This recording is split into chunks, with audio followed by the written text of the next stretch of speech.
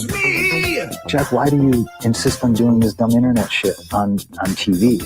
I look and see, it's not just me. This place is a fucking joke, man. You're a clown. I quit. So many of us have stood where we stand. We are the young, so raise your hand. So many of us have stood where we stand. We are the young, so raise your hand.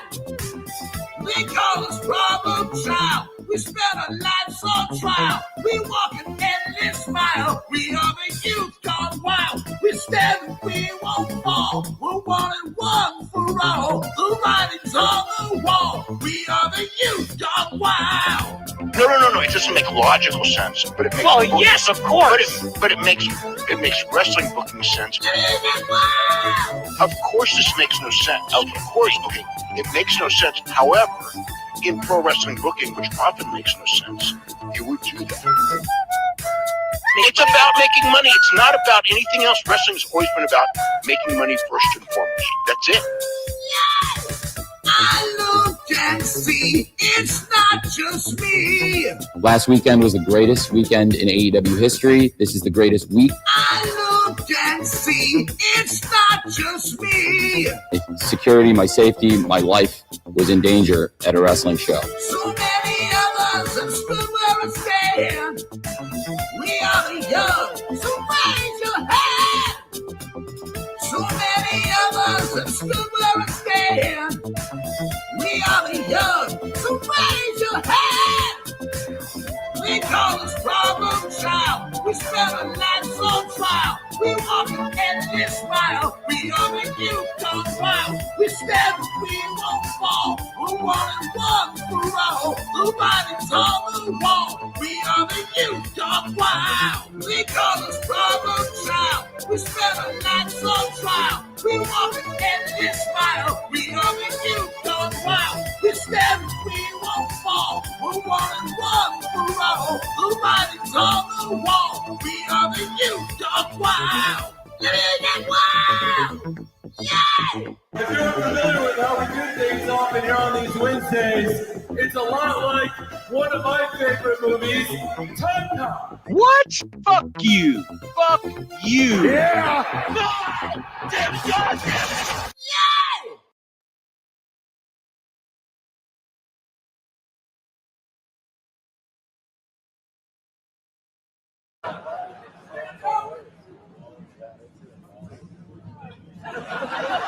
And now to the man of the hour. Can someone get him a vodka with Metamucil? Blonde, great in-ring wrestler, great on the mic, a womanizer, 16-time champion, but enough about Kurt Hennig. Ric Flair has been paid millions and millions and millions of dollars by Vince McMahon, and he didn't have to fuck him.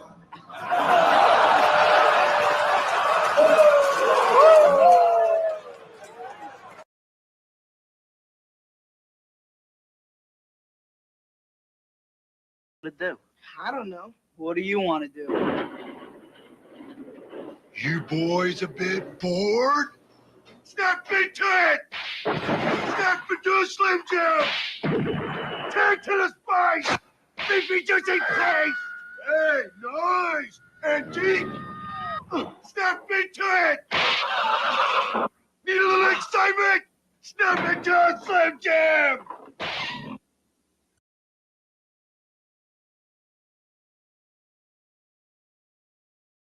That's interesting that it's like a lost art form. For people who don't know how you guys do a match, like there's a lot of improvisation going on. Yeah, if you're really good at what you do. Back in the day, I'm talking old school stuff, the referee would come to you and say, hey, you know, Hogan, they want you to go over Piper with a leg dropper. They want a count out or whatever. Knowing that, you know, Piper was so good at what he did, or Mr. Wonderful, a lot of guys I work for. If we were in the same dressing room, we wouldn't even talk. I'll see you out there, brother. You're going over tonight. Okay, I'm going over. It was that good, you know, and the crowd will tell you what to do if you listen. And you guys had worked together so many times. Yeah, and I mean, there's a lot of times where you run into guys like Chris Jericho. First time I ever worked with him, they wanted Jericho to put me over. Jericho and I went out there, and I didn't know what to expect, and he was brilliant in the ring. It was like magic. We didn't even have to say a word. I told Vince, I said, give me that guy every night. That's like a day off,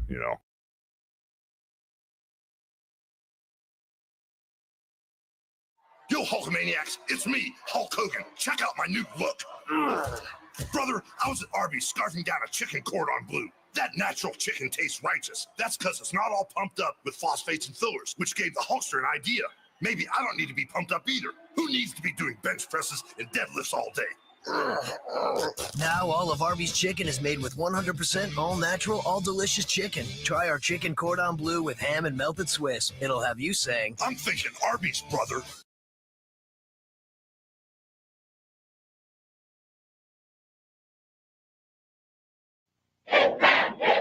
Think he's ready? I think he'll crack this guy off. Okay, guys, keep it clean. It's gotta be a ring-a-ding-dong dandy. Nice. Ooh, that's gotta hurt. What a move. He's airborne. Humpty's famous 4-egg omelets. Choose from 7 feature combinations. They're excellent. Humpty, maybe we should be a tag team. You're out of here.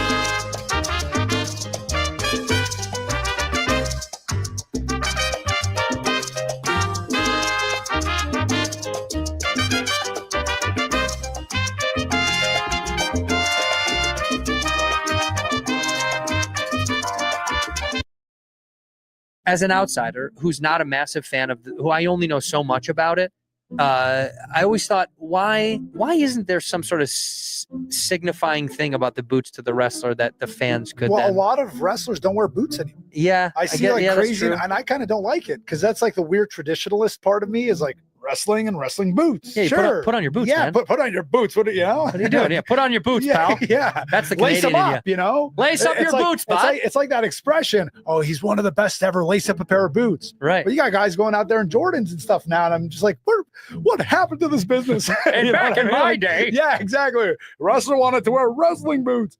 I don't know. I really don't know what it is, but it's funny that I never really examined that about that sort of like holding on to something. Yeah, you did. So because I do know I have a different aspect of my life where I do that, which is my car. Oh, you love your car. Well, my car is a 2004 Nissan Altima. Okay. And I've had it for 12 years.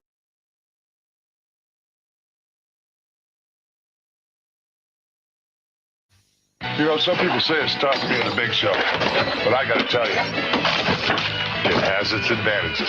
Playing with the neighborhood kids is always fun. And hailing a calf is no sweat. The thing I like best about being so big is I always have room for my favorite meal, Chef Boyardee overstuffed Italian sausage ravioli. It's the only meal large enough to satisfy my oversized hunger.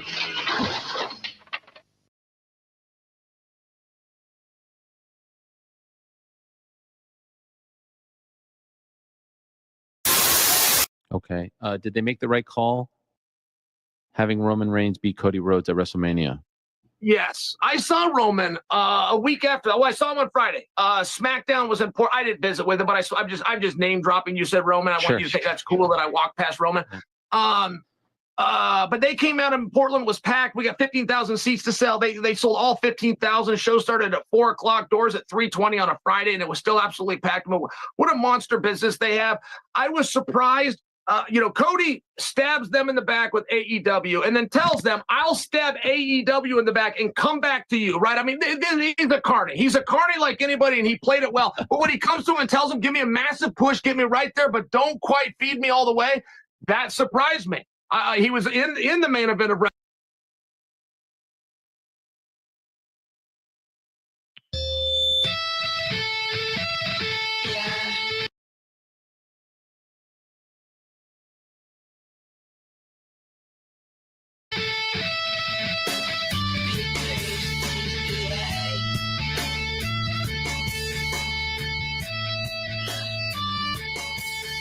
I'm a prom queen, but I keep to myself.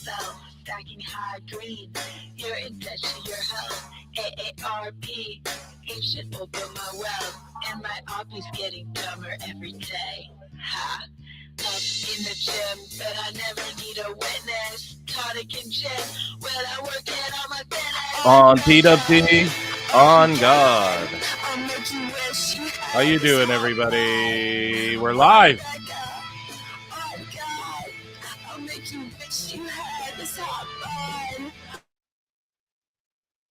Ooh, what's happening, everybody? Welcome to another eclectic edition of PWT live show, and this is going to be an amazing one, ladies and gentlemen. How are you all doing? It is the go home show before All In, or Small In, as it's coming to be known. Okay, but what's happening, guys? Welcome to another eclectic edition of PWT live show. I am Phil Marks. Yeah, and I'm here to take you through this journey today of pro wrestling news, highlights, drama, what else? Rumors, innuendo. We got breaking stories. We got people shooting on AEW. We got people praising AEW. We got people crapping all over WWE. We got people praising WWE. We have an exciting weekend coming up as well that I'm excited for.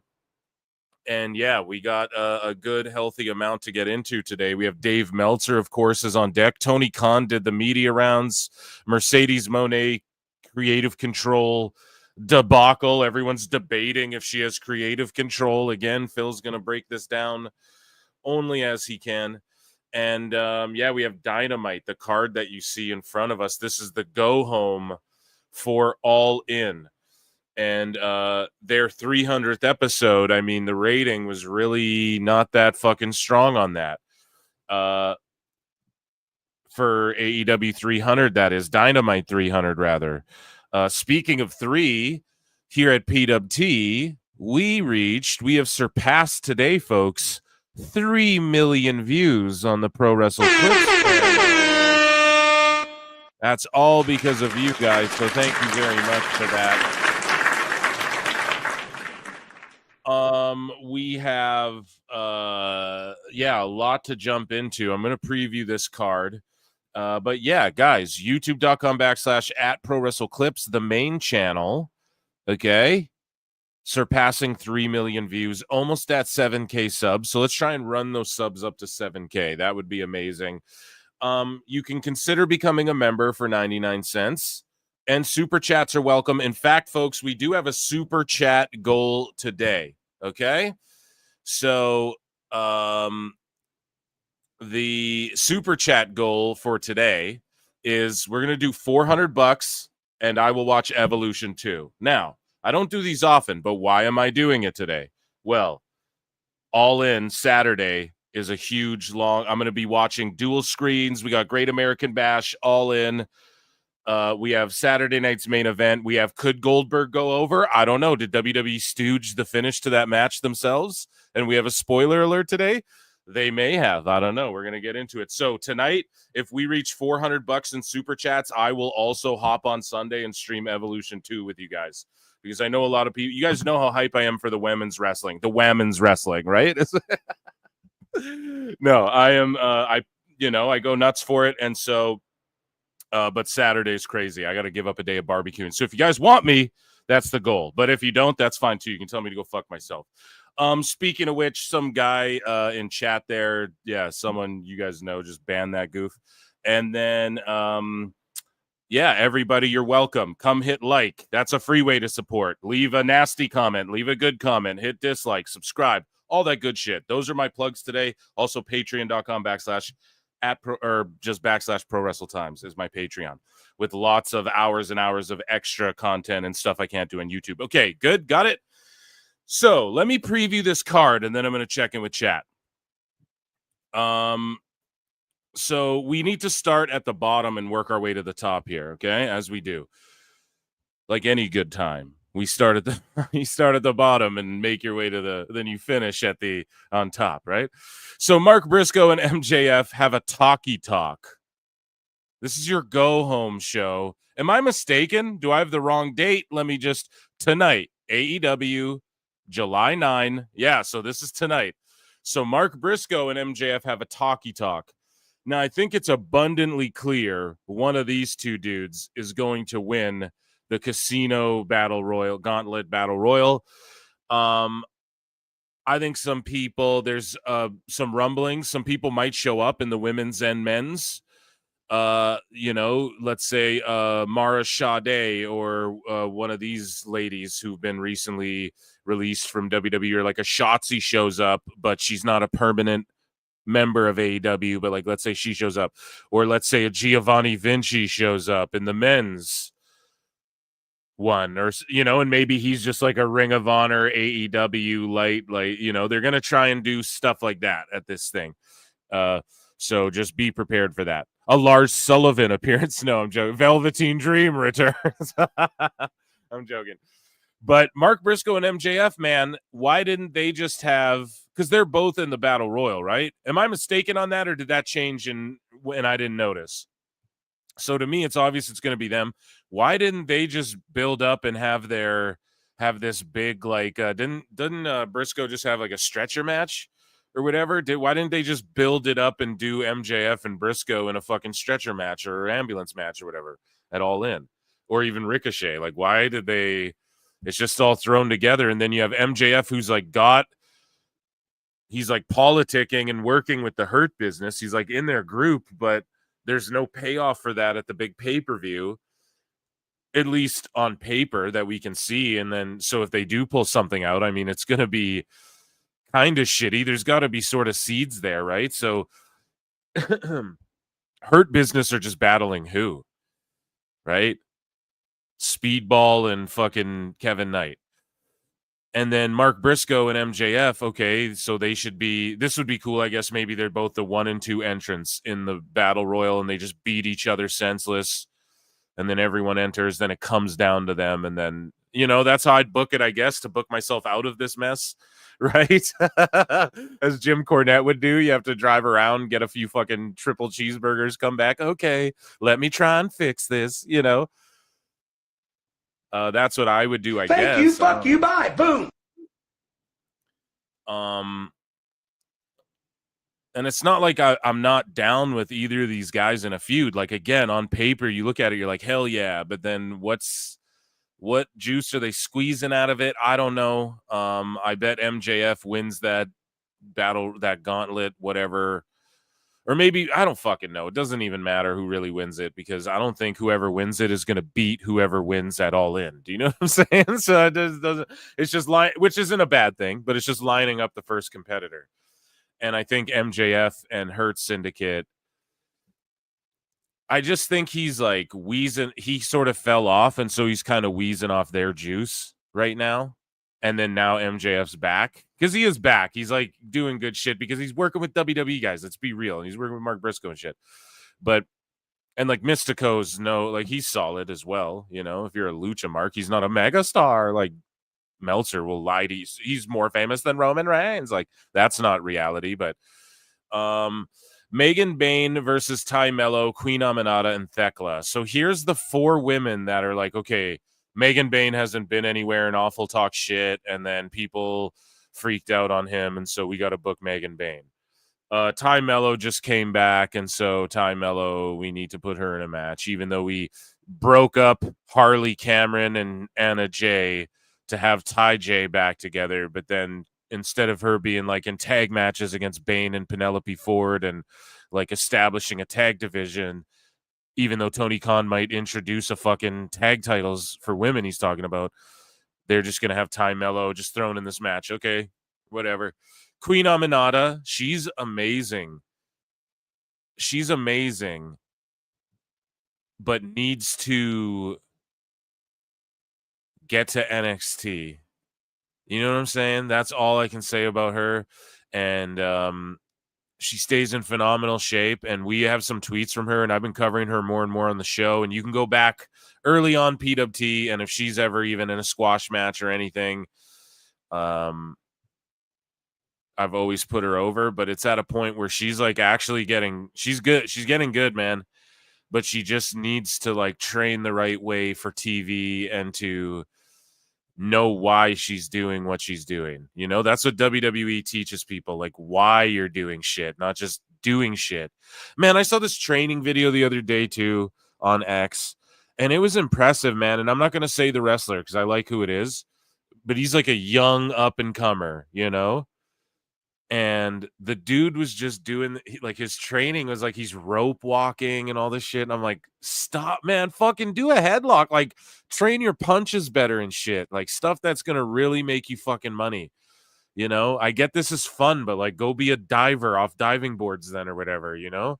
Like, and I'm not trying to like impede anyone's art, and especially the person that I'm talking about, because I put them over on the show, so I don't want to bury them, and they're fucking on the come up right now, you know?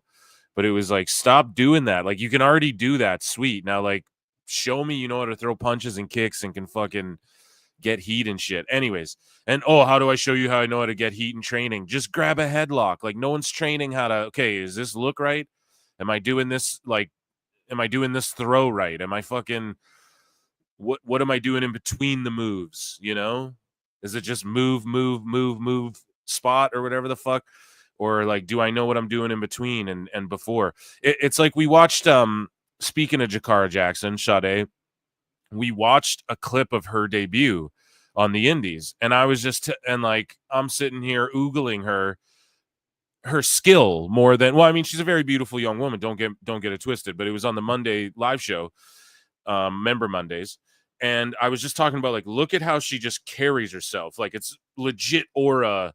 It's just WWE fumbled her, in my opinion. If there was any fumble, and I'll stick to it, it's Jakara Jackson. And I think she's going to make good money on the Indies. But there's just something about how she carries herself, what she does in between, even like working the crowd and doing her entrance and stuff and getting ready for the match. And it's just the little things, man. They add up. And so I'm not, and Amanat is great. What I'm trying to say is she's doing the right things, but she's got to learn the why, man, and really she really could put it all together. And again, she's probably going to eat the pin because they're not going to pin Megan Bain. They're not going to pin Return Time Mello. They beat Aminata. She's just the girl that shows up, that shows up. Number one contender match. All of a sudden, she's in it for some reason. She loses, or like the champion beats her, or she wins a fatal 4-way. Then she gets a shot at a title. She loses, or whatever.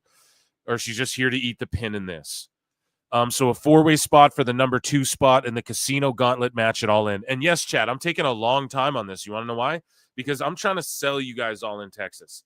It's hard, man. I'm just being honest about what's going down here. Thekla's fucking awesome. Has a great look. I think she's awesome in ring. She hits the ropes with veracity. Awesome speed. Nothing's lazy. Someone who just has a complete game. Like, doesn't need NXT. Could go there, though, would be awesome. Could go to WWE, could go to TNA, could go to New Japan, could go here to AEW. She's going to be successful wherever she goes. I think Thekla gets over. And I think if they're smart, and again, I said this about Megan Bain. What? I said this about Camille. What? I've said this about countless women in this division. But if you build Thekla right, that could be the one who takes out Mone. All right, and she's an OG. Now, Tony and Mone, this is the match. This is the match to do. I'm not going to skip over Yuta and that, but what they're doing here, it's time. It's time. You have to do Mone, Tony Storm at this All In, and this has got to be like the big money match. Now, was the build-up to this shit great? Absolutely not. Absolutely not. It's been terrible and comedic. It's a comedy feud, you know. Has Tony Storm done great promos and been funny? Yeah, she always is funny and does great promos, right?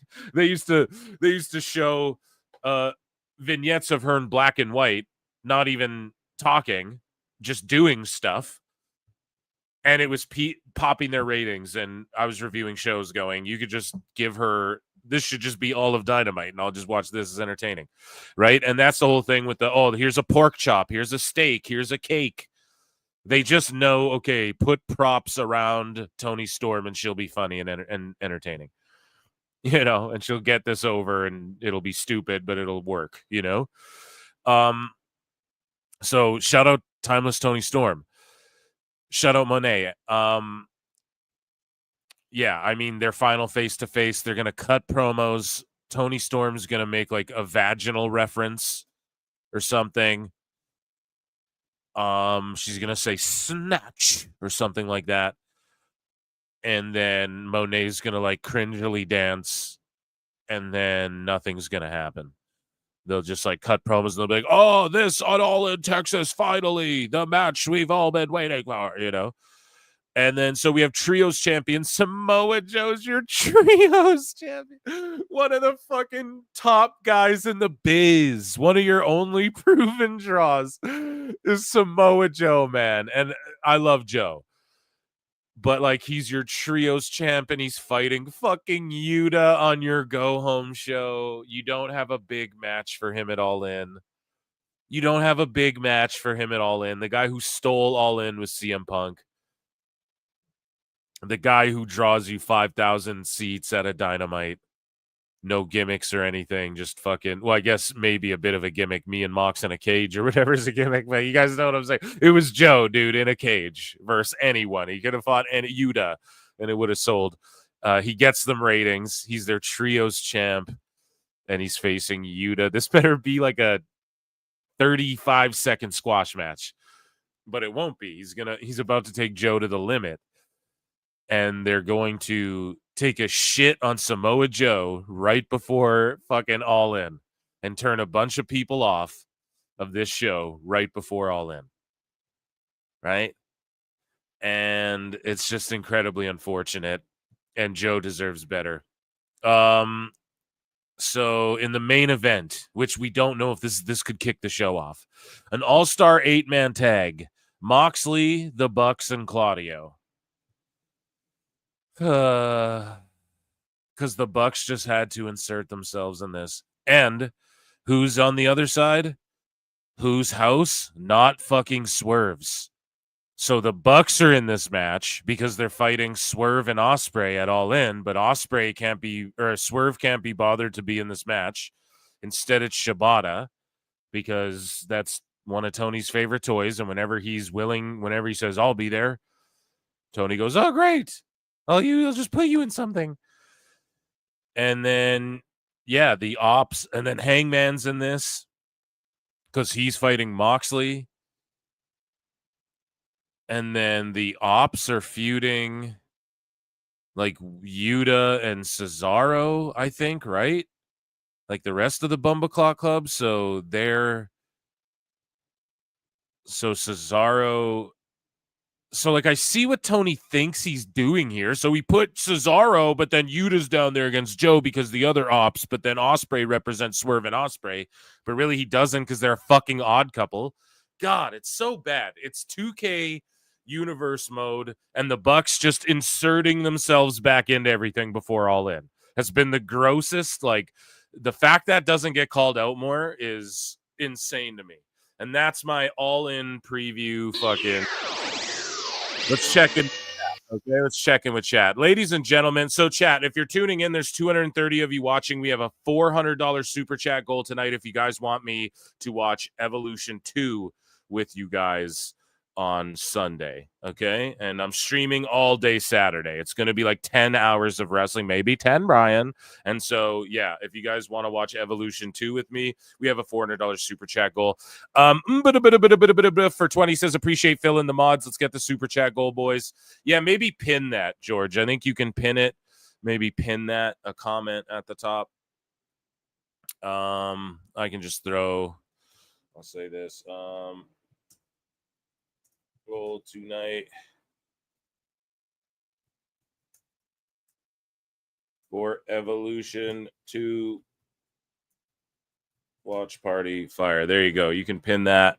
Hopefully I didn't make any typos. And if I did, forget y'all.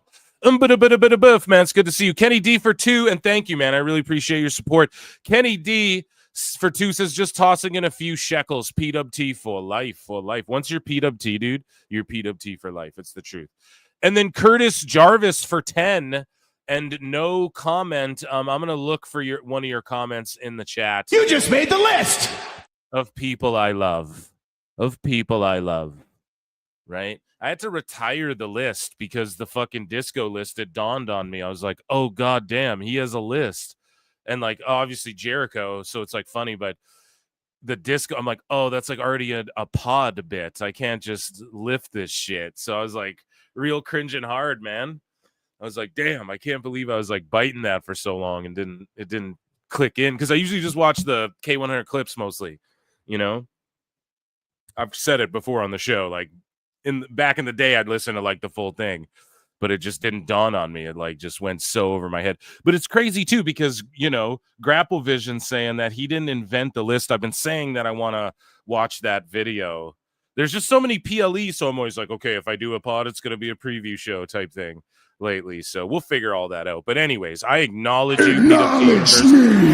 Round of applause. I'm going to check in with regular chat here and member chat. Steel Bits, I don't even really watch wrestling that much. I just like PWT. Dude, that is gangster. Matt and Nick are more like Hogan than Mercedes or Becky. Yeah, the problem is, too, is everyone's like Hogan this, Hogan that, and then now it's getting played out a little bit, you know? If AEW is WWE competition, they have nothing to worry about. It's a last man standing match, no pins. Which one? Oh, at the PLE, right? So they're doing a Texas death match, but like the real Texas death match rules, right? Where it's like where you have to pin and then it's last man standing, or is it just last man standing? Hey, Pete Rocks, what up, dude? Come shill some AEW to us. We have a super chat goal, bro. Will it be a clean pin on the Texas death match, meaning no run-ins? Call that shit out, Phil. Yeah, that's what I do. How did YouTube recommend this no nutting incel? Yeah, I don't know, bro. You're just like, was that you trying to like drop N-bombs in the chat? I'm sorry you're triggered about AEW, but be like Pete Rocks, RM. Be like Pete Rocks, right? Like he just comes and shills the AEW stuff and it's all good. We love it. Every match in AEW needs a fucking flow chart to keep track of the 5 factions involved. Yeah, or you watch PWT, because I fucking connect the dots for you guys. But it's just like, come on, man. It's too much. I should be putting over like the promo, and then when he said this, and it was like, oh, like that's how it is with these WWE segments the last 3 years now. How many years now has it been? Like, we're reacting to the nuances, and then the match is on top. Oh shit, that's amazing, you know. And you have to do that because it's a weekly television show. We know everyone's going to go wrestle their asses off. We know what Will Ospreay can do. We see it. We see Blake Christian do the same shit every single week. So like, now let's tell a story. Then let's have the match at the PLE, at the pay-per-view. Okay. They're going to do everything in this 8-man all-star match. It's going to be crazy. It's going to go on way too long. And it's just not smart for a go-home show. And yeah, I want to be popping at that stuff. Instead, we're like spending 10 minutes trying to piece together, okay, so I see like Tony Khan didn't put Swerve because he teams with Ospreay and he's feuding over here. And, you know, the Bucks are with these guys right now, even though Yuta's down here with fighting Samoa Joe, and Swerve can't be bothered, and Shibata's here, even though he's sometimes not there. Where's Hook? Didn't Hook win the title? Why is it? You know, it's always just explaining this shit. And you just waste too much time doing that instead of popping for like, here's what she said that really hit a button, or this is her character develop. This is you know, like we had the IWC spurging out over Cena wouldn't CM Punk wouldn't dress like Cena and rap battle. Yeah, he would. He dressed as a fucking mariachi band and fucking, you know what I mean, for Chavo Guerrero. Yes, he would. You know, it's exactly what he'd do. It's breaking the internet for a reason. You love it or hate it. This is like, I'm trying to explain to you guys basically like this casino gauntlet, because we've seen a singles feud breaking out, and for some reason it's just going to like unfold in a battle royal. That doesn't make sense when you really break down the stipulation, you know, that MJF fought to be number 2 in a battle royal where, you know, the first 2 guys aren't going to pin each other. There's like 40 people who enter the match. It'll be like 15 guys who come in and then the pin. So why would you want to draw number 2? Oh, well, what if I don't get in the match? Well, in kayfabe, we know that's not true. That's like low IQ shit. That's like really insulting. That's like WWF 1994 level fucking, you're just insulting our intelligence, you know? With that stipulation, dude. Anyways, I've bitched on that enough. Rabid Wolverines LC Killer 2 says, LC Killer 17 for 2 says, I'm watching Evolution and the PWT. There you go, dude. Rabid Wolverines LC Killer 17 has been a member for 11 months. Dude, here, I'll acknowledge you. Speaking of Rabid Wolverine, I watched this like Chris Benoit. Acknowledge me. Like a doc that Cultaholic or one of those YouTube channels did. And I don't know how old it is, but fuck, man, it's just disturbing to like, they broke down everything he did that day. That's like public knowledge. And it's like, shit, man, that stuff was so fucked up, you know? Anyways, I don't know why I'm on that. Okay. That implies AEW fans have intelligence. Oh, come on, that's not very fair. I'm sure some of them are high IQ. Look at me. I made a living off saving with Phil. What a pretty weak card for tonight. I know it's the go home show, man. That's the problem. That's the problem I have with this. Let me just check because we might have someone pop in tonight that I'm hoping can. Okay, so let's get into news. We spent so long breaking down this card, getting mad at sickos in the chat. No, we're not mad. It's just like, come on. Oh, come on now, sickos. Just coming at trying to have a good time here at PWT. I'm just a fucking incel. I can't even see. I can't even use my wiener unless I get a new chew. You can get a new chew at newchew.com/save with Phil. Okay, so ladies and gentlemen, it is time for thank you. Mike Sausalez, all hail the Illuminati, and Phil, we trust. Sometimes in life you gotta be a hoe. That's why we're doing the super chat goal, guys. You know what they Sometimes in life say. you gotta be a hoe. You know what I mean? That is what they say. What they say, what they say. Okay, so ladies and gentlemen, let's get into some miscellaneous news. I will play a banjo for we'll play bad news for this one. How about that? Ladies and gentlemen, I'm afraid I've got some bad news.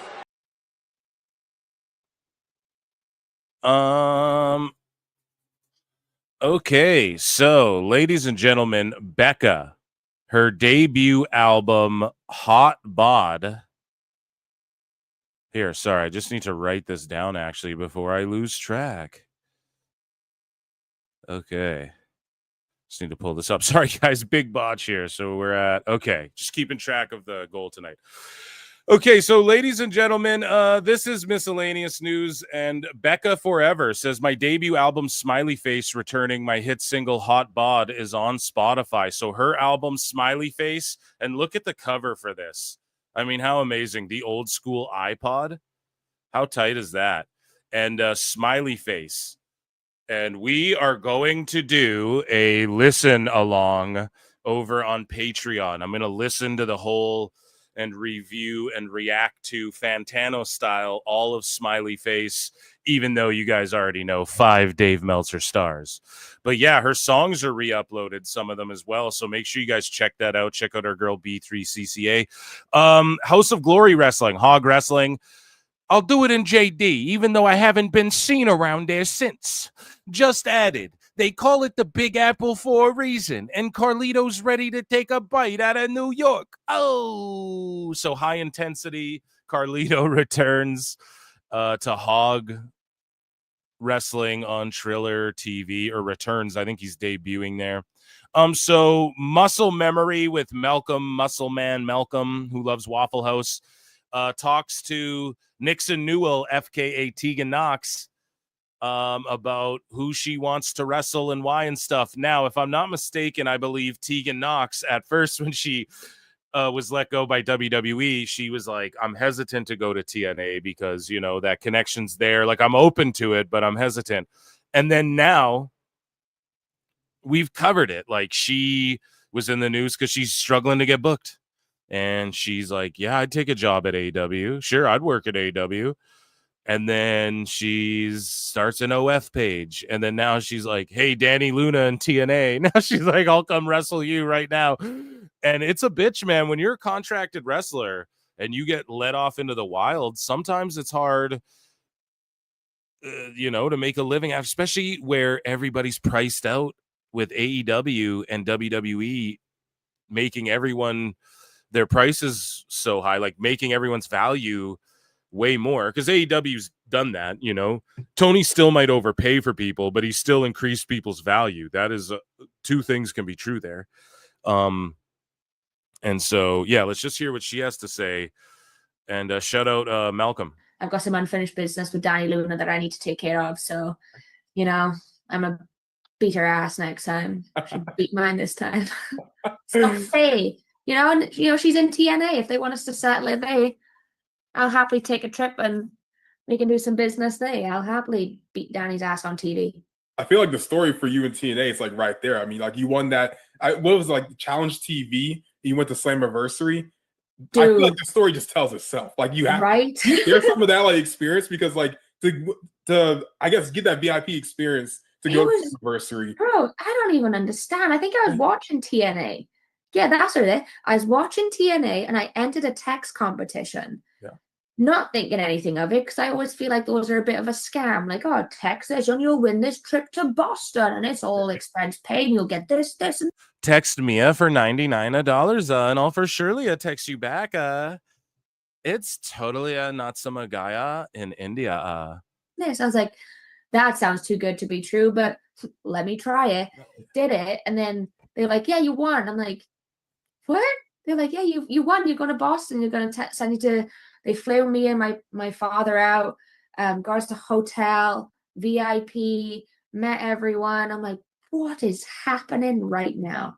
This is crazy. And I'm like, someone sent me that video the other day, and I'm like, first of all, please stop, because I look terrible. I look so bad. Stop it. You stop sending me this video. But then I'm also like, dude, it's just a full 360. Like, yeah, come on. It has to happen. Right? It'd be cool. It'd be cool. And there's a lot of people in TNA that I'd like to wrestle. Like I said, love to run it back with Danny Luna. Jody Threat was one of my favorite opponents. She's incredible. Cardio of a machine. It's wild. And I know her and Danny are a tag team. I'm just saying, me and the missus, we're a tag team too. Me and the missus. Me and Miranda Alizé, she'll kick their ass. I'll stand there and watch. She'll kick their ass. I'll set them on her, sick them. You know what I mean? She's terrified. I think it needs to happen. I think it sounds too good to be true. Like it has to happen one of these days. Right. I think that's what's making me worry. It sounds too good to be true. No, it's like you'll show up there. No, you'll definitely be there. It has to happen. I'm gonna work my ass off together. I'm gonna work my ass off. Certainly. So yeah, so I don't know, man. I'm interested in it. I am I'd love to see it. I said it. She could go rock shit in TNA, but the problem is that, like, does she really want to work there? Is she just saying that now because it's like desperation time? She keeps throwing business with Danny Luna. She keeps throwing out there, like, I don't know, man. God damn. It's unfortunate. I don't want her narrative to be like she's desperate or anything, but like, fuck. Garage Beer. So Drink Garage Beer says, we gave pro wrestlers a beer deal and 0 instructions. Now we have a new commercial, sort of. So this is Matt Cardona and Smart Mark Sterling's beer company, I believe. Maybe Brian Myers is in on this too. But here's Smart Mark Sterling and their ad for Garage Beers. Last time we partnered with Garage Beer, things got a little out of hand. But this time, we're doing things more professional. Classic! More class. Guys, why can't we enjoy both? More polished. Good idea! It's a crisp, refreshing partnership. Yeah! Built on integrity and teamwork. So like Shotzi, a bunch of wrestlers in this thing. And focus.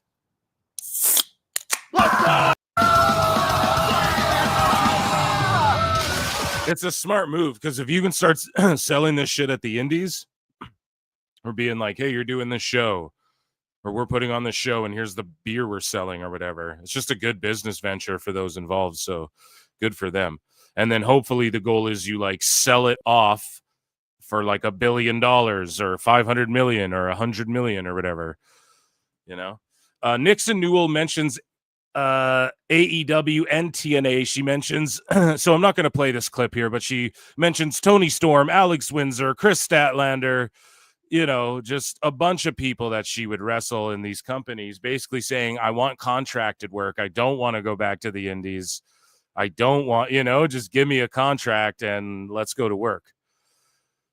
You know, that's pretty much what she's floating out there in my eyes or in my ears. So here's DDP talking to Eric Bischoff about him sort of putting WWE on their back foot.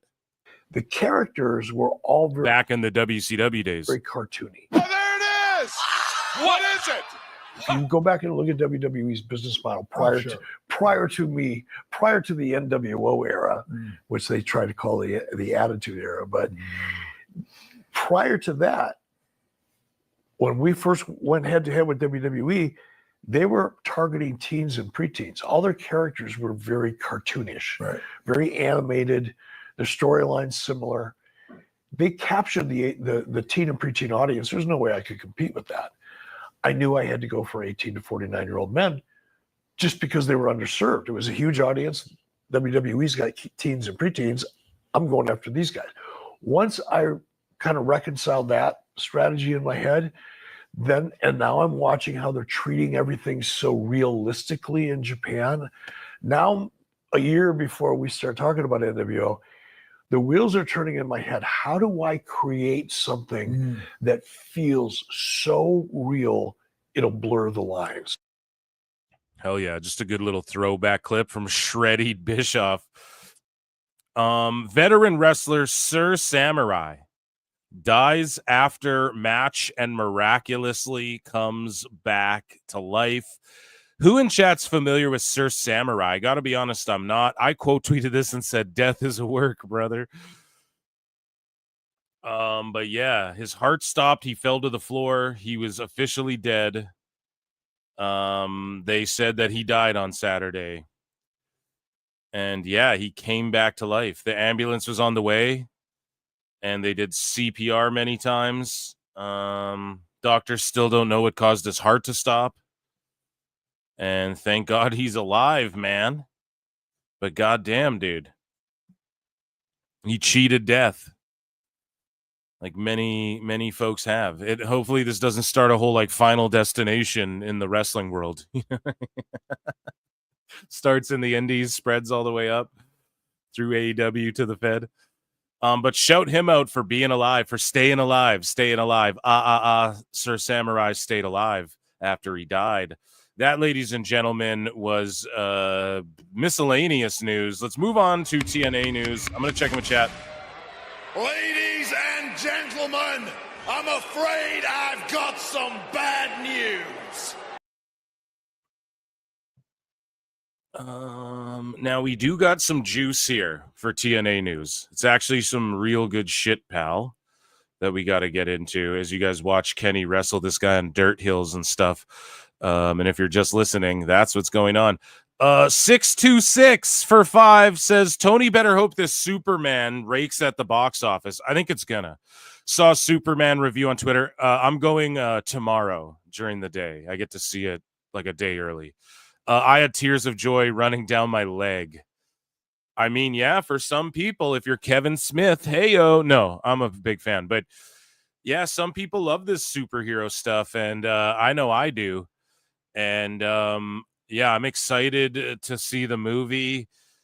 And yeah, it better rake. I don't think Tony cares, though, man. I don't think Tony cares. I just think Collision's going to get the axe no matter what, ultimately. But I don't think he gives a shit because he can just go out of pocket and replenish whatever, you know?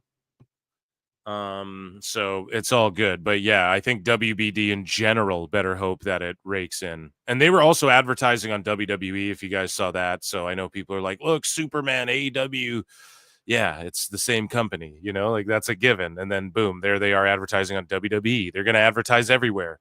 They're probably advertising on Dorito bags right now or whatever, right? It's everywhere. So Dynamite will be the only show. They're called Marks. That's goddamn right, Zane.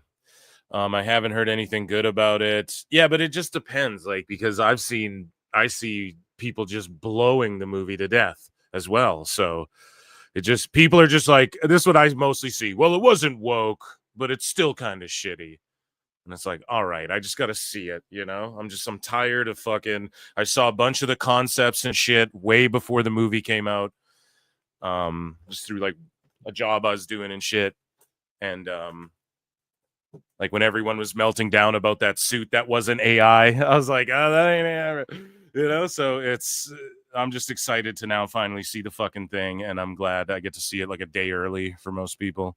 I think, right? It comes out Friday. I'm seeing it tomorrow. So someone needs to come after him with a Grim Reaper gimmick. The Juggalos, woo woo, kicking out a death spot as peak indies. Yeah, that's right, Cruz. No better time to be a Juggalo than now. It's always a good time to be a Juggalo, dude. Okay, so let's move along here. And guys, yeah, just a reminder, $400 Super Chat goal tonight. You unlock Evolution 2 watch along if you want it. If you want it, let me know. But just hit like, hit dislike, leave a comment. Yeah, and do your goddamn thing. Let us know what you think. Are you guys watching Dynamite tonight? Chat, let me know if you're watching Dynamite tonight too. I need to know. I need to poll my audience. Let's see if 30% even raise their hands, Brian. Okay, we have TNA news to get into. So I'm going to hit a banjo. Where is it? Where's my goddamn banjo? All right. So TNA president Carlos Silva says what the company is looking for in a new media rights deal. And the talks, TNA's the talk of the town, baby. They are primed up and ready to get a TV deal going. This is what I was saying before on the show. I was like, listen, man, it doesn't, I know some people will sit there and say it's not realistic based on like comparing it to AEW and all this shit. It's just a different thing entirely, you know? And when the CW looks at what NXT's doing and they're talking about, hey, we might want and I don't know if that's like widely out there, but they might want a second NXT show, you know? On my 2K WWE 2K25 universe, I have NXT split into two brands as well as Raw and SmackDown. You know what I'm saying? So that could happen with the amount of talent they have in WWE. That's a realistic possibility in the future. And you know, NXT's been a home run for CW. TNA now is on the come up, and it's like NXT 2, you know, it's like they're crossing over, they're feuding. It has its own identity, its own stars, right? But now they're all crossing over and shit. And they have a bit of the same vibe, but TNA still seems like it's on par or just above maybe NXT. Maybe they book NXT a little bit stronger. People might laugh and go, well, yeah, their champion right now is an NXT guy, but you guys don't get it. It's a TV deal time.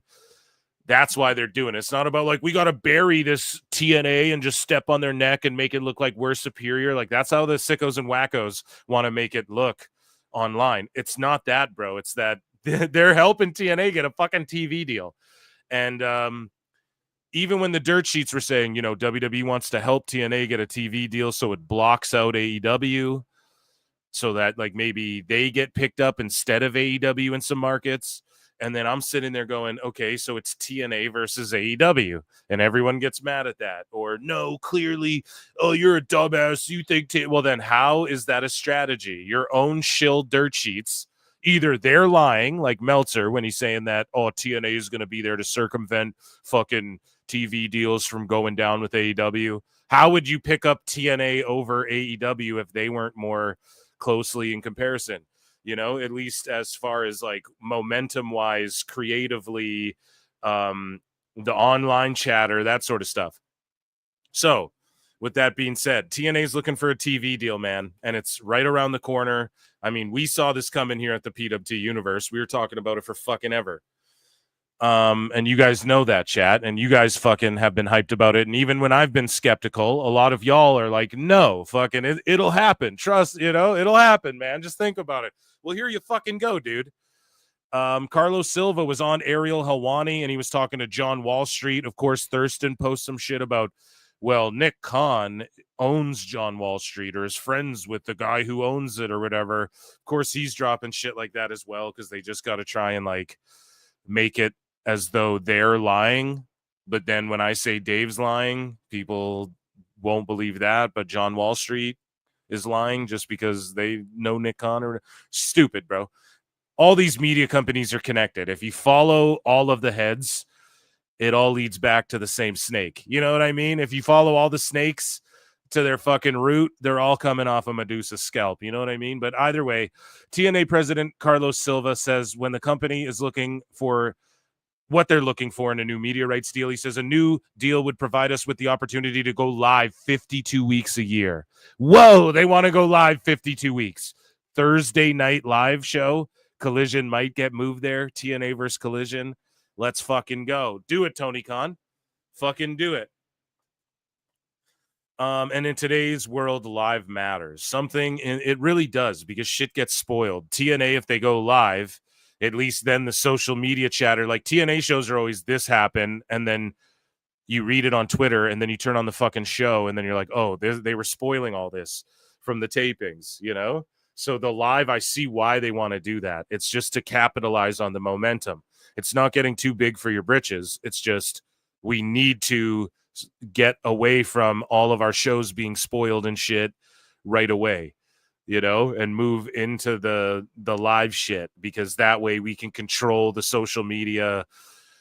You do better when you can go live on Thursday on YouTube and this and this and this and all the different markets. Not like here's a tape show. It airs on this day, but we'll air the first hour live on YouTube because they tested that, right? I'm pretty sure they went live, like, if I'm not mistaken, right? I think they gave like an hour of live on their YouTube or something like that, and then the rest you had to watch on TV or something. I don't fucking remember. But either way, man, they're making big moves here. Something in the 10 million a year range is what we're thinking we should be. Now you have sickos breaking it down. They don't even do this, so why would they give TNA 10 million if they only give AEW 180 million based on blah, blah, blah, blah, blah. It's because they didn't give AEW that much. It's because you were lied to by a bunch of fucking marks. Okay. We're talking to all the established linear guys and a couple of newer platforms that need a foundational programming centerpiece. Okay, so those are that's key verbiage he's using. He's looking at all the linear guys and how they'd fit in. But TNA could be a brand like NXT is on the CW that's like a centerpiece for something emerging that has a bunch of marketing dollars behind it. And hey, man, if we can do TNA 52 weeks a year live and everyone's moving into the live, it's all about the live now. So that's awesome and good for them. I really fucking hope that they pull something off and that banjo will turn into a fucking electric guitar. So John Wall Street gets quote tweeted, and Dr. Levi Margolin says, must read deep TNA business dive with Carlos Silva. So seeking 10 million rights deals, expect to average 250 to 500K on broader platform. TNA is not profitable. Do you guys see why we like TNA? Do you guys see come why on we like now, it? Eric. Look how honest this guy's being. Hey, we expect to average 250 to 500K on broader platform. So if they can get on a bigger platform that maybe offers more, is whatever, right? Maybe one of these streamers, whatever the fuck, they're expecting to average. Hey, if we average 250, that's solid for TNA, but to 500,000. So he's being optimistic, selling. He's putting his product over. Hey, we're selling the game here. We could do $500,000. Could you imagine if they started doing Collision numbers? It'd be crazy, man. TNA is not profitable. See how he just admits that? Oh, TNA losing money in the blah, blah, blah. No one does that because they're just upfront about it. No one cares that TKO has $3 billion in debt when they're about to make 10 billion, tens of billions off the, UFC TV rights deal if all goes according to plan, Sponsorships, is their second largest revenue stream, are sponsorships. Okay. So imagine if they get to the next level and land like one of those big beer companies or one of the Wheatley, so good I drink it neatly. What if they land a Slim Jim or something in TNA? I doubt that'll happen because Slim Jim just wants to be associated with the cream of the crop. Ooh yeah, the mountaintop. But yeah, that's their second largest revenue stream, right? So they're really looking at, hey, we can get on one of these bigger platforms, make shitloads more money off of our sponsorships, keep portfolio and grow or spun off. So keep portfolio and grow. So keep their, what I'm assuming he means, and maybe he elaborates further, but their portfolio as far as like tape library, superstars that have been on the roster, all of these sorts of things. And then as far as like investments and stuff, I'm assuming, right, that just I don't know, and grow or spun off. As far as what does that mean? Continue to grow or spin off into other shit? I have no fucking clue. I'm more of a TV guy. I don't get all the, the investment jargon and stuff, if that's what they're alluding to. So chat will dummy me up. Chad always knows. But if TNA Wrestling gets a deal that allows them to be live 52 weeks a year, they'd like to have a place to be 3 to 4 months at a time.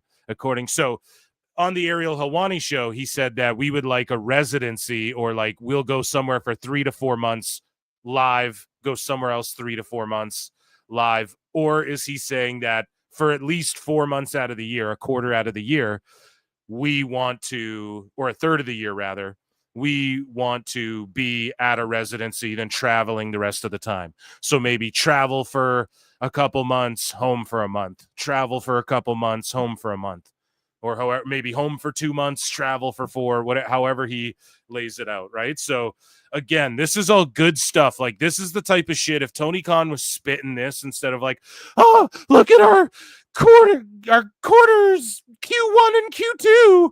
And I'll just leave out this cue because it's terrible. And we're going to leave out the key demo that Dave Meltzer said was the most important thing because it's great. And this is great. And we have the greatest matches. And it's all great. Isn't it great, guys? Right? If he just wasn't saying that and we had like a real business plan, we'd be like, fuck yeah, dude. Stay cooking. Stay cooking, Tony. So speaking of cooking, we have TNA. They're in discussion for a huge live weekly TV deal. And we read all of that pretty much. Of course, it will affect some people, though, if they go live. So TNA producer Lance Storm says he'll have to think about his job if they do go live every week. And he says, this has been talked about many times. And my answer is always, there's a good chance I won't be working there if that happens. I love TNA. I love my job. I love everyone that I work with. But my life has always been a balance of my home life and my schedule. And the idea of flying out early Wednesday to not get home till later in the day Friday is a 3-day-a-week job, and I'm not sure that's in the cards for me anymore. Yeah, dude, ask for 3 times the money or ask for double the money and just say, this is how I, and break it down like that. And if they don't see it, then just go home. You're willing to go home anyways. You might as well just ask, just say, I want double or triple the money then, because it's right. Or if you're just not willing to do it, then just say, fuck it. Lance Storm, bring your pod back, dude. Maybe we could work out a deal that I didn't do every week. Who knows? I would do everything I could to stay with the company should that happen, and it'd be great if they could get a great media rights deal, but I'm not looking at a full-time schedule at this point in my life. So he just doesn't want to do full-time. I mean, what's to stop you in 2025 from like consulting him from home, and then he comes down to 2 shows a month, and if there's a pay-per-view or whatever, he has to show up to 1 show or 2 a month, and then if there's a pay-per-view, he can show up to one of those or something. You could just fucking phone Lance Storm, He's just a brain to pick, and I'm sure, like, what, does he help with finishes? The roll-up. No, I'm joking. So Carlos Silva had this to say on the Ariel Helwani show. Let's listen to a clip of him talking about all this stuff, and shout out Ariel. Along with our partners at Access and Len and Andy Schoen, who runs Access TV, we want to find a bigger platform. Okay, so are you actively? TNA. I know you have CAA representing. We got CAA helping us. We're actively in the middle. Okay. If if I could get a few things done, I'd love to tell you about Are you about close? those deals. And we're close. I mean, we've been working on it we've been working on it since the beginning of the year, really since I joined, and it really has accelerated over the last 60 days. And so so we're working through it. But yeah, I'm How excited. close do you think you are to announcing? I think we could be in a 60 or 90-day window to get something done. I mean, Amazing. It's as you know, the media landscape is changing every single day. Yeah. And literally week to week, things are changing. I mean, we just saw some other networks that are going to get sold again, this week that are changing hands. So you never know, but it's never done till the I's are dotted, T's are crossed. But yeah, we're working hard at it. Would that come into play in 25 or 20? Why is this guy so normal compared to Tony Khan? 26. Holy Would shit. come into play at the end of 25. Okay. And would it possibly mean live 52 weeks, this new deal? We've been asked by many partners that they'd like it to be live 52 weeks a year. And so we're talking through how we would do that. Maybe it wouldn't go live in January straight away, 52 weeks, but we would certainly lean into that to try and make it happen. Yeah. Still Thursdays? It could be up for grabs. Okay. Damn, that's crazy. You'd have to look at the crowded. Sure. You don't want to go on Mondays. You don't want to go collisions, and you don't want to start playing that game. And Thursday seems like you don't want to go collisions and start playing that game. See, this motherfucker, a smart dude, intelligible, normal guy, is sitting here. And he has a good business plan, and he's like, you don't want to start playing that game. Y'all want to pretend like Collision's this success, bro. It's going to get moved to Thursday, and that's why he's saying it's open, it's up in the air, because they don't know what to do with Collision right now, and especially with the UFC deal. If Warner gets a taste of that at all, Collision's off Saturdays at the least, or canceled. So, yeah, man, he's like, you don't want to play that Collision game and stuff. And obviously he means going on Saturdays again, but he just means like, you don't want to start exactly going on Saturdays. And what are you trying to accomplish there? It's like the worst day to have a show. Good day for you guys. Thursdays worked out well so far. Yeah. And as far as pay-per-view is concerned, do you still want to stay in the pay-per-view business? Some people are moving away from it, right? So if you do a deal with some network, are you now, like the Peacock deal, for example, where the pay-per-views are now kind of a part of the deal? What do you think? You're smiling, so I don't know. Yeah, Ariel, you're blowing up his spot. That's why, buddy.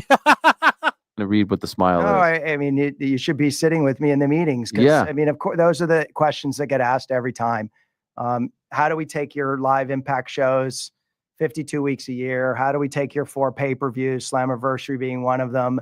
How do we take the 8 PLEs that we do that are currently on? Look at how because Slammiversary's coming up. He goes, your main pay-per-view, Slammiversary being one of them. Tony would go, well, Wrestle Dream is a great franchise and Full Gear. And I think All In 2020 was one of the best shows we ever did. And so is Fighter Fest. We had a great match, if you remember back then.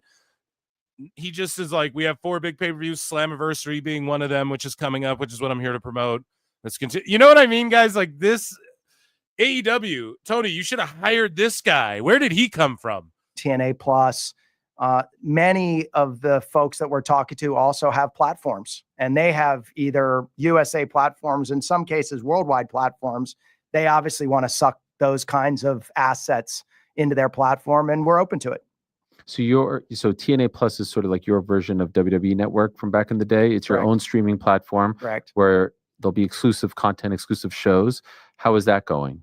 It's going well. I mean, we just announced it. We have over 21,000 subscribers on TNA Plus. And how much is it?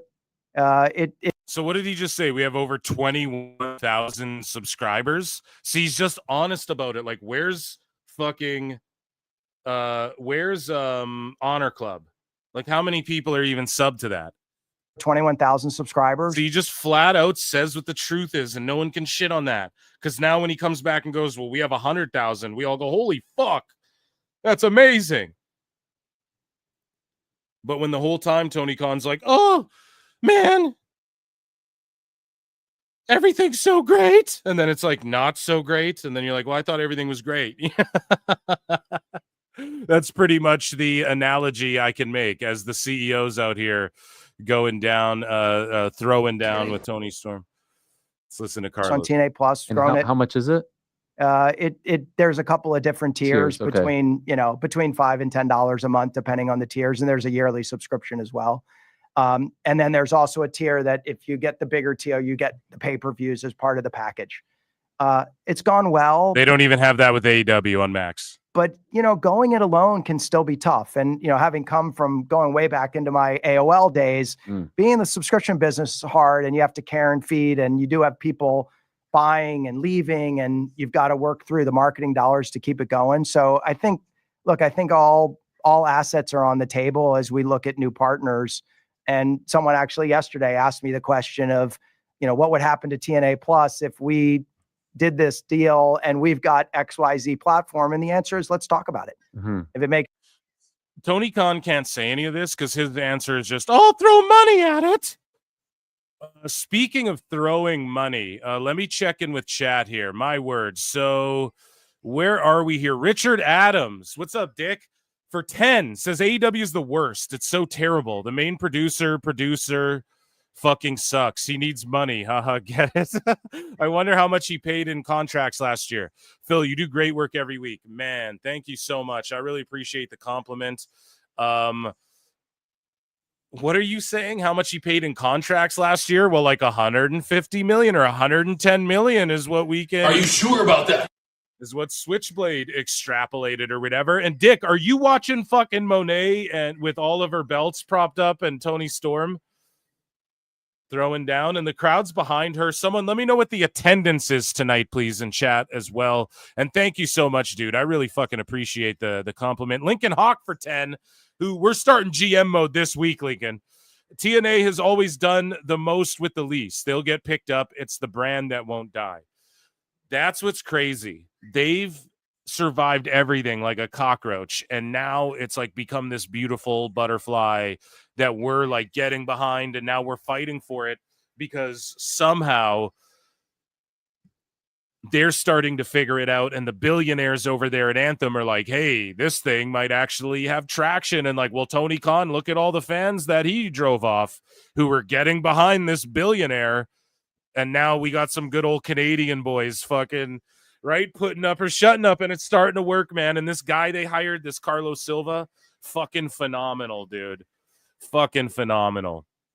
Shout you out, Lincoln, buddy. Appreciate you.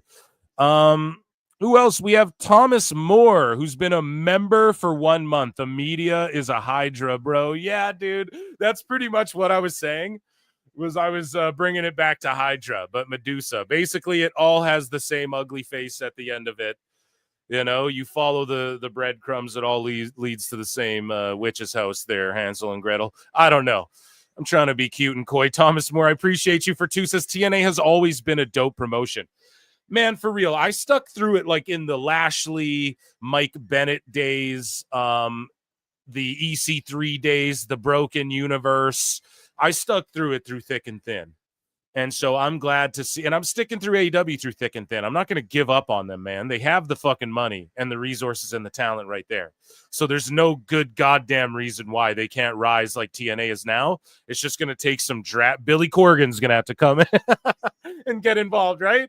Something's going to happen. Like, Shad Khan's got to like lose their family. I told you guys for years now, it's like since this show started, we need to see Tony Khan on his back foot. He's never really been on his back foot because he can just bail himself out with money. F1WGP7 for 5 says Giga Chad Van Vliet has a Steve Blackman interview up. I haven't watched it yet, bro. That's why there's no, I think I have one clip from it, but it's in text form because I didn't want to stooge it to myself. Worth checking out for Attitude Era fans. One of those humble badasses we're missing in 2025. Yeah, man, a real shooter, a guy who could probably contribute to this day, right? A guy who, like, imagine if he was there with coaching like a Mike Bailey in NXT or a Carmen Petrovich, like these other martial arts based type wrestlers. He could be great. I saw in the title, they talk about Brawl for All, which has been beaten to death, pun intended, but I still can't get enough of Brawl for All lore. Am I the only one? I love the work, shoot works, man. I love Grapple Vision series when wrestling gets real. Not that I like seeing people get beat up and shit, or like jumped in the ring by Antonio Inoki in Minecraft, right? YouTube. But what I like is just the lore of like what made this go from work to shoot. I don't know. It's just something about the whole psychology behind that I love. Thank you so much. Steve Sanchez for 10 says, seems all promotions are getting more eyes on them except AEW. Well, that's what I've also been beating to death on this fucking show. All of wrestling is experiencing a boom. People are like, oh, a wrestling boom? No, it's just WWE. No, man. There's a boom for all of wrestling. It's just AEW isn't necessarily feeling the effects of it, and neither is Ring of Honor.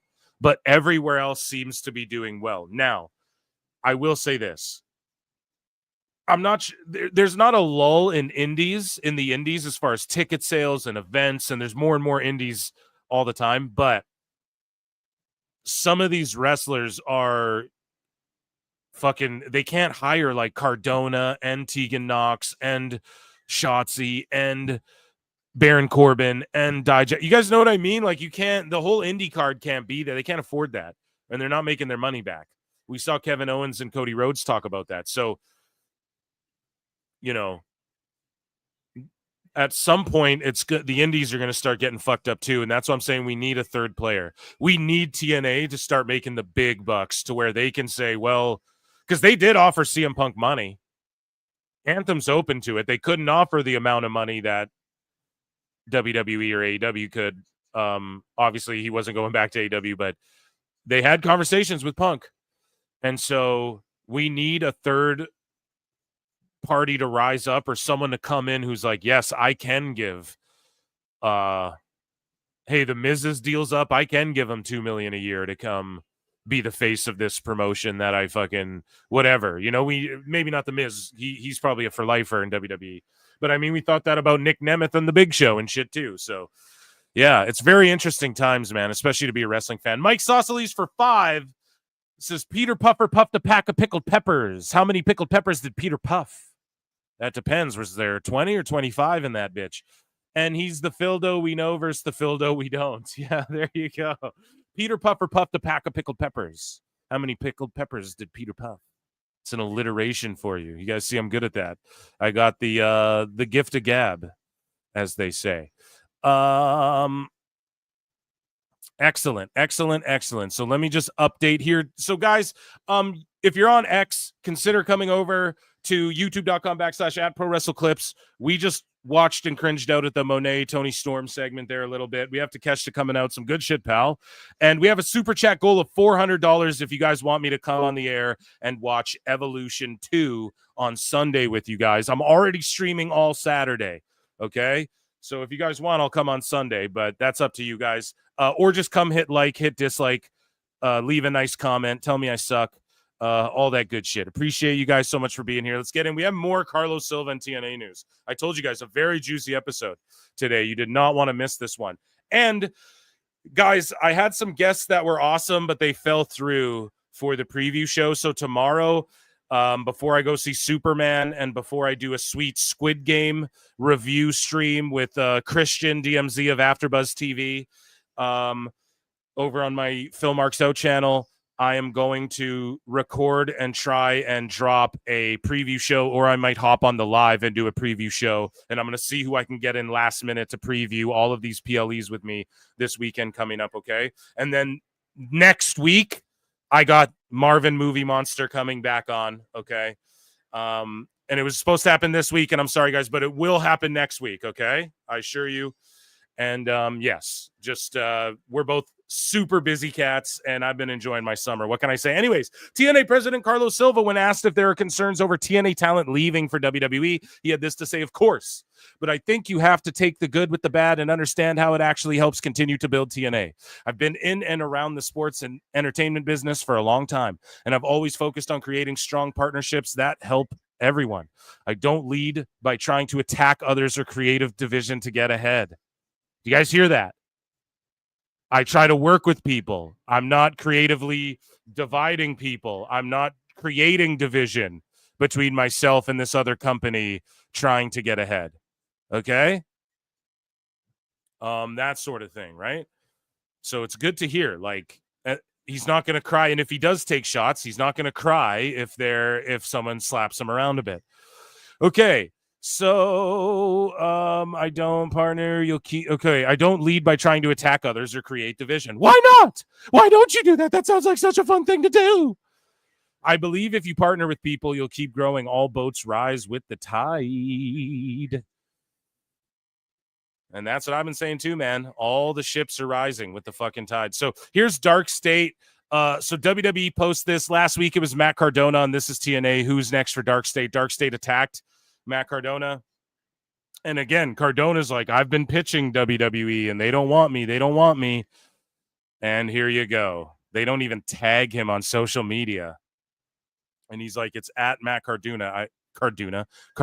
I do have social media. I'm the internet champion. Damn. And they didn't fucking tag him. You fucked up! You fucked up! You fucked up! I think that means they don't want to bring him back because they know it's going to cost a lot and he doesn't have a lot of mileage. And I think maybe Triple H and them just view him as fucking Zack Ryder still. That's the only reason I can think of for why they wouldn't even tag him, because the social media, like that, because they do petty shit like that. Becky Lynch has even pointed out, like, they don't even tag me in some of this shit, when she wasn't around, and who knows what that all is about. But yeah, it's definitely something to keep an eye on, Okay. And that was TNA news, ladies and gentlemen. Let's hit a banjo. I'm going to check in with chat here once again.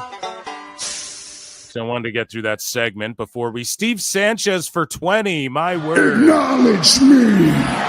So that puts us at over 100. Now we're at 103. Okay. So we're a quarter of the way there, chat. And we just started the intro to the show, PWT. That was the intro, folks. Okay. Steve Sanchez for 20 says, thank you, Phil, for building this amazing community. Dude, no problem. It's a joy to watch wrestling with the PWT family. Yeah. I don't know if it's a joy to watch this match in particular, right? I mean, I like Fletcher. I like Bandito. I like Takeshita. I'm into it. I've actually been eyes glued since my boy Takeshita was coming out. That being said, yeah, and then here comes Brody King. I know a lot of people are kind of mad at Brody King lately, but yeah, it's a pleasure to watch with you guys too.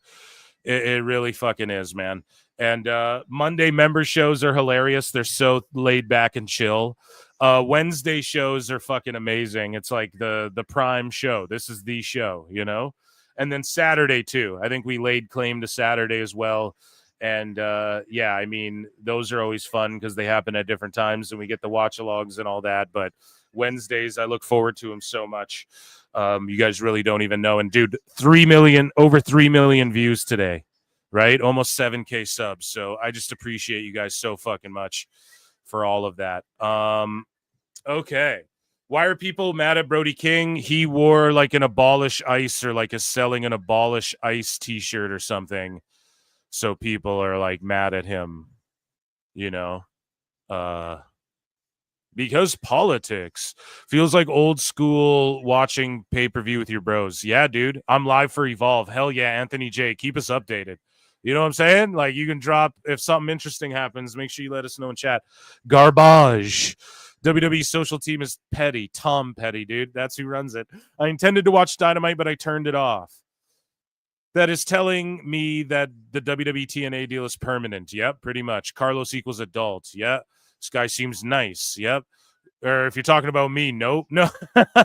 Hot take, Vince Russo greater than Tony Khan. Here's the thing, bro. I don't know if we can agree with that. Guys, Tony Khan. I don't know if that is actually true. Like Vince Russo seems like Tony Khan. I feel like if you're around him, he's fine. He's great. He's probably really nice. He's probably very generous and giving and da-da-da-da-da. It's probably fun. The parties he throws, he probably, if it's someone's birthday, he's probably got someone on staff like, make sure you send them this or whatever, even though he's non-confrontational, he's probably like an awesome boss. He lets me do what I want. He pays me a shitload. It's if I tell him I need time, he does no questions asked, right? But with Vince, bro, I just don't think, bro, I don't think I could hang out with a guy, bro, who doesn't even drink beer and talks like this. Bro, I don't know if I would be able to not check him on his lies, bro. At least, bro, let me tell you, at least Tony Khan is just a corny like Jim Cornette, bro.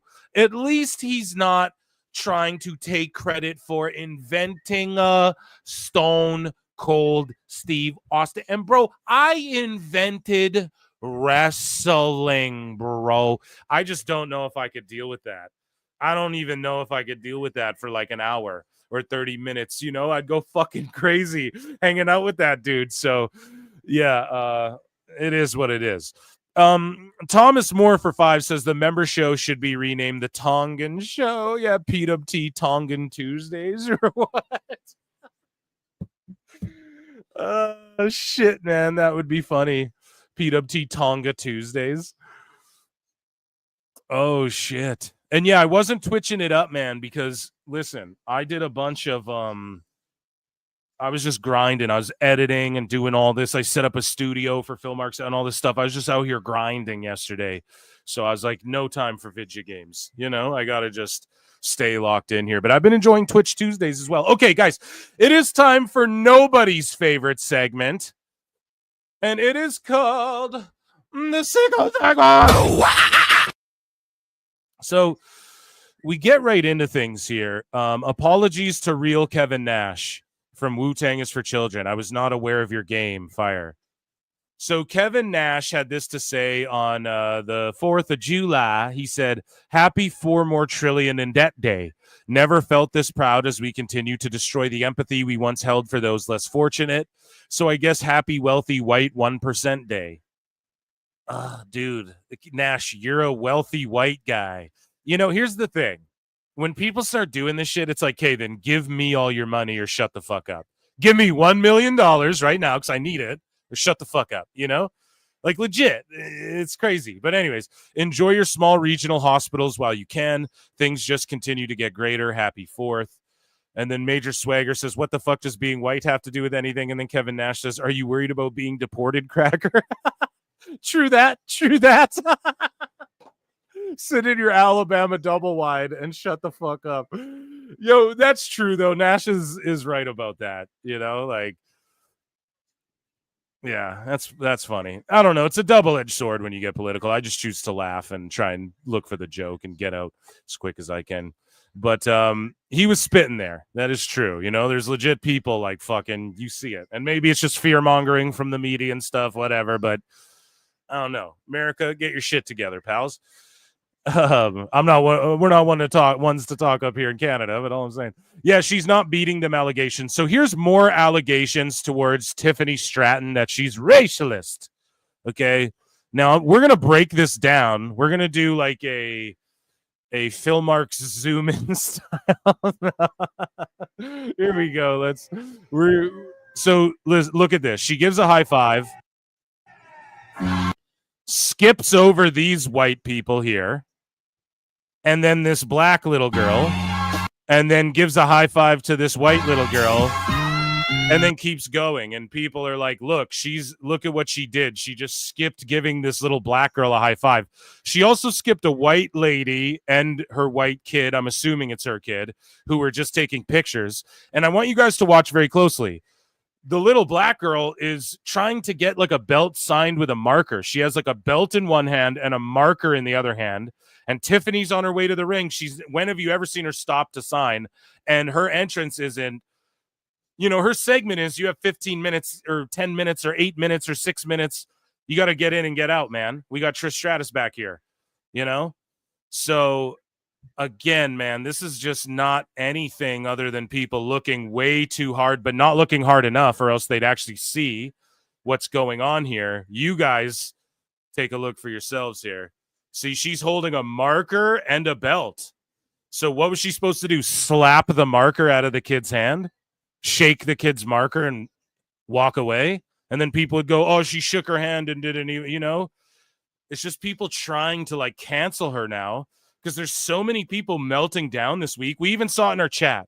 Like, how often do we get people coming in here and just writing racial slurs or being sickos in here? We have the best community, the best chat in fucking the IWC.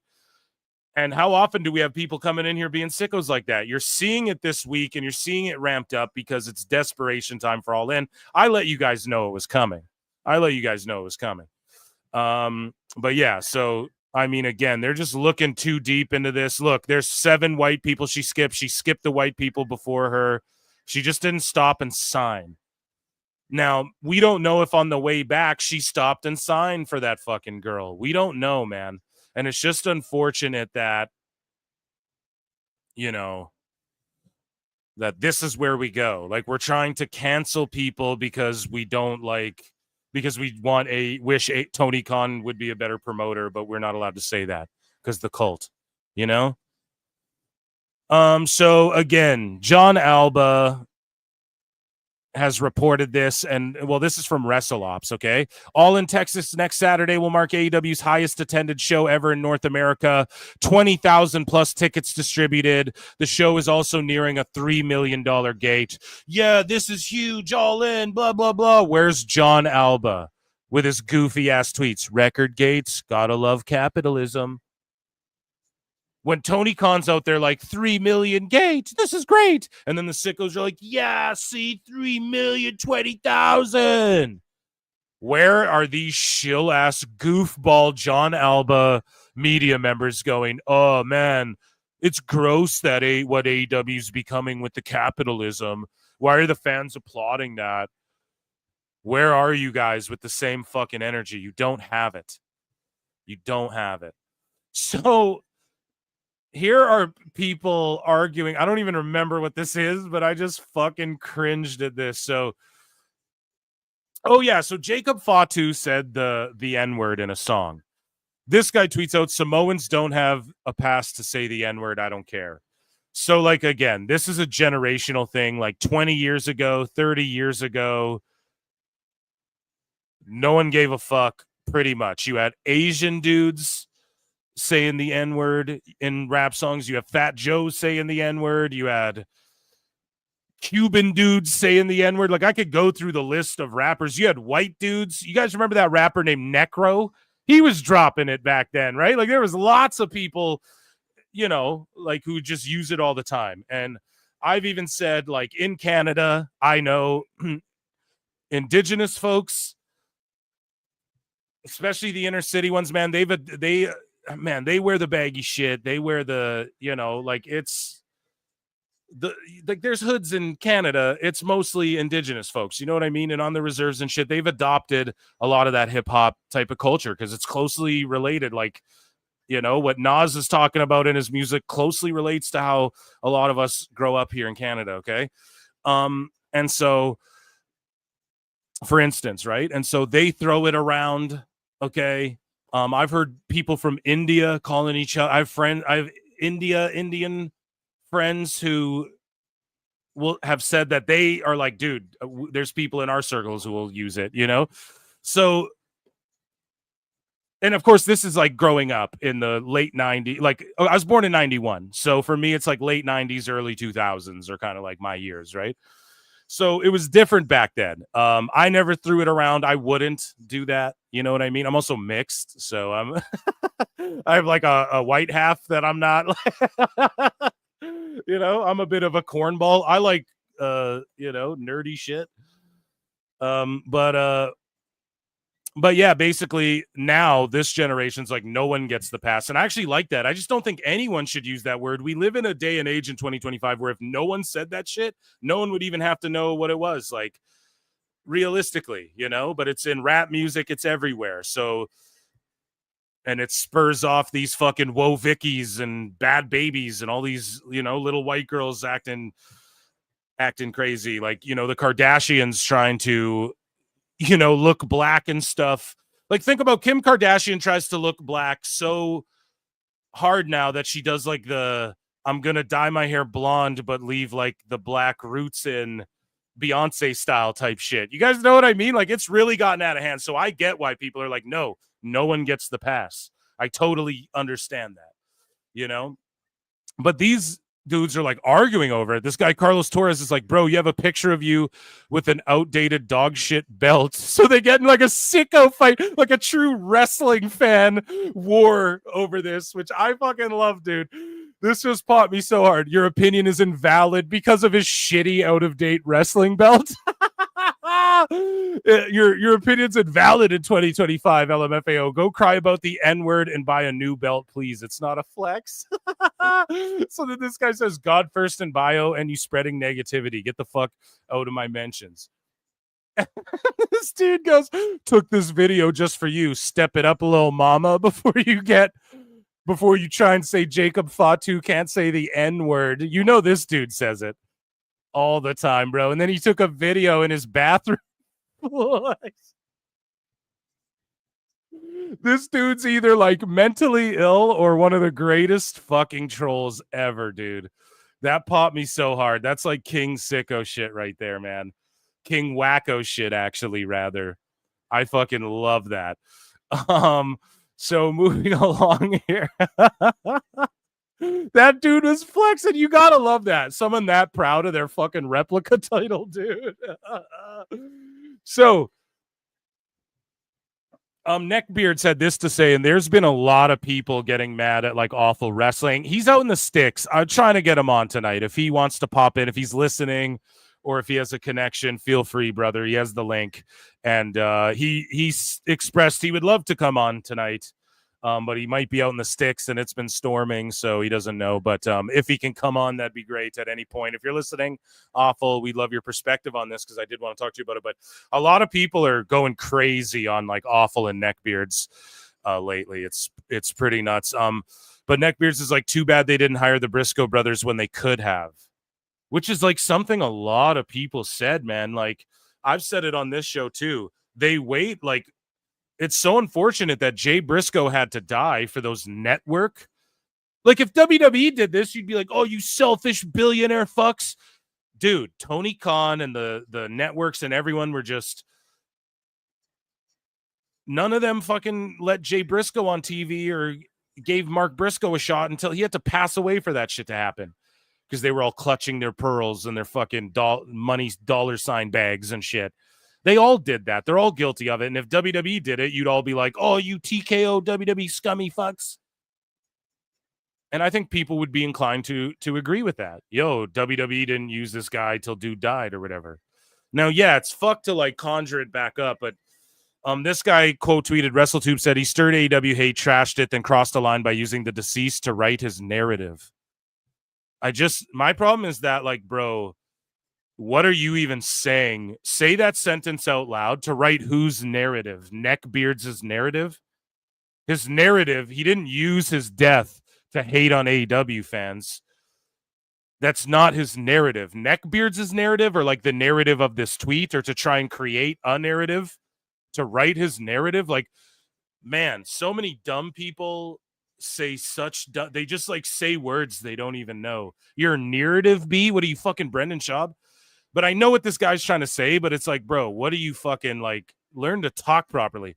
When it all settles, the real question isn't about him. It's about why anyone still supports him. If you're still in his circle, maybe it's time to step back and reflect.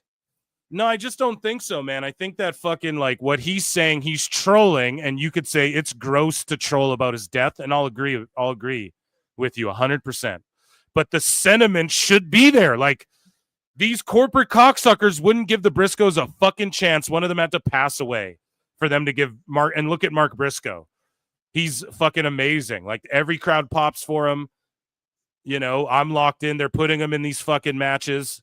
We always put Mark Briscoe over. He could be more. They had a chance to like have him have a run at the world title even. You know, everyone was so behind him, and they have this incredible story to tell. And yes, they waited for Jay to even like to pass away to even acknowledge him on TV, even though they had him under fucking contract. They buried him in Ring of Honor for some past shit he said in the past. Like, we all don't make mistakes for things we said. And it's so funny too. let's say Neckbeards is remorseful for this or he stands by it. It doesn't matter. But what you're doing is trying to condemn somebody for something they said in the past. And that's exactly what happened to Jay Briscoe. And it's just sort of ironic that you're not applying the same, well, we should forgive and forget. Because that's what the whole idea was behind Jay Briscoe, right? Well, we should forgive and forget, and he should be on TV and da-da-da. Then he never get the shot until he passed away.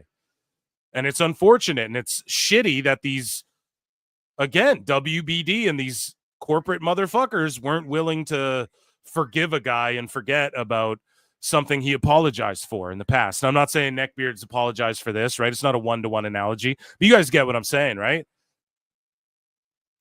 So, no, I think like Neckbeards, yeah, he's trolling, so I get it. You automatically take what he's saying offensively. Nobody will ever not, because of how what his initiative is, what his objective is on X or whatever, is to troll AEW and their fans.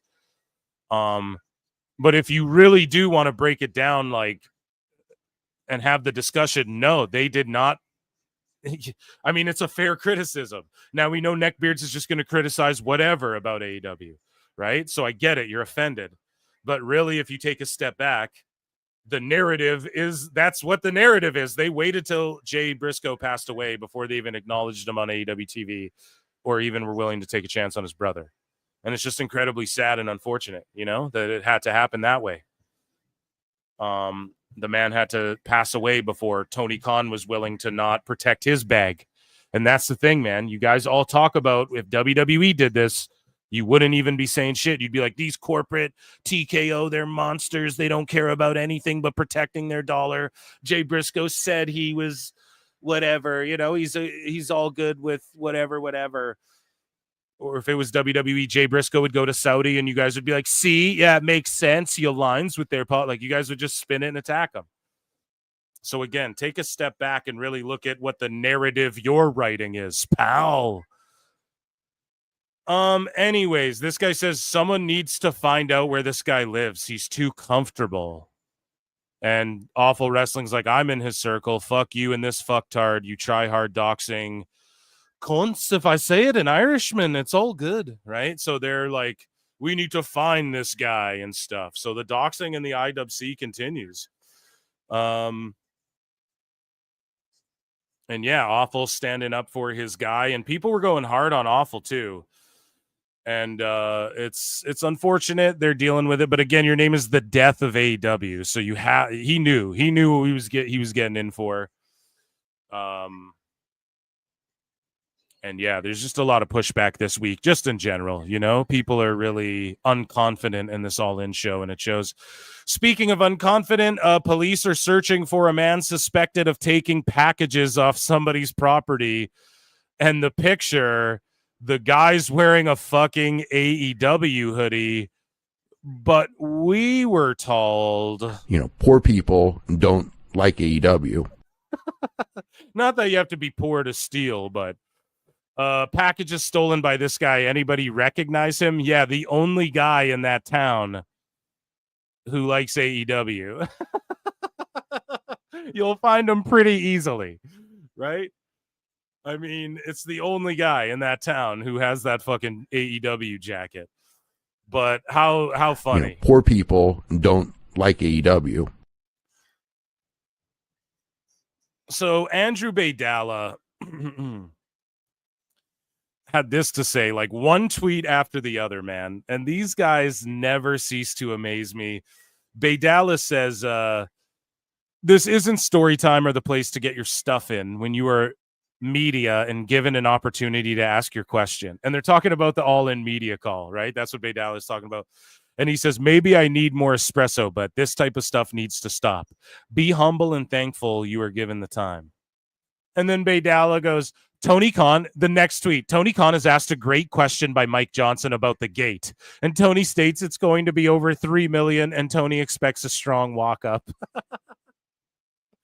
Oh my God, dude. About the fucking gate. What we all know, because Tony's been keeping us updated the whole time.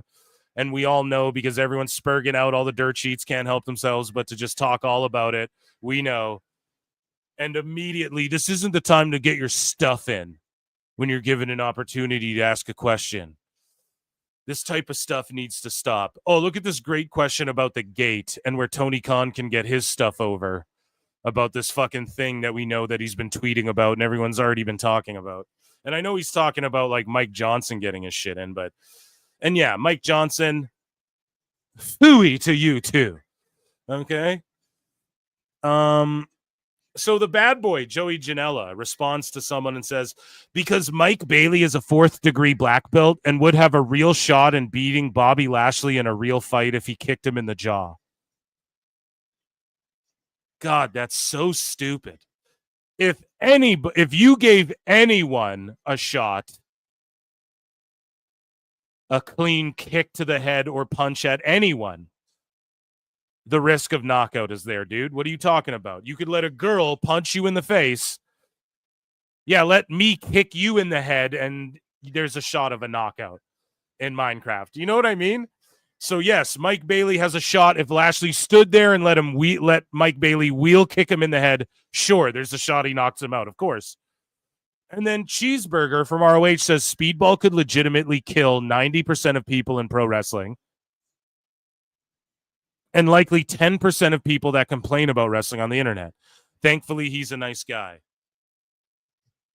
Yeah, so here's the thing. In a real fight between Lashley, who's 15-2, who's fought in Bellator and Strikeforce and has competed in actual MMA as a real amateur wrestler and has like 100 pounds on Mike Bailey, 100+ pounds. In no world does Mike Bailey win a fight against him or Matt Riddle. Okay. Shinsuke might be a good one, but we've established in the late 90s, early 2000s that wrestling based destroys kick only based martial arts. You guys get what I'm saying? Taekwondo gets beat by amateur wrestling and jiu-jitsu. We already learned that in the late 90s, early 2000s. Okay. We discovered that a long fucking time ago. So I highly doubt that, you know, just saying. Right? If Ronda Rousey, if it comes down to a guy who's a 4th degree in Taekwondo, or you have a black belt in Brazilian Jiu-Jitsu, I'm choosing the Jiu-Jitsu guy 10 times out of 10, man. Right? And why? Well, because we saw that in the early MMA days, right? When Tito Ortiz was smashing these Kenpo karate guys, other than Chuck, right? I guess Chuck was the outlier, but he had tremendous takedown defense, you know? He was like the sprawl and brawler. Chuck Liddell invented sprawling and brawling, which then sort of nullified the wrestle only style. And a lot of kickboxers started learning that. So yeah, unless Mike Bailey's got some tremendous sprawling abilities and is used to fighting guys 100 pounds heavier than him, there's no way. Now I know it's just fun internet banter and this is the kind of stuff I like, but, just being like, he could legitimately kill 90% of people in pro wrestling. That's like fucking literally when Joe Rogan's like, I could beat probably 90% of people in the world up. That's what he said one time on his show. It's like, bro, you're 5'3" and throw spin kicks. You know, I get it. You're a black belt in fucking jiu-jitsu, but 90% of people, man. You know how many 200+ pounders are like purple belts? That'd probably stretch you, dude. Pretty crazy. Anyways, moving along here. Darby Allin, so our last part of the sicko segment, WrestleVote says, tonight marked the unofficial start of the most important and unpredictable stretch in WWE history. Over the next 140 days, the return of Saturday night's main event, Raw's Netflix debut, a second SNME on NBC, a dome-sized Rumble, the Chamber at Skydome, and both nights of Mania. So if Survivor Series felt somewhat underwhelming to you, it was likely by design. And then this guy, Darby Allin, says the downfall of the current WWE product after this tweet is actually wild. And I just don't even... Stupid idiot! How is it a downfall? This is just such a fucked up... Writing your narrative. That's what you guys are doing, trying to write this goofy-on narrative that doesn't fucking exist. And that was our single segment!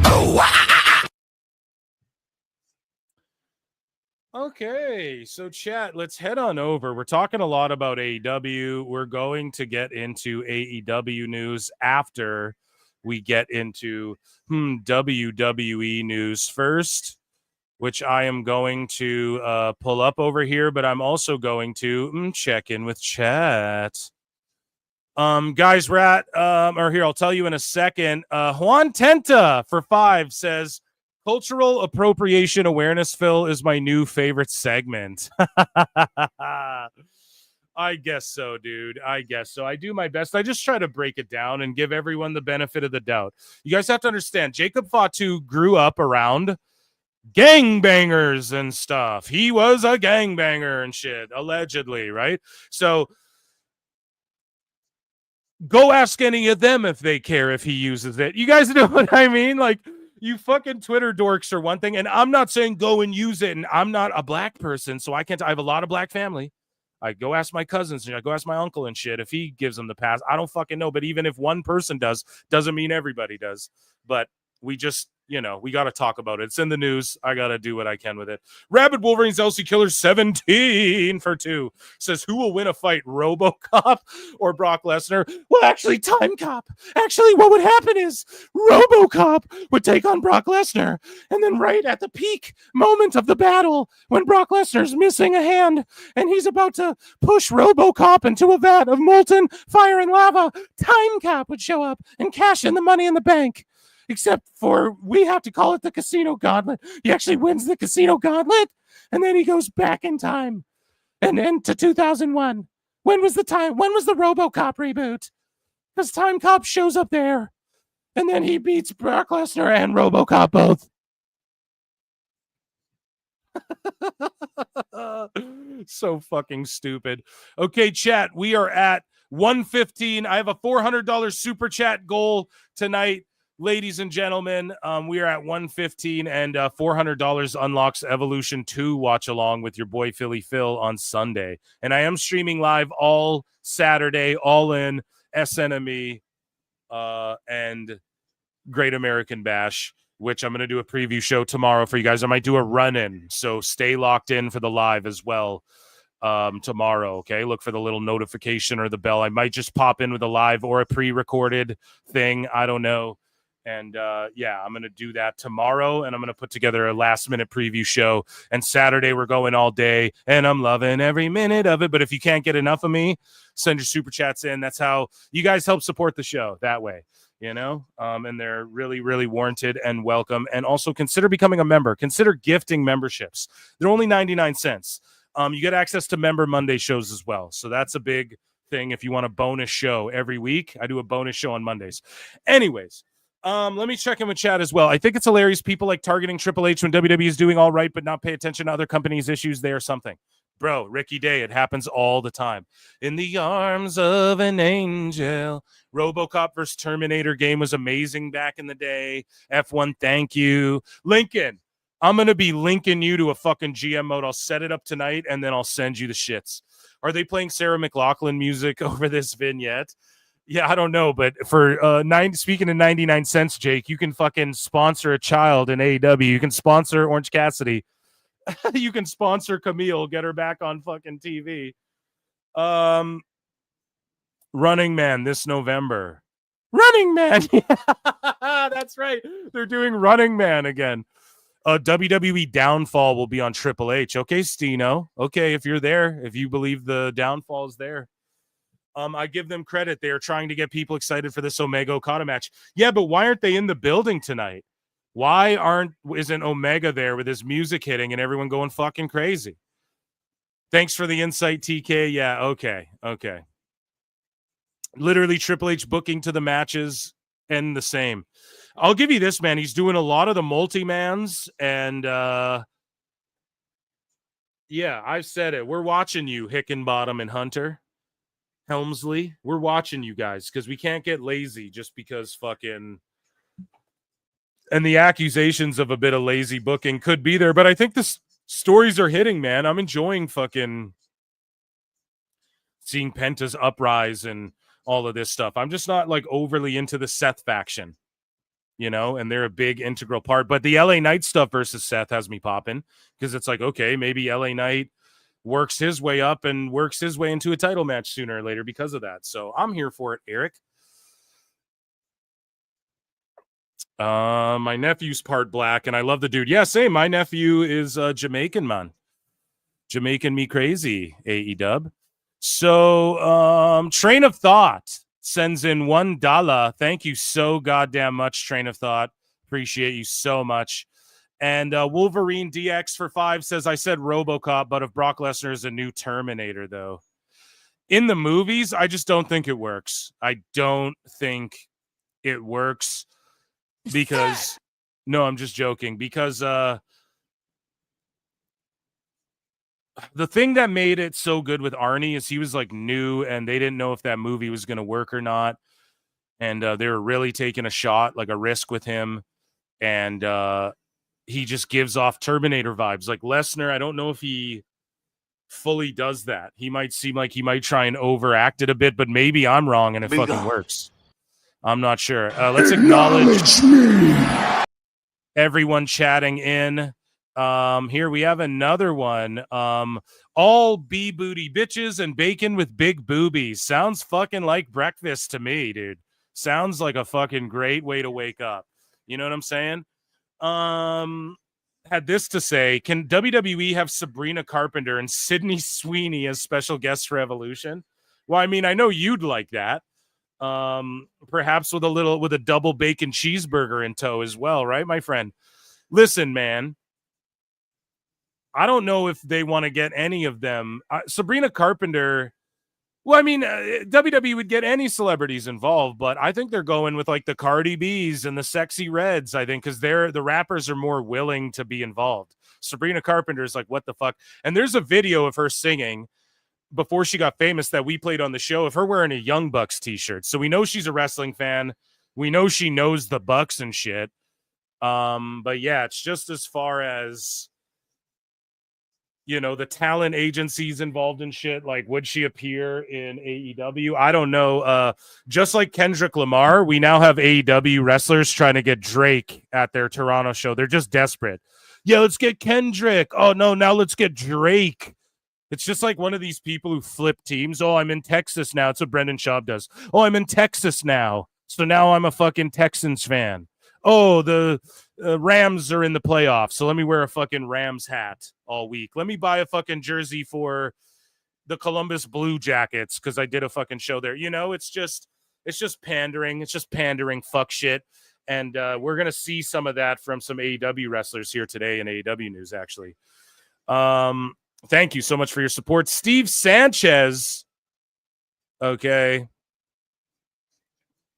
And then that's 5. I'm just doing the tallies here. Thank you. Steve Sanchez for 5 says, I'm excited for the story with Cross. Yeah, me too, dude. I think he's obviously staying there as well.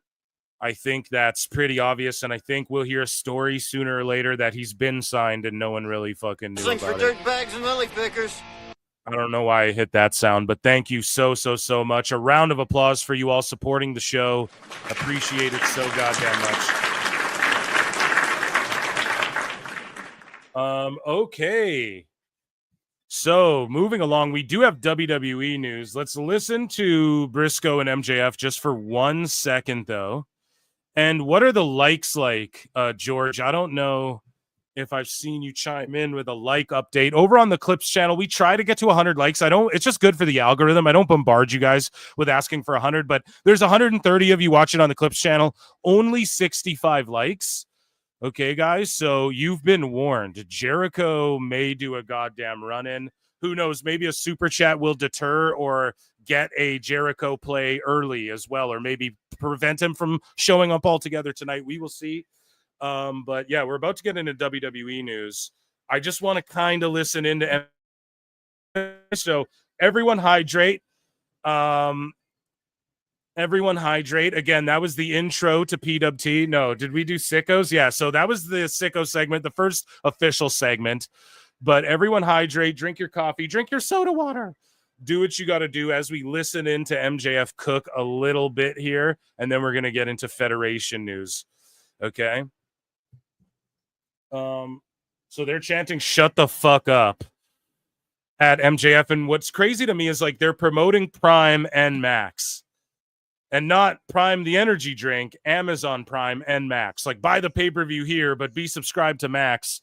Clearly, Max isn't ever going to give them a pay-per-view, play the pay-per-view here for $10 button or whatever.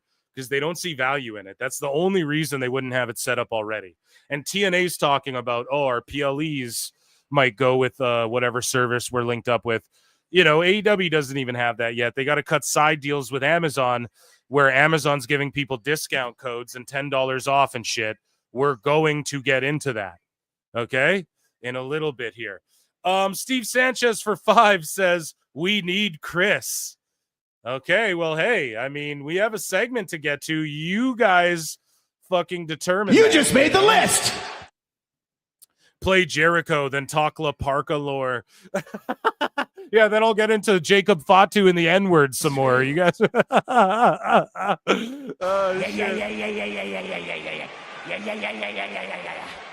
Oh, shit, man. I acknowledge you guys for super chatting in. Thank you so much. La Parka lore is the best. I want to come with more lucha lore. That's going to be a segment. I'm going to redo some of the sections, too. We're going to introduce some new segments and sort of how I categorize things here at PW2 coming very, very soon, which is going to be Allegedly. Awesome. So, yeah, they're just hyping up the gauntlet. It's what I predicted. So they're just both in the gauntlet, and Mystico's in it, too. So they're just like, here's Mystico, who's also kind of feuding MJF. And so the gauntlet's being built around, like, everyone hates MJF, and he's number 2. So why would he have tried to fight to get in at number 2? Doesn't even make sense.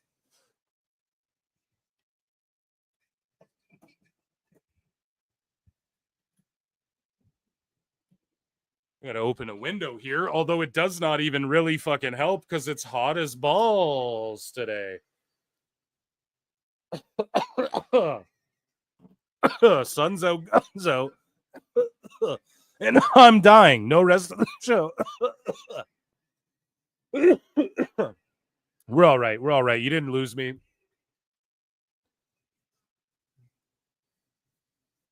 So, yeah, Mark Briscoe getting applause. Just saying, he's just talking about, like, you got your big money suit on. This is my whole wardrobe. Like, you can't get me. I am white. I am a fucking bum. I do live in a trailer with my mom. I do have a dumb friend named Cheddar.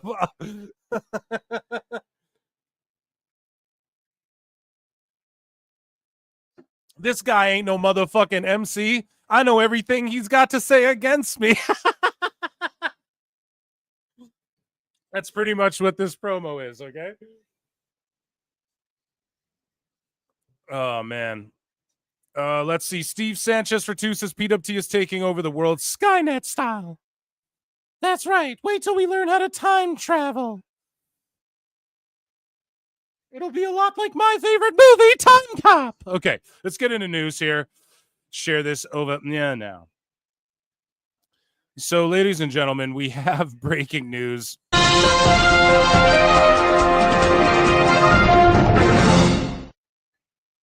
Yes, George, we're 260 away from the goal. Okay, and breaking news. So, last Friday, the average viewers for SmackDown was 1.166 million, and the key demo was 0.32, which is pretty crazy. That's like that's like doubling AEW's. Tripling, more than tripling if you want to break down Collision. But yeah, dude, this is like a low rating for them. We're going to get into that a little bit as we go. Some ratings talk for WWE. They did one of their lowest on Netflix ever, maybe the lowest. But the crowd outside of Providence was hot, and they were waiting for Killer Kross to leave the building after Monday Night Raw. And he stuck around, and he's a fan favorite, and there's no way they let this guy go.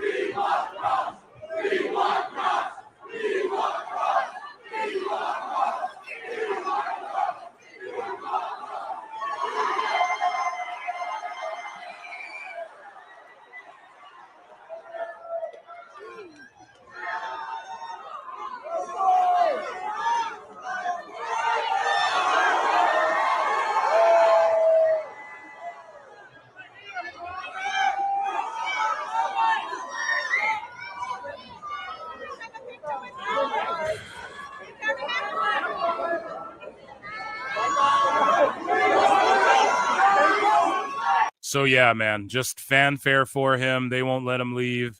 They love him. They're chanting his name during Raw, and it's amazing stuff.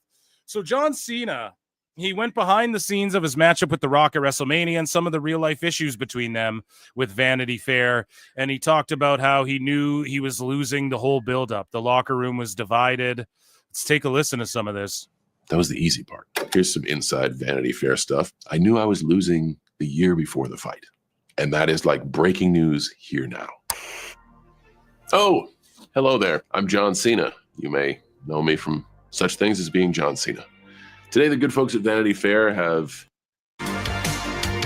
Cena versus Dwayne "The Rock" Johnson, once in a lifetime, although we did it again the next year. This was a wonderful journey to get to this. Lots of live moments before this WrestleMania. In sports entertainment, sometimes we do toe the gray area between entertainment. Shout out Vanity Fair.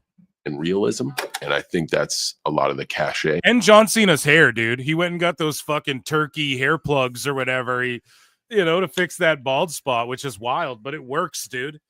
It's so funny too, because there's all these, not to bring it to this, but there's always these conspiracy theorists who are like, oh man, this is a clone of a guy. Look, his hair grew in, or, oh, this rapper got out of jail and now he's replaced with a clone or something. And it's like, do you not understand? Look at how good he looks, or he looks different.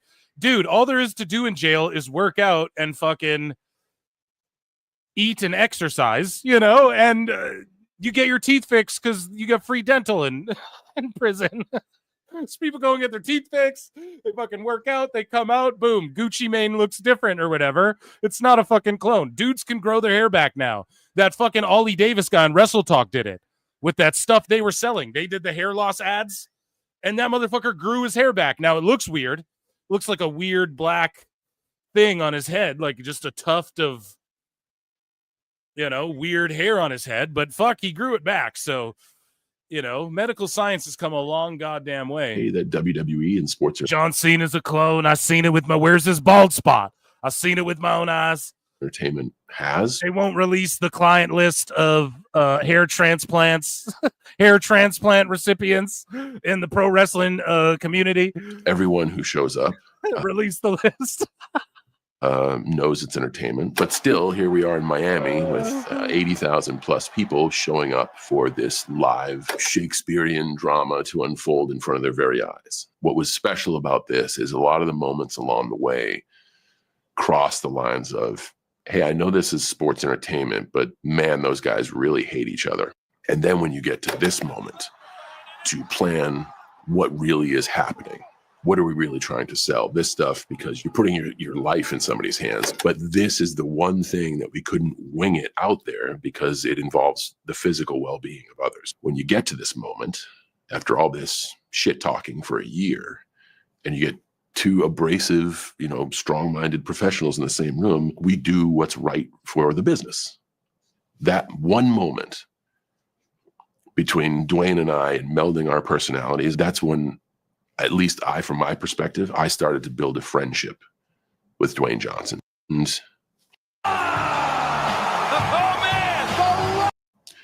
I think that's when Dwayne finally realized that I'm not in it to take anyone's spot. I'm just trying to do good business. I went about it the wrong way. And this moment right here, when I don't know if The Rock is ever going to return, but he wins. And he wins the championship. And for a year, I went on television saying there's no effing way you can win. And we divided our locker room. Man, my best friends were extremely upset about what was going on. Like, this moment cut to the heart of a lot of people. And I think that's the magical dust in what WWE magical dust. Did you say dust? He can provide is the unpredictable.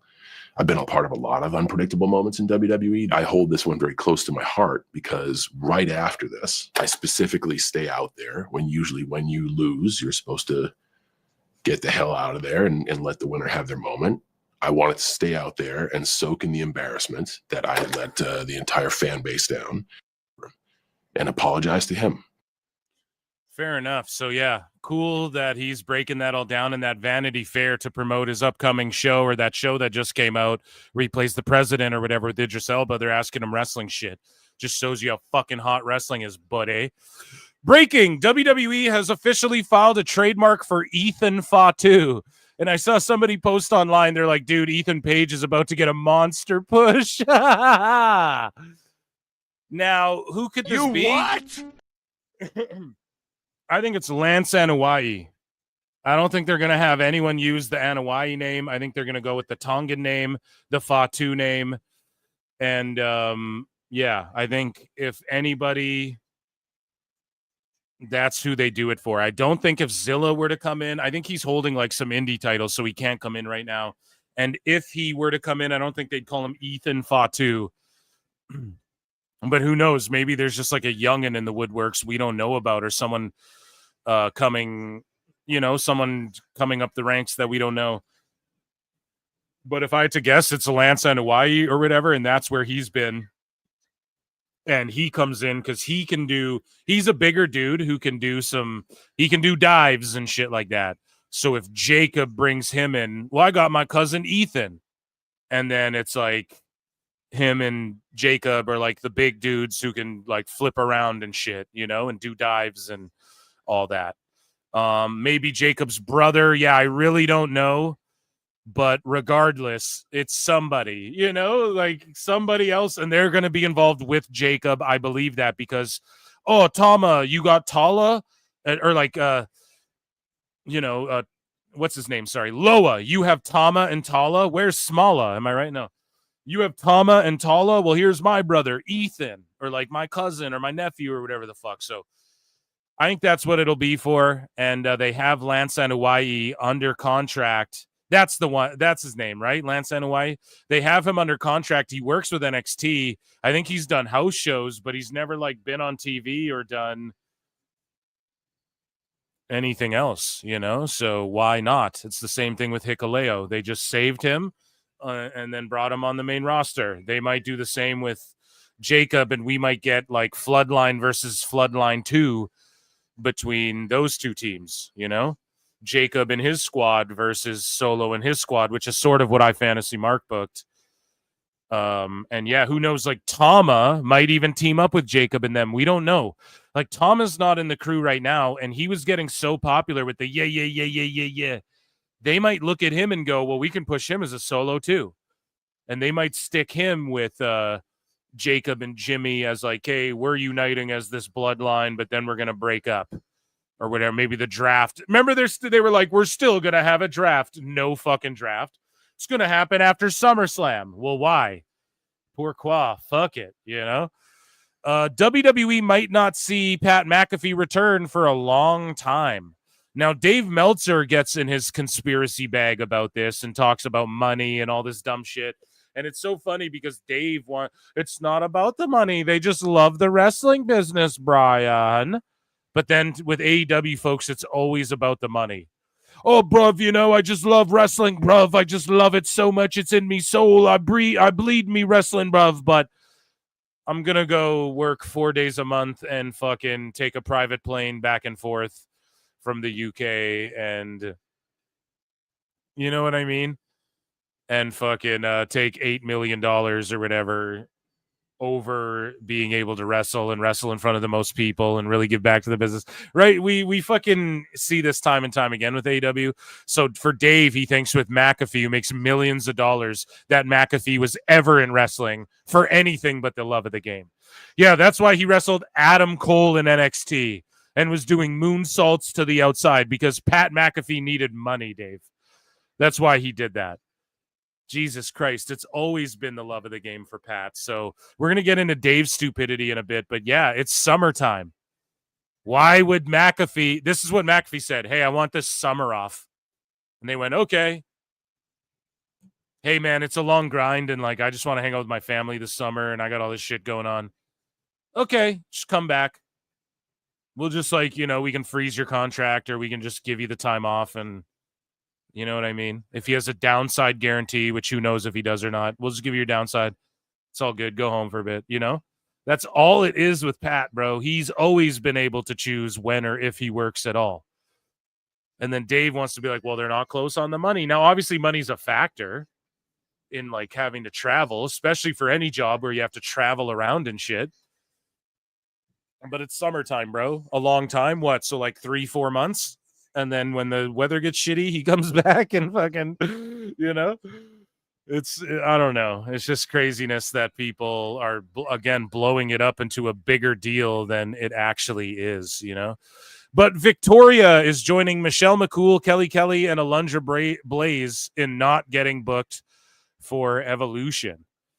And this Alex guy saying, at this point, I'm thinking Trish and Nikki will be the only legends on the show. Yeah, I think so. And that's what I've been trying to tell motherfuckers. I'm pretty sure that we're going to see more of a TNA and AAA presence than legends other than them sitting in the crowd. Okay? Now, that being said, all of these legends could have been told to fucking work the media or go and tell everyone you haven't been asked yet. Or you haven't been asked, right? We don't know. Last minute, WWE could go, you all come and sit in this area of the crowd. But this Evolution show, and it's smart to bring out the divas and stuff, but I think it's more going to focus on NXT, WWE, AAA, and TNA girls in this Battle Royal. Now, some people are like, no, they have a big enough roster of people, plus the legends. Well, they're not bringing legends in, according to the legends, so don't be shocked if we see La Hiedra there. La Hiedra, or whatever. Sorry if I'm not saying her name right. Or if Tessa Blanchard wildly appearing, who's been beefing with Ariana Grace and shit. You know, don't be shocked, man. But let's listen to what Victoria has to say. I'm not going to be at Evolution. I didn't get booked. Yeah. My back is kind of funky, I'll be honest with you. I'm not going to be at Evolution. So speaking of funky and someone who is here, Sassy Girl 8724 with $100 goddamn dollars contributing to the super chat goal this evening. That brings us up to 240. Oh my god! The best guy is Tony Khan. Sassy Girl with $100 super chat says, "What up, Phil? I'm fired up for this weekend of wrestling with the PWT fam." Man, I'm fired up too. If you can't tell, hey, I'm trying to sell this All In show, guys. I don't know about anybody else, but your attention to detail and thoroughness in your work does not go unnoticed. Thank you. I'm really trying, and I hope you mean like in my rants and raves and all of where I try to bring everything. Again, we chronicle everything here. PWT's an episodic chronological affair, because otherwise I got to catch you all up. The context matters to a lot of the stories and the things I bring here. There's a greater picture we're painting here at PWT, and I appreciate you recognizing that, Sassy Girl. Thank you for your dedication. Thank you for your dedication to this show and always showing me tremendous support, ladies and gentlemen. Round of applause for Sassy Girl chat. Give her a round of applause. Putting the team on her back this evening, okay? Like fucking Greg Jennings. All of it, Phil. Thank you. Thank you very much. And I want to do more of it. I think I am going to do a run-in, though, guys, to give you that preview show. I'll just do it live instead of recorded. I think that's the way to do it. So be ready. And people, if you listen to the show, have your fucking DMs open, okay? Because I'm going to be inviting some folks on for that thing. The lady Starstruck with a round of applause. Yes, everyone, clap it up for fucking for your girl Sassy there. The sassiest of gals. Man, just amazing. Thank you. Holy shit, what a botch by Tay. What am I missing? I might be 2 minutes behind. I get what you mean, but play-by-play is better than yelling at nothing during the matches. Sorry, I don't know what you're saying. I do think we get the return of AJ in some form. All of it, Phil. Sassy. Yes, thank you. I think AJ and Lita will do color. Oh, that's what you guys are talking about. Listen, AJ, I think, what incentive would she have to fucking show up and take heat away, take the headlines away from AEW? What incentive would she have to do that? Maybe some of the beef between CM Punk her husband and this other company, guys, I said maybe a Rhea title change. Maybe it's not that, but they're going to do something to shock everybody at Evolution or something to grab headlines away. Okay? At SNME, we're going to get a headline grabber. At Evolution, we're going to get a headline grabber. And I wouldn't be shocked if at Great American Bash, we see like Santana win that fucking title or something headline grabbing. Or like someone from TNA unexpected showing up in NXT where we're like, holy fuck. I totally expect them to and I expect this SmackDown to be like, holy shit, Punk does a run out and in the same segment as Cody Rhodes and blah blah, like just something to fucking steal attention away from All In this weekend. Which I'm sorry, this show's not doing anything to garner headlines either. Just being entirely honest. So I gave up Busted Open for PWT. Whoa. That might be the fucking greater than a super chat right now. Oh my God. That's wild. Thank you. They just went 24/7. You know what I mean? Chris is so washed. That's the third whiff of the show tonight. Ty completely missed an RKO. Yeah, she is not good and hasn't improved, man. I'm sorry. Like, and she's been out for like a year or whatever, or two. You need NXT, man. Before you're in a four-way. This is what a four-way is. Okay, we do this spot, then this spot, then this spot, then this spot. That's how you plan that. So you're like, this woman like hasn't even gone in there and fucking just had like a solid singles match yet for 8 minutes on TV. And, you know, throwing her in a fucking four-way. It's wild. PWT is the best. Thank you. Okay. I'm back. Just had some Boardwalk pizza, Coors ice cream, and fried cheesecake. Bro, you just inspired me for after my show. Okay, guys. Okay, let me chug down some liquids. Pause. LK's been a member for 13 months. According to Yahoo Sports, AEW is red hot and embracing an emphasis on outstanding wrestling. Ha ha ha ha. Yeah. And then look at this match, dude. And like, not to shit on Thekla, but like, how's Bane or Thekla? How's anyone supposed to stand out in this bullshit? Tony Khan. So, thank you for being a member for 13 fucking months. What a stud. What a stud you are.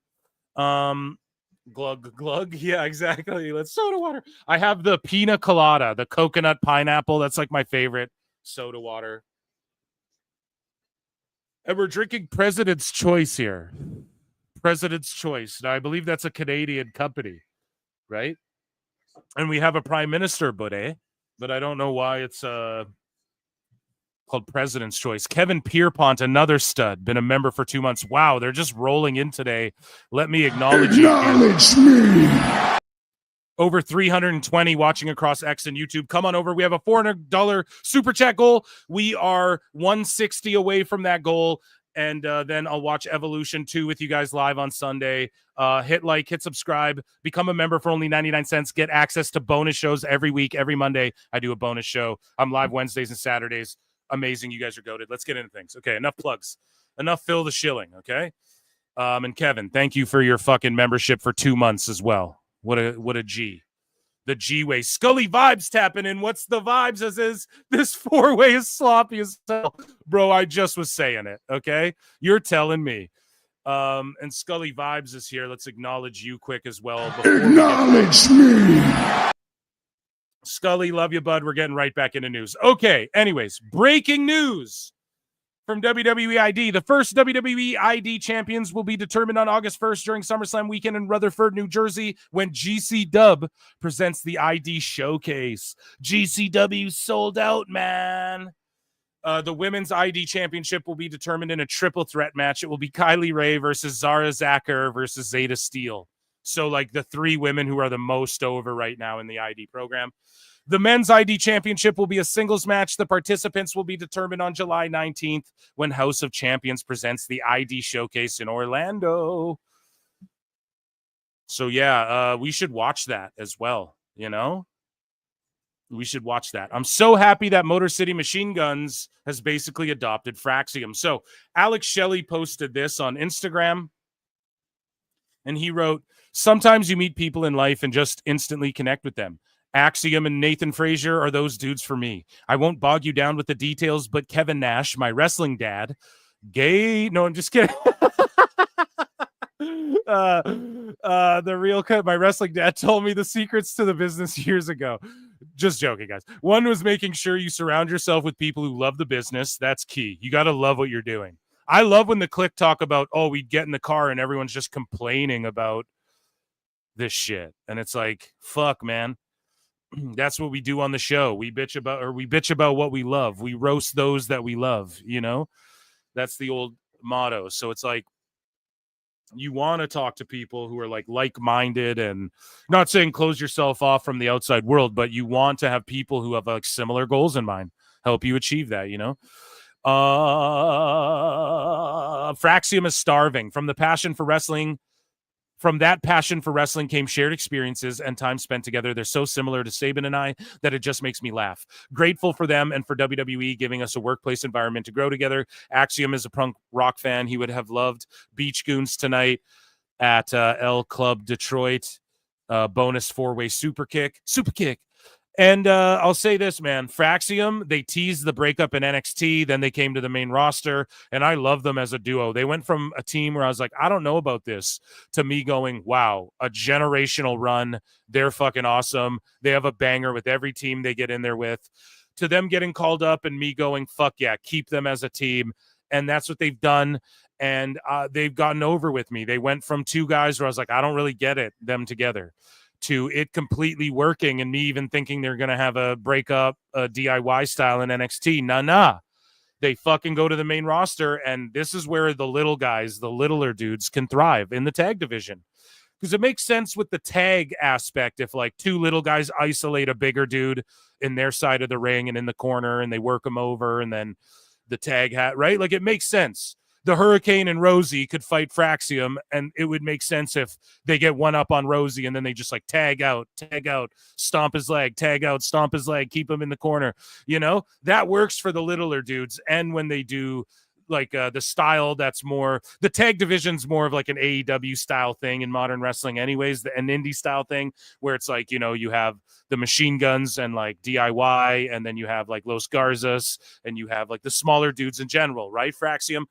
And then even what are their names? Street Profits. You know, you have Montez Ford doing like fucking 12-yard flips over the post from the middle of the ring and shit. So even they adopt some of that craziness, and we've seen with the 4-ways and the 8-way, the 8-man tags and the 6-man tags, and you know they're really sort of going that route. And so Fraxium fits right in there.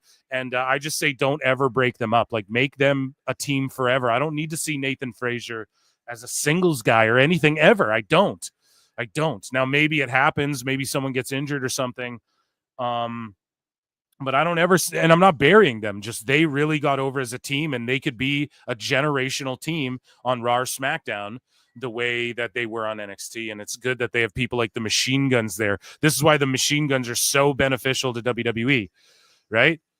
And look at the AEW fans. They don't care or say anything about the Machine Guns. They don't give a fuck that they... Remember, it was all like, oh, they're going to go to AEW or whatever. Oh, the Machine Guns, our tag division's going to cook. And then now they just don't care.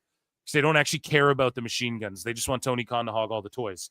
And for WWE, they have the Machine Guns rubbing off on, pause, the no Diddy, literally, because he's not guilty. Right, guys? Am I right? I never made those jokes, Diddy. Bad boys for life, bro. We don't know. Don't come after me, for the love of God. But yeah, they have guys like Machine Guns like to rub off on them, and that's, I mean, what a better team than the fucking Machine Guns to be, and DIY to be like passing it on to Frazier and Axiom, right? I just think that's amazing.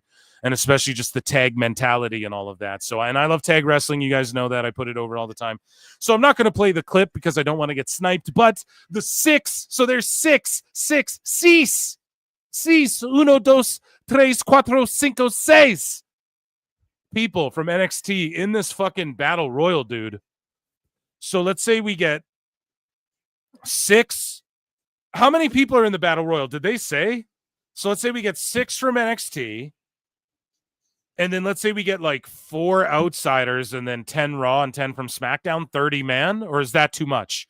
Or let's say we get 6, 4 outsiders, and then 5 from Raw, 5 from SmackDown. And they do like a 20 woman rather. I don't know how it's going to go down, but Jada Parker, Lola Vice, Kalani Jordan, Lash Legend, Izzy Dame, Tatum Paxley. Fucking stacked.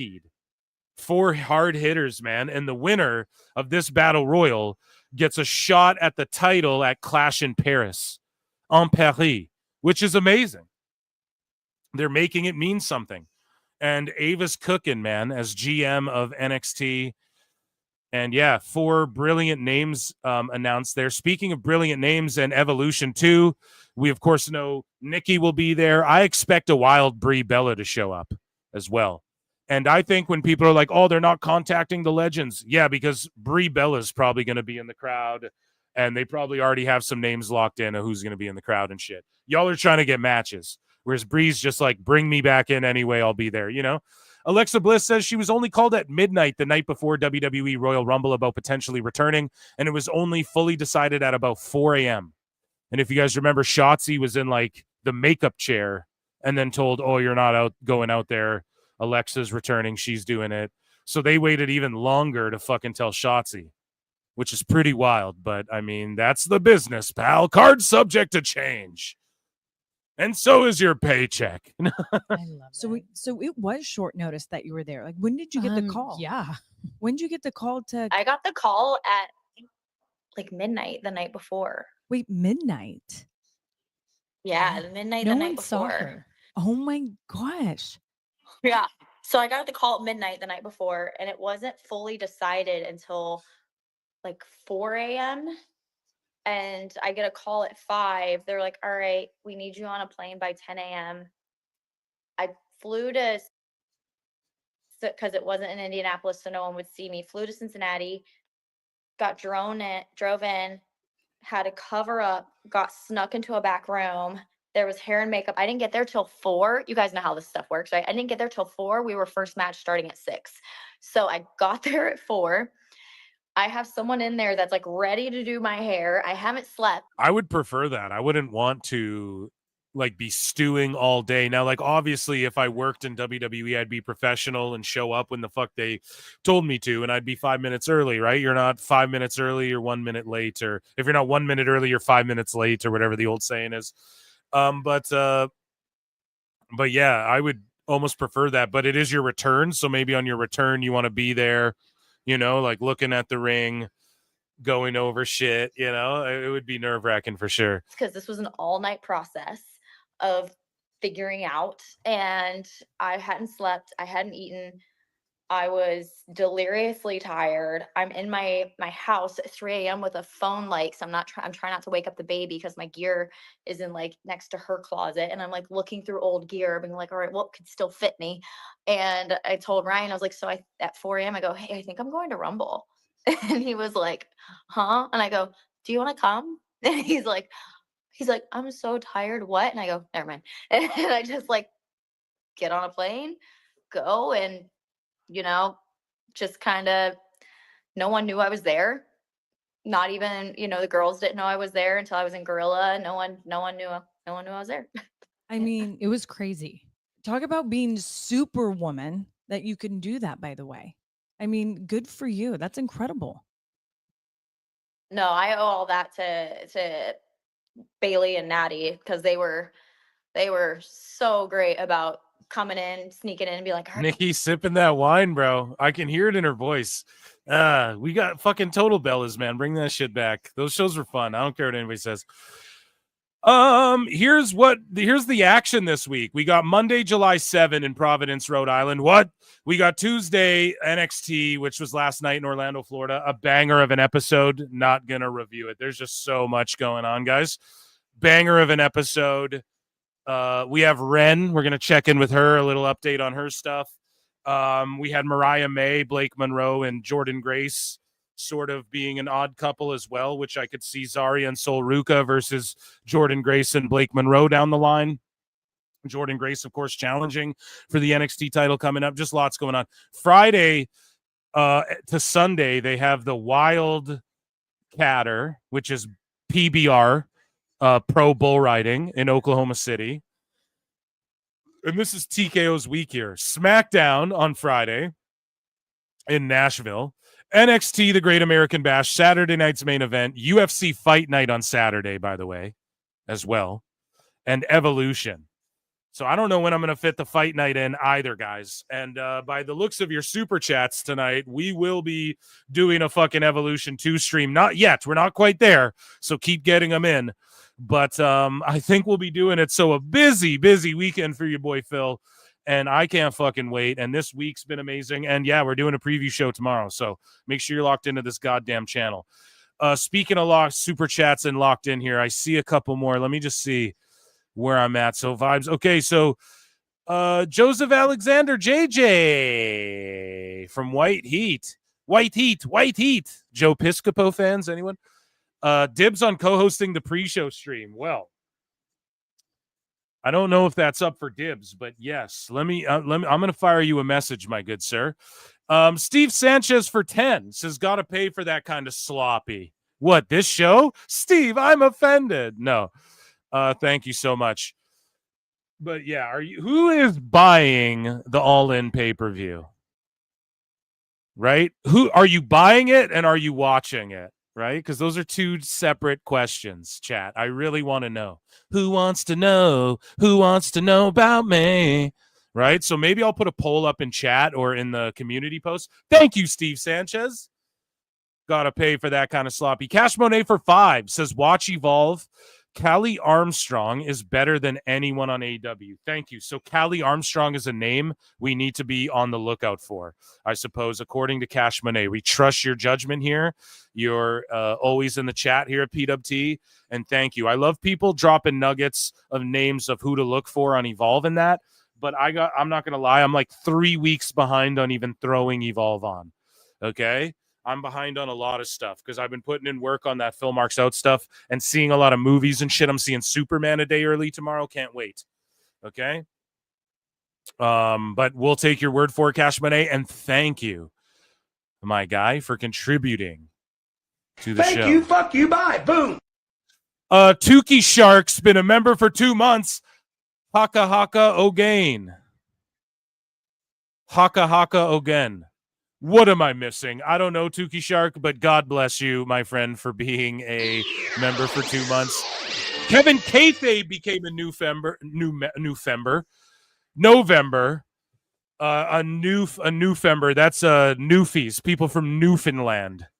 Okay, when they become members. But Kevin Kayfabe has joined and now has access to Member Monday shows. So amazing. That's my bonus show every week. King Dingaling's been a member for 1 month. You guys are fucking goated, man. Thank you. Was almost 3 months on Clips, but wanted to be where I could clown on sickos, but PWT Live is a priority. So thank you, Phil, in the community, even the sickos. Bro, thank you. Thank you, fuck you, bye, boom. And yes, thank the sickos and the wackos, man. Truly. And thank the dirt sheets fucking around. It spawned me. Okay. Wrestling's not fake. All right. So thank them. Okay, because it's because of them PWT even fucking exists. And thank you, King Dingaling. I always see you hanging out in chat too, and I really appreciate you and your membership. Lincoln Hawk for 5. For Sanko. Has this to say, Wheeler Yuta has the same hair as the fat member of the Gain Green Gang from Powerpuff Girls. Oh, shit. Oh, my God. What a pull. What a fucking pull. What a pull, dude. You're absolutely right. Look at this motherfucker right here. Can we pull up this image? Yeah, let's share this tab. Here we go. Do you guys see that? The Gain Green Gang from Powerpuff Girls. It's so true. Holy shit. Oh, my goodness. Oh, that's so good, man. So, chat, we're at 269. Pause, 269. Wow, what a number. I know some of the sickos in the chat are having fun with that. 69 me Don, or what did Kenny say? Yeah, 69 me Don when he's a callus back in the day. The guy with the long hair from Gain Green Gang. God damn it, what a good show. I can't believe that show went anywhere, you know? That's all they do. And one said, I don't like Ricky Starks now because he said, oh, Kenny D chimes in here.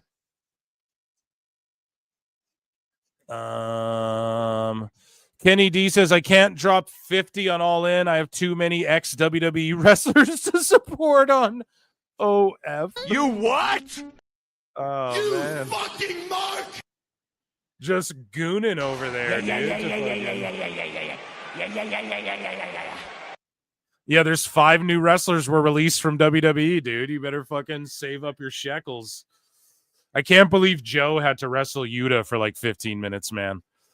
Fucking terribly disappointing. Okay, let's get back to news. Because we have a lot of WWE news to get to. So FX orders comedy pilot. And guys, we're at 275. We'll just round it up by 1 peso there. And yeah, we're at 275 right now for the super chat goal. You guys are goated. So let me give you a goat sound. And look, Dennis King. It's been a member for 10 goddamn months. That's almost a year. Amazing, amazing, amazing, amazing. Incredible. Okay. So, let's play another breaking news, shall we? I'm liking the drops tonight. There's been so many.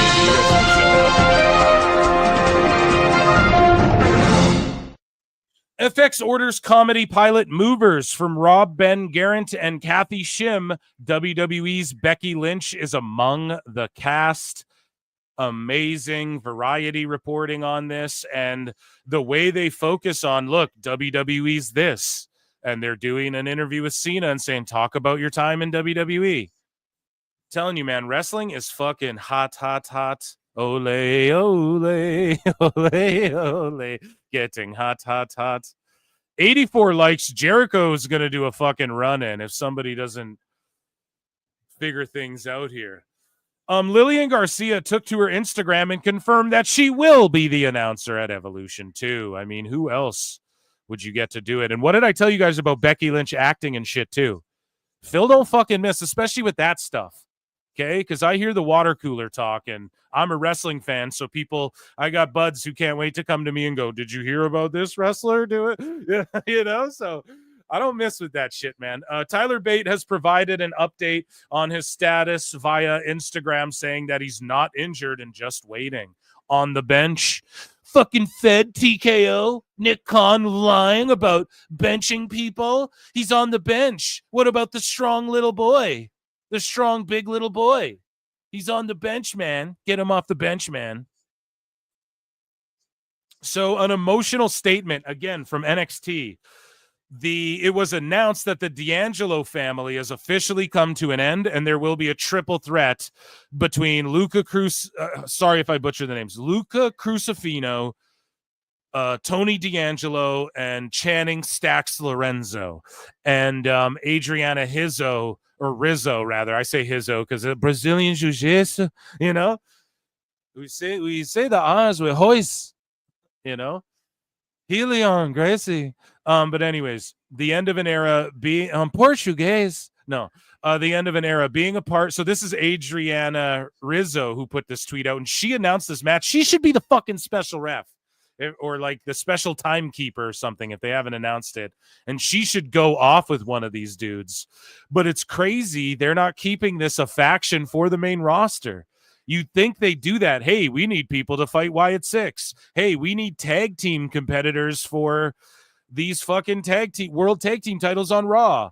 Hey, we need more factions and shit to battle other factions. You'd have thought they'd keep these guys together and call them up. I don't know what the fuck Shawn Michaels and Triple H are thinking. They think they're going to push each of these guys as singles.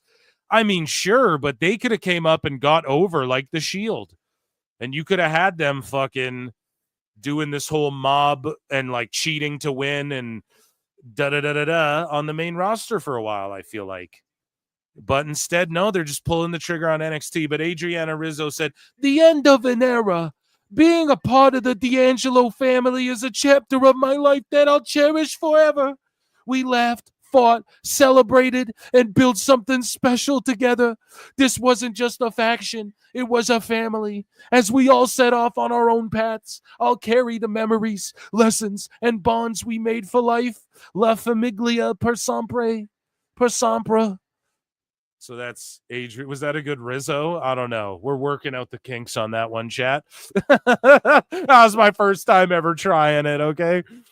So in WWE 2K25, New Jack's entrance theme will play through his no DQ single matches.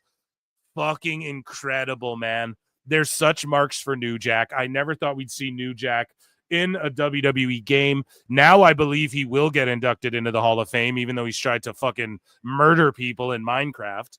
Not even in Minecraft, in ECW, and IRL. No. But no, it's pro wrestling, so hey, he was never convicted of nothing, right? But Nick Khan was a big fan of him. And you know that Nick Khan being a big ECW fan and just wrestling fan in general, him and Tony Khan sort of beef and butt heads about that as well behind the scenes. And I think that, I'm not saying this is all jabs at AEW. Not everything's about AEW, but you know Nick Khan being like, well, I'm a huge ECW fan, and like wrapping up and roping up and using all of the, like putting a bow on, here you go, here's some New Jack in WWE, even if it's in the video game. Who knows if he'll go in the Hall of Fame and shit. Maybe that's wishful thinking, but just a little cherry on top of like, well, yeah, we'll give you New Jack where he comes out in no DQ singles matches. It'll play his music the whole time, like the Gangstas used to do. And also they're saying he comes out with a trash can full of weapons. And then like you can use that trash can full of weapons and pull weapons from it or whatever. So that's fucking amazing, dude. And I'm going to use the shit out of him. All the DLC, what they're doing is they are making the DLC packs fun as well. It's not just like, well, here, we'll add a wrestler. Like using Abyss, using Great Khali is like a unique experience, and it's actually fun as fuck, you know? So more of that, please, and more of Tony Khan and Nick Khan beefing over who's the bigger ECW mark. That was the point I was trying to get to at the beginning of the rant. I'm not sure if I got there so succinctly as Hangman and Ospreay. I'm trying to give this AEW show its fucking due. But anyways, from Fanatics Collect, they share a story about how Logan Paul bought Wayne Gretzky's 1988 Stanley Cup hockey stick, and it's a highly prized piece of sports history because it was used by the Great One during one of the most memorable seasons of his career. In '88, Gretzky led the Edmonton Oilers to win their 4th Stanley Cup in 5 years, solidifying their dynasty in the NHL. It was also his final Stanley Cup victory. And yeah, man, it was the dynasty, the Oilers fucking dynasty. And Logan Paul quote tweeted this and was like, don't regret it one bit. And look at him marking out. Even the Fanatics people are kind of like smirking and laughing at him, and people are like, dude, why'd you pay that much for the stick? He's a huge Wayne Gretzky mark. Listen to him marking out over the Great One, and this made me more of a Logan Paul fan in kayfabe. I'm not the biggest Logan Paul fan IRL, gotta be honest, but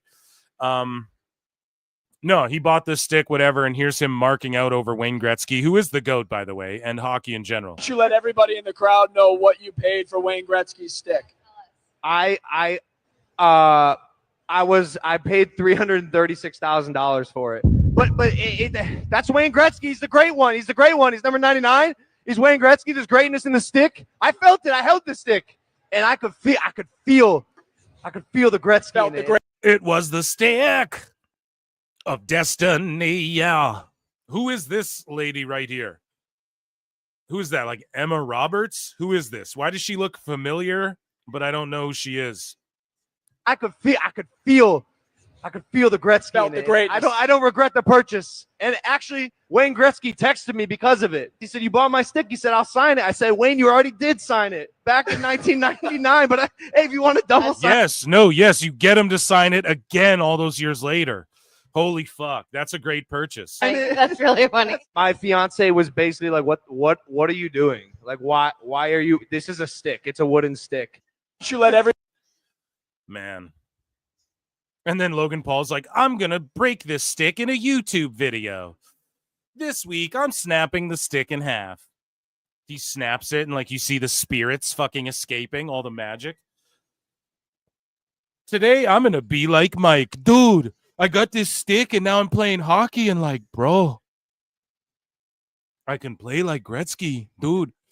Jonathan Coachman says Lyra Valkyria is terrible after her promo with Becky Lynch and Bayley on Raw, which I didn't think it was that. Like, what's got the only thing Lyra gets reactions for is her on the stick. So I don't really know what Coach is watching here, but Coach says, I don't believe a thing Lyra says on the mic. I am begging WWE to start working with some of these talents on delivering promos. It has to go both ways, and Bayley and Becky are light years ahead of Lyra. There are levels on the mic. Yes. Oh, really? You think Bayley and Becky are light years ahead of fucking Lyra? The new rookie year in WWE. This is her rookie fucking year on the main roster. Her rookie run on the fucking roster. And you're like, oh man, Becky and Bayley, who've been doing this for 13 years, are fucking way better than her. No shit. No shit. That's why they put her out there to learn on the fly, and she's carrying her weight. And I'm not the biggest fan of Bird Lady, but Christ's sakes, chat, like, what is Coach on about? There are levels on the mic, and if you're going to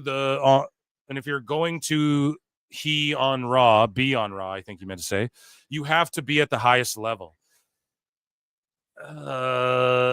If we stack up Coach's promos, now he was good. Okay, but if we stack them up to fucking Lyra's, like, was he not cheesy as fuck? I remember Coach getting shitted on all the time because of how cheesy he fucking was wearing those sunglasses on Raws and stuff back then. So according to a report from TMZ Sports, the Southern California beach house belonging to WWE superstars Seth Rollins and Becky Lynch. Yeah, dude, you can't have beaches and beach houses in California. Like, people will legit just stalk, like, they just stalk where celebrities live at, and then they wait till they're out of town, and they just fucking rob their houses. This happens so much now, especially in the States. It's pretty fucking crazy, dude. But yeah, the house, their beach house, so it's not their house, but still one of their fucking homes. That's got to feel terrible. Law enforcement sources told the outlet that the break-in occurred at approximately 3 a.m., just hours after both Rollins and Lynch had performed on Monday Night Raw in Providence, Rhode Island. Thankfully, no one was inside the home at the time. The report states that the suspect or suspects broke in through a rear slider and took cash from the residence.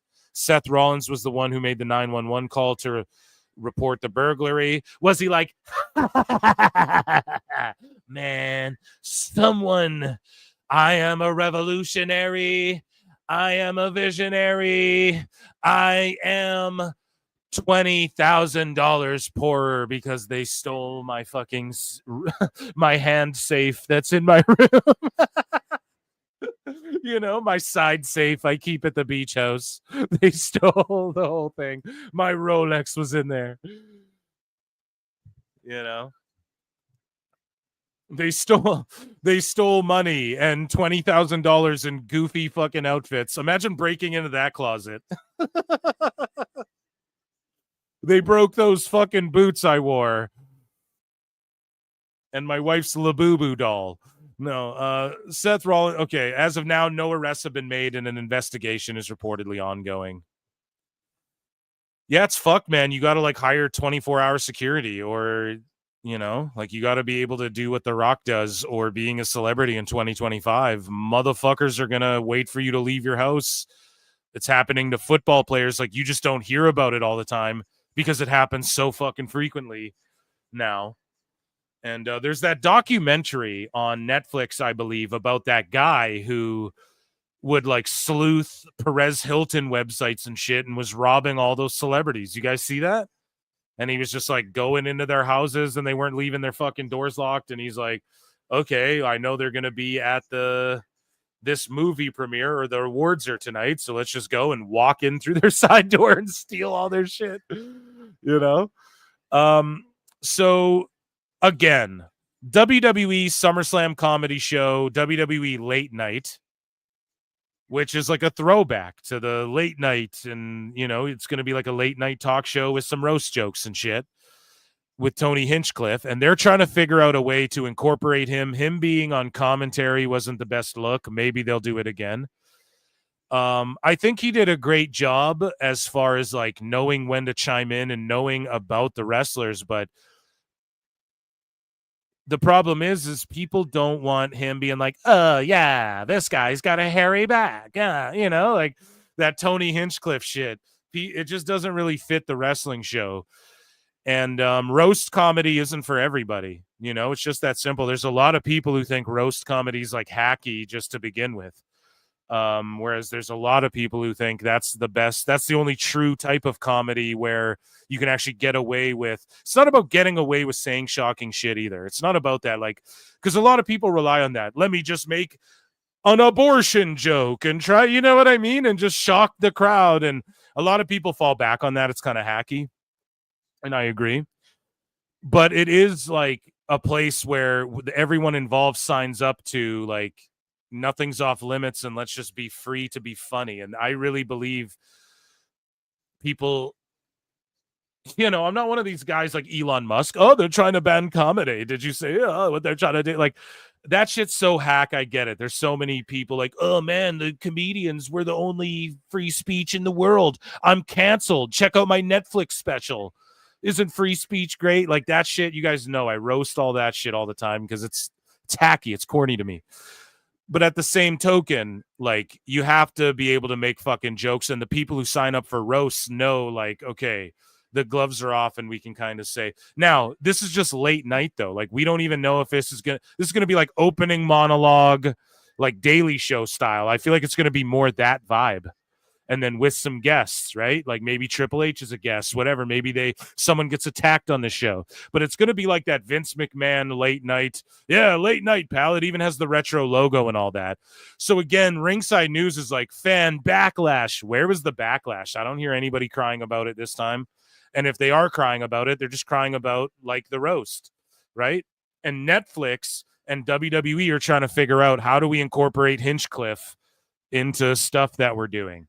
I mean, if the limit to your guys' comedy intake, if pro wrestling's off limits to like, hey, Nia Jax is a big woman and I'm going to make, she's a football player, you know, her safe word is hut, hut, hike or whatever the joke, like she laughed about it. And then she went and made jokes back at David Lucas or whatever that night. If you guys listen to the roast, we have the audio, right? And she's like, oh, it's funny you made those jokes because you wanted to fuck me or whatever. It's a roast. And you have to be able to have fun. So if wrestling's above like jokes and shit, I just don't think it is, man. I think if you're not able to laugh at how silly wrestling is and at yourself, or if you think racial jokes cause a divide more than bring people together, you have a room full of all these different walks of life. And then Cat Williams is doing a fucking racial joke and we're all laughing at white people together. Then we're laughing at Mexican people together. And that doesn't bring you together more.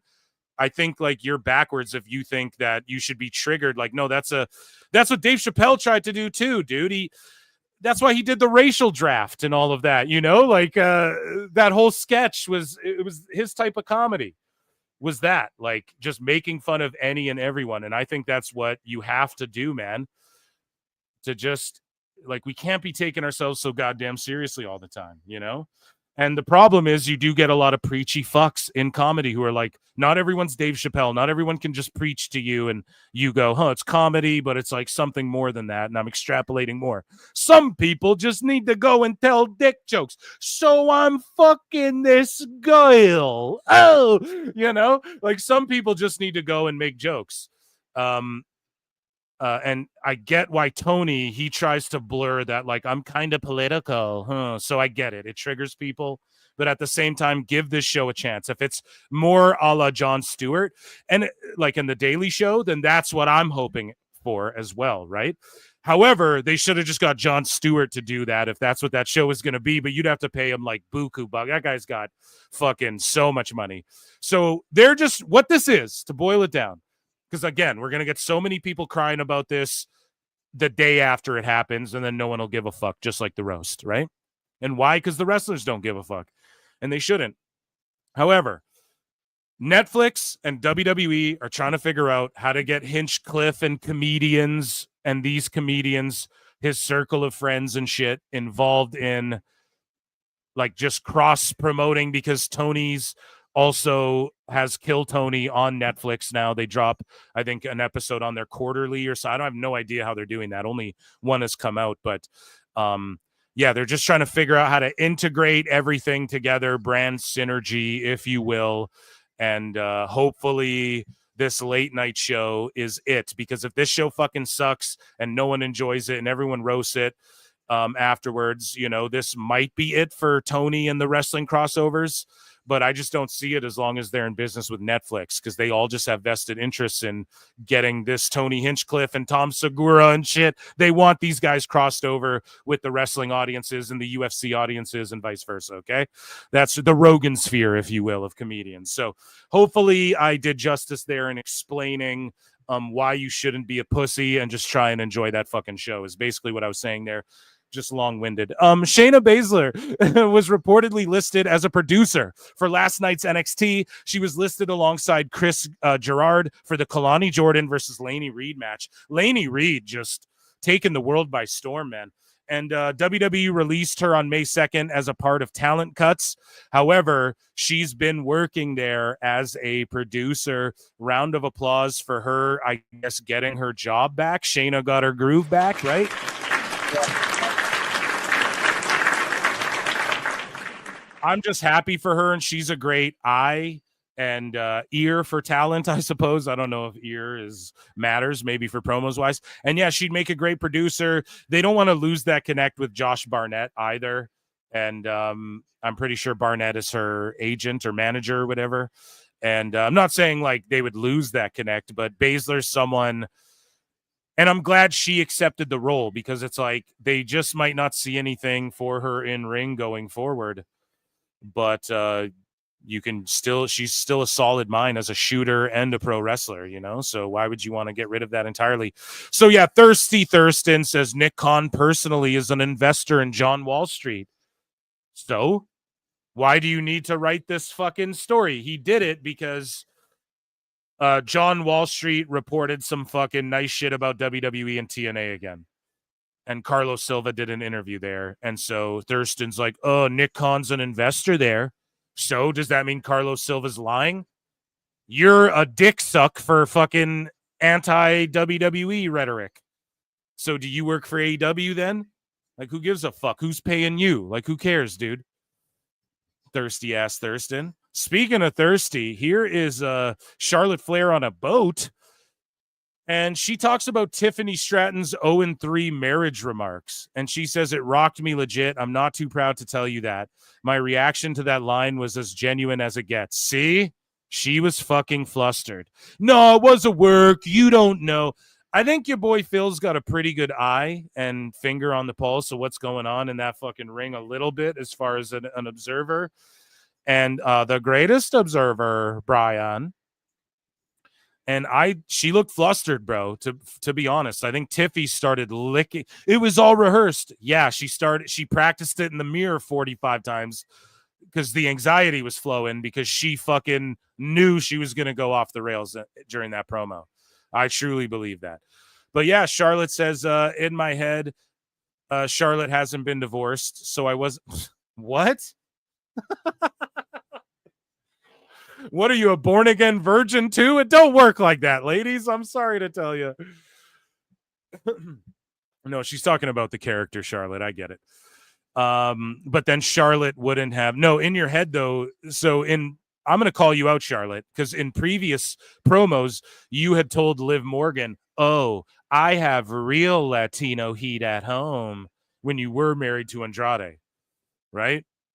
So you did bring that into kayfabe yourself. But anyways, she says, so I wasn't expecting it to come up in that promo.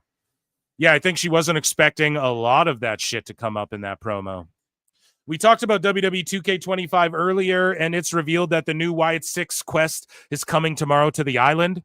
And there will also be footage of Bray Wyatt and promos and shit that he filmed, I guess, that will be exclusive to the game, like little bits of him talking and maybe some stuff you didn't see that was supposed to be on TV that never got a chance to be on TV. But will be accessible beyond the cemetery gates in the Deadlands without needing to complete any chapters. Good, because I'm only done chapter 1. And they're here. Wyatt 6 is on the island with some exclusive Bray Wyatt stuff, and I can't wait for that. Let me check in with chat. Also, how fucking dumb and shitty is the ending to this Dynamite chat? So Swerve wasn't in the match because he had to go get a bulldozer or a crane. So it's just coincidental bad baby booking shit. Well, Swerve wasn't in this match because we have Shibata, so he was there to get a crane. The real reason. It's like the Casino Battle Royal. Oh, so he wasn't in the match because you wanted to do a fucking crane spot with him that nobody popped for, and then Ospreay's doing moonsaults and shit. Right, and we know that Hangman's gonna win at All In. So fucking Hangman, the buckshot lariat gets interrupted, European uppercut, and then fucking he just squares off with Moxley. Why wouldn't you hit Moxley?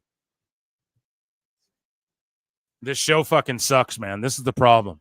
Wolverine DX for 5 says, I still can't believe Athena is not on that card. Bro, we're going to talk about that in AEW news. Athena's not on the card. Neither's Queen Aminata, who's like, don't ask me if I'll be on the show. I don't know, or something she said. We'll get into that. Yeah, what, just like a convoluted shitty? Yeah, Swerve's like, I know, bro. I'll come in and flip a car with a crane like the Attitude Era, man. And everyone will be like, holy shit, what an ending.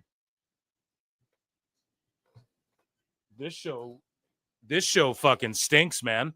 Wolverine DX for $5 says, oh yeah, why make her promote that show? Because she's from Texas, B. That's where she fucking lives, bro. So they just paraded her out there for nothing. It's quite despicable, actually. And Thomas Moore for 10. My word, guys. Says CM Punk did it.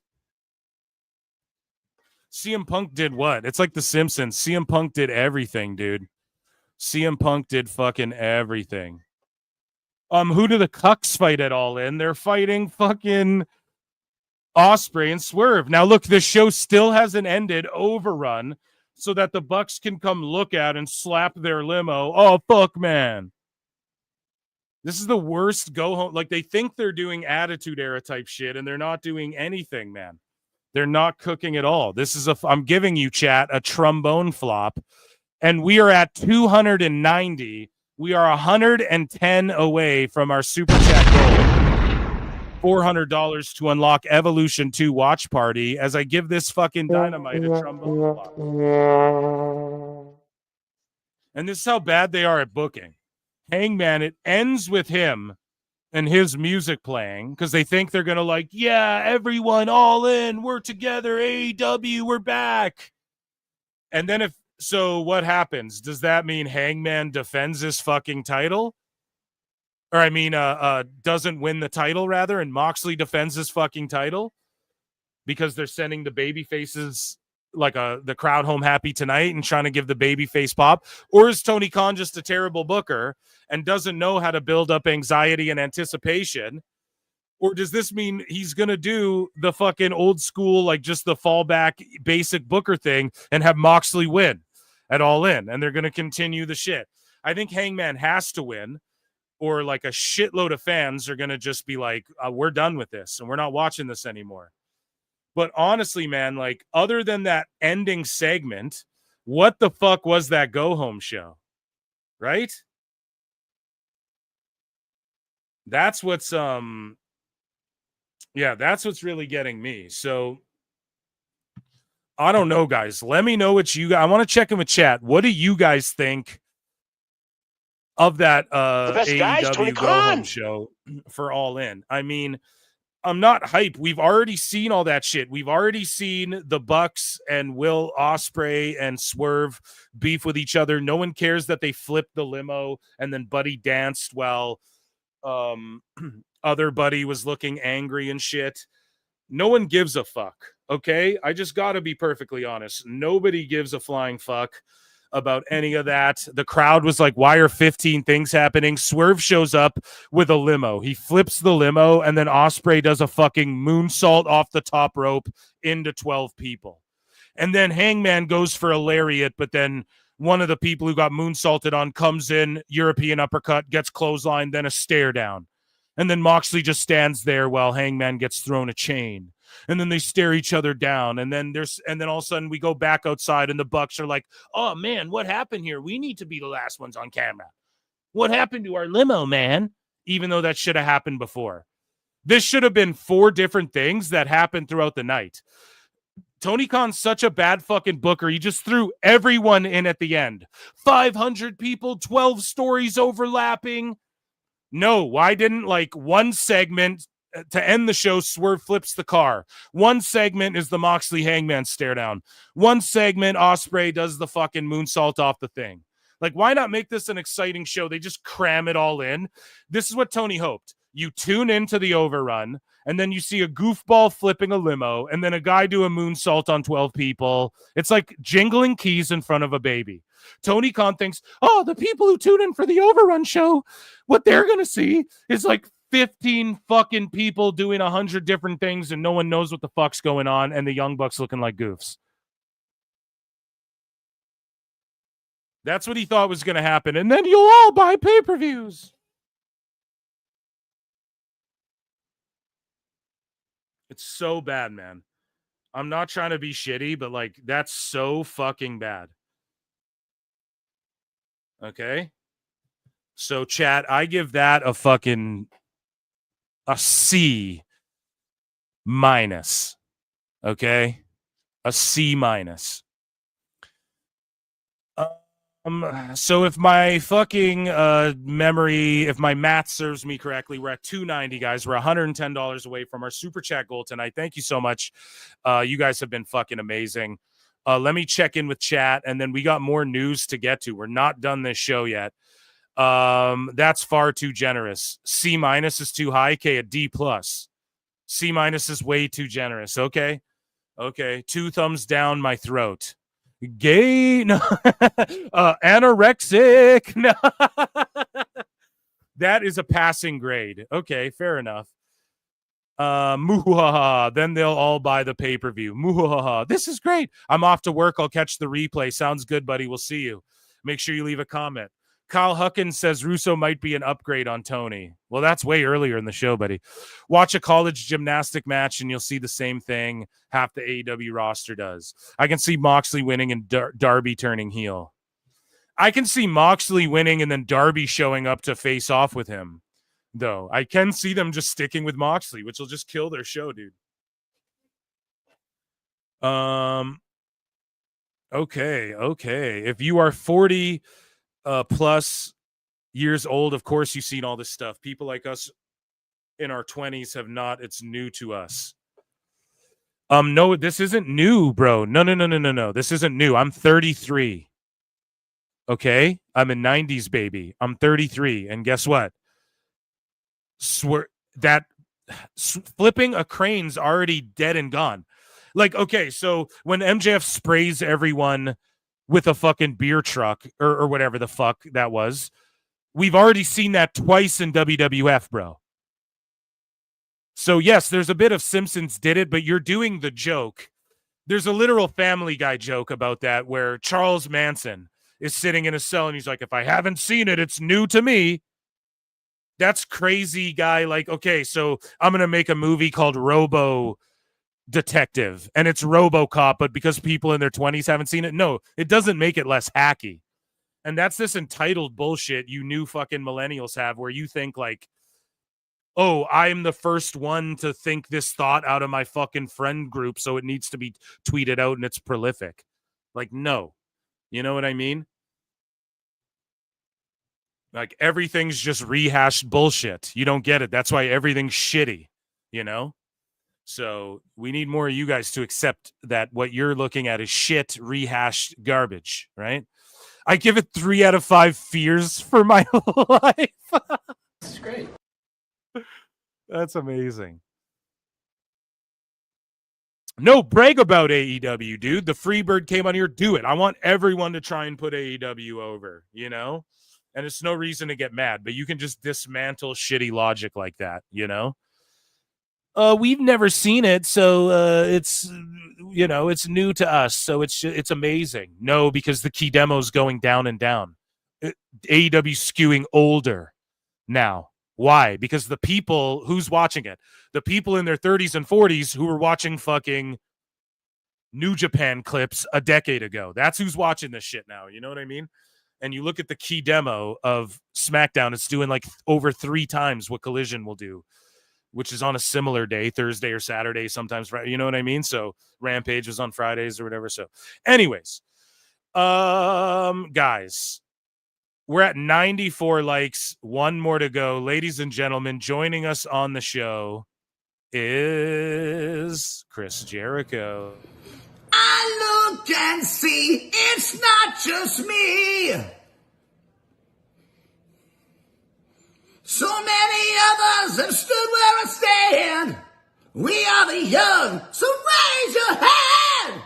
They call us problem child. We spent our lives on trial. We walk an endless mile. We are the youth gone wild. We stand and we won't fall. We're 1 and 1 for all. The writing's on the wall. We are the youth gone wild. Let me get wild.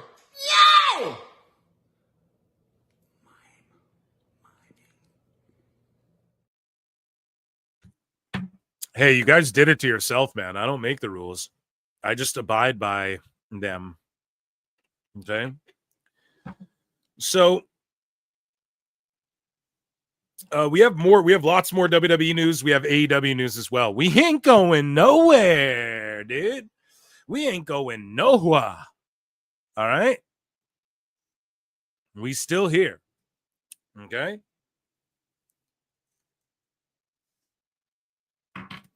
Moving along here. Let's hit another breaking news, because fuck it. Because fuck it, that's why. WWE Raw drew its lowest numbers for last week's episode. The show scored 2.5 million views globally for the week per Netflix data, 4% down 4% from the prior week, and with 4.6 million hours viewed, it's down 12%. The views and hours viewed were both the lowest yet. The show ranked number 3 for the week on US, number 3 on Netflix for the week. That ain't bad at all. Even with the prior week, and number 5 globally, down from 4. So I don't know, man. It's summertime, and I give AEW this as well. You know, when they pop their good rating for Grand Slam Mexico. I know it's a hot lucha summer, but even on my YouTube channel, man, views are down and shit in the summertime. Anyone will tell you that, you know. And then they're up around the holidays where everybody's home and there's not much to do and you're inside more. So again, man, it's doom and gloom bullshit. Their lowest rating on Netflix is their highest ratings they've done in years and years.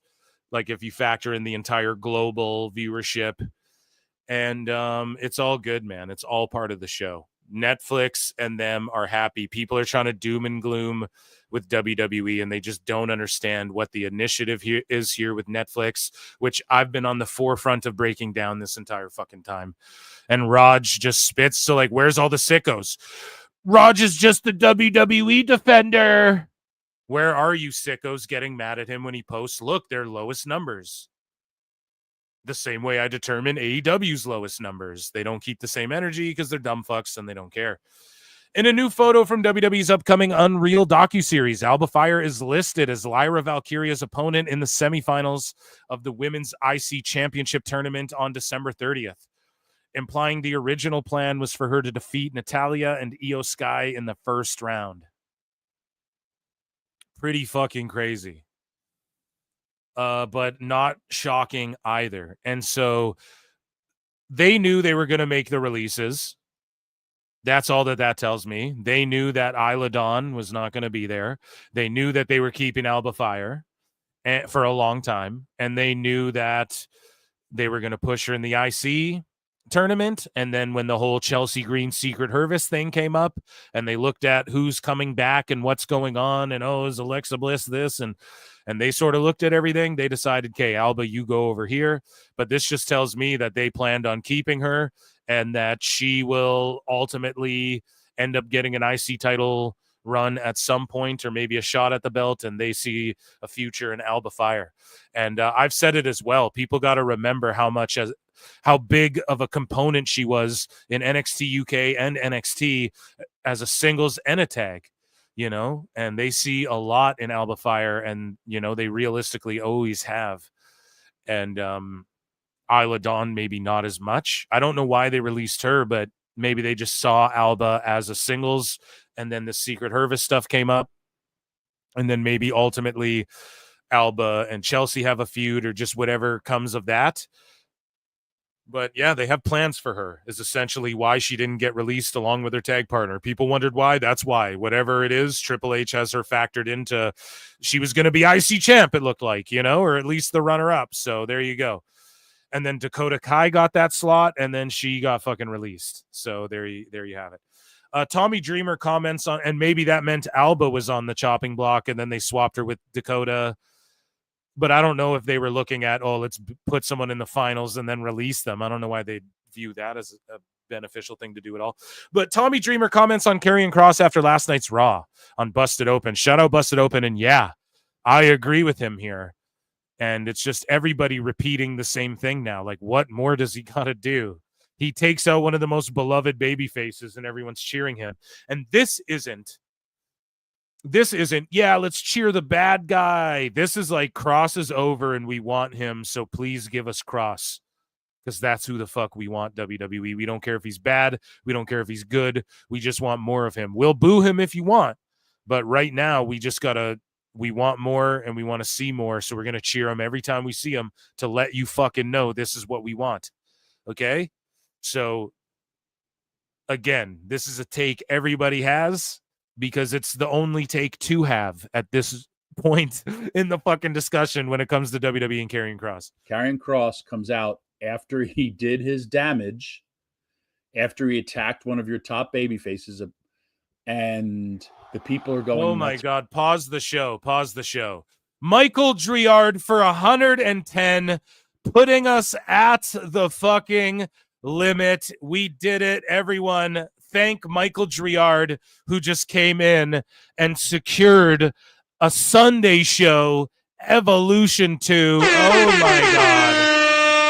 Oh my God. Amazing. So it's locked in. I will be live Sunday for Evolution 2. Amazing stuff,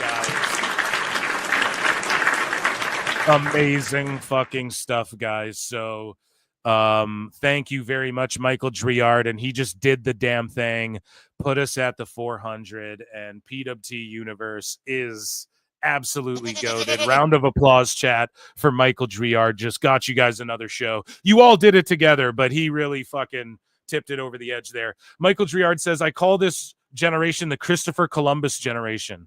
Out here thinking they discovering shit. And it's funny because that's just it, right? Like, it's the perfect analogy, because like the history books will tell you he discovered shit that he didn't really discover. You know what I mean? So exactly. It's so fucking funny. I love that. The Christopher Columbus generation. I really love that one. And yeah, Phil, we're going to be smoking on that Evolution pack this Sunday, my guy. He just came in and said, dude, we're going hard on a Sunday. We're going to have the club going up on a Sunday for Evolution 2. I can't wait for it. And there you go, guys. The price was right tonight, man.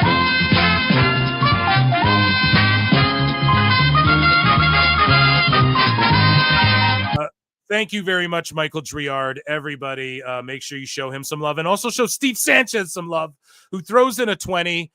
And how about this? If we get to 500, I'll go live for the preview show tomorrow, or I'll just record it. I mean, it's up to you guys. There you go. If we hit 500, you guys will force my hand, and I'll just go live for the preview show during the day. You'll get another show from Phil Marks Thursday. But Yeah, that'll be like an hour long or so because I got to fucking go see Superman, all right? But Steve Sanchez, there you go. He just, another 20, we're at 420. So where's the Perry Pack smoke up? There you go. But we already got the Sunday show, so this is amazing. Anyways, Steve Sanchez for Miss Marks, since we got Phil's for some wrestling. Hey, yeah, it's her birthday coming up this month, so there you go. You just got her a bottle of wine there. So thank you very much, Steve Sanchez. The whole entire PWT universe, another round of applause for you all. Thank you guys so much. And let's continue the show. We got a lot to get to. I don't give a fuck. We reached our goal, but I ain't done. The show ain't over. We didn't even get to AEW news yet. We're still trudging through WWE. So thank you very much. Let's get back into the hot news. And yes, I'll just throw that out there. If we hit 500, I'll go live. If not, tomorrow.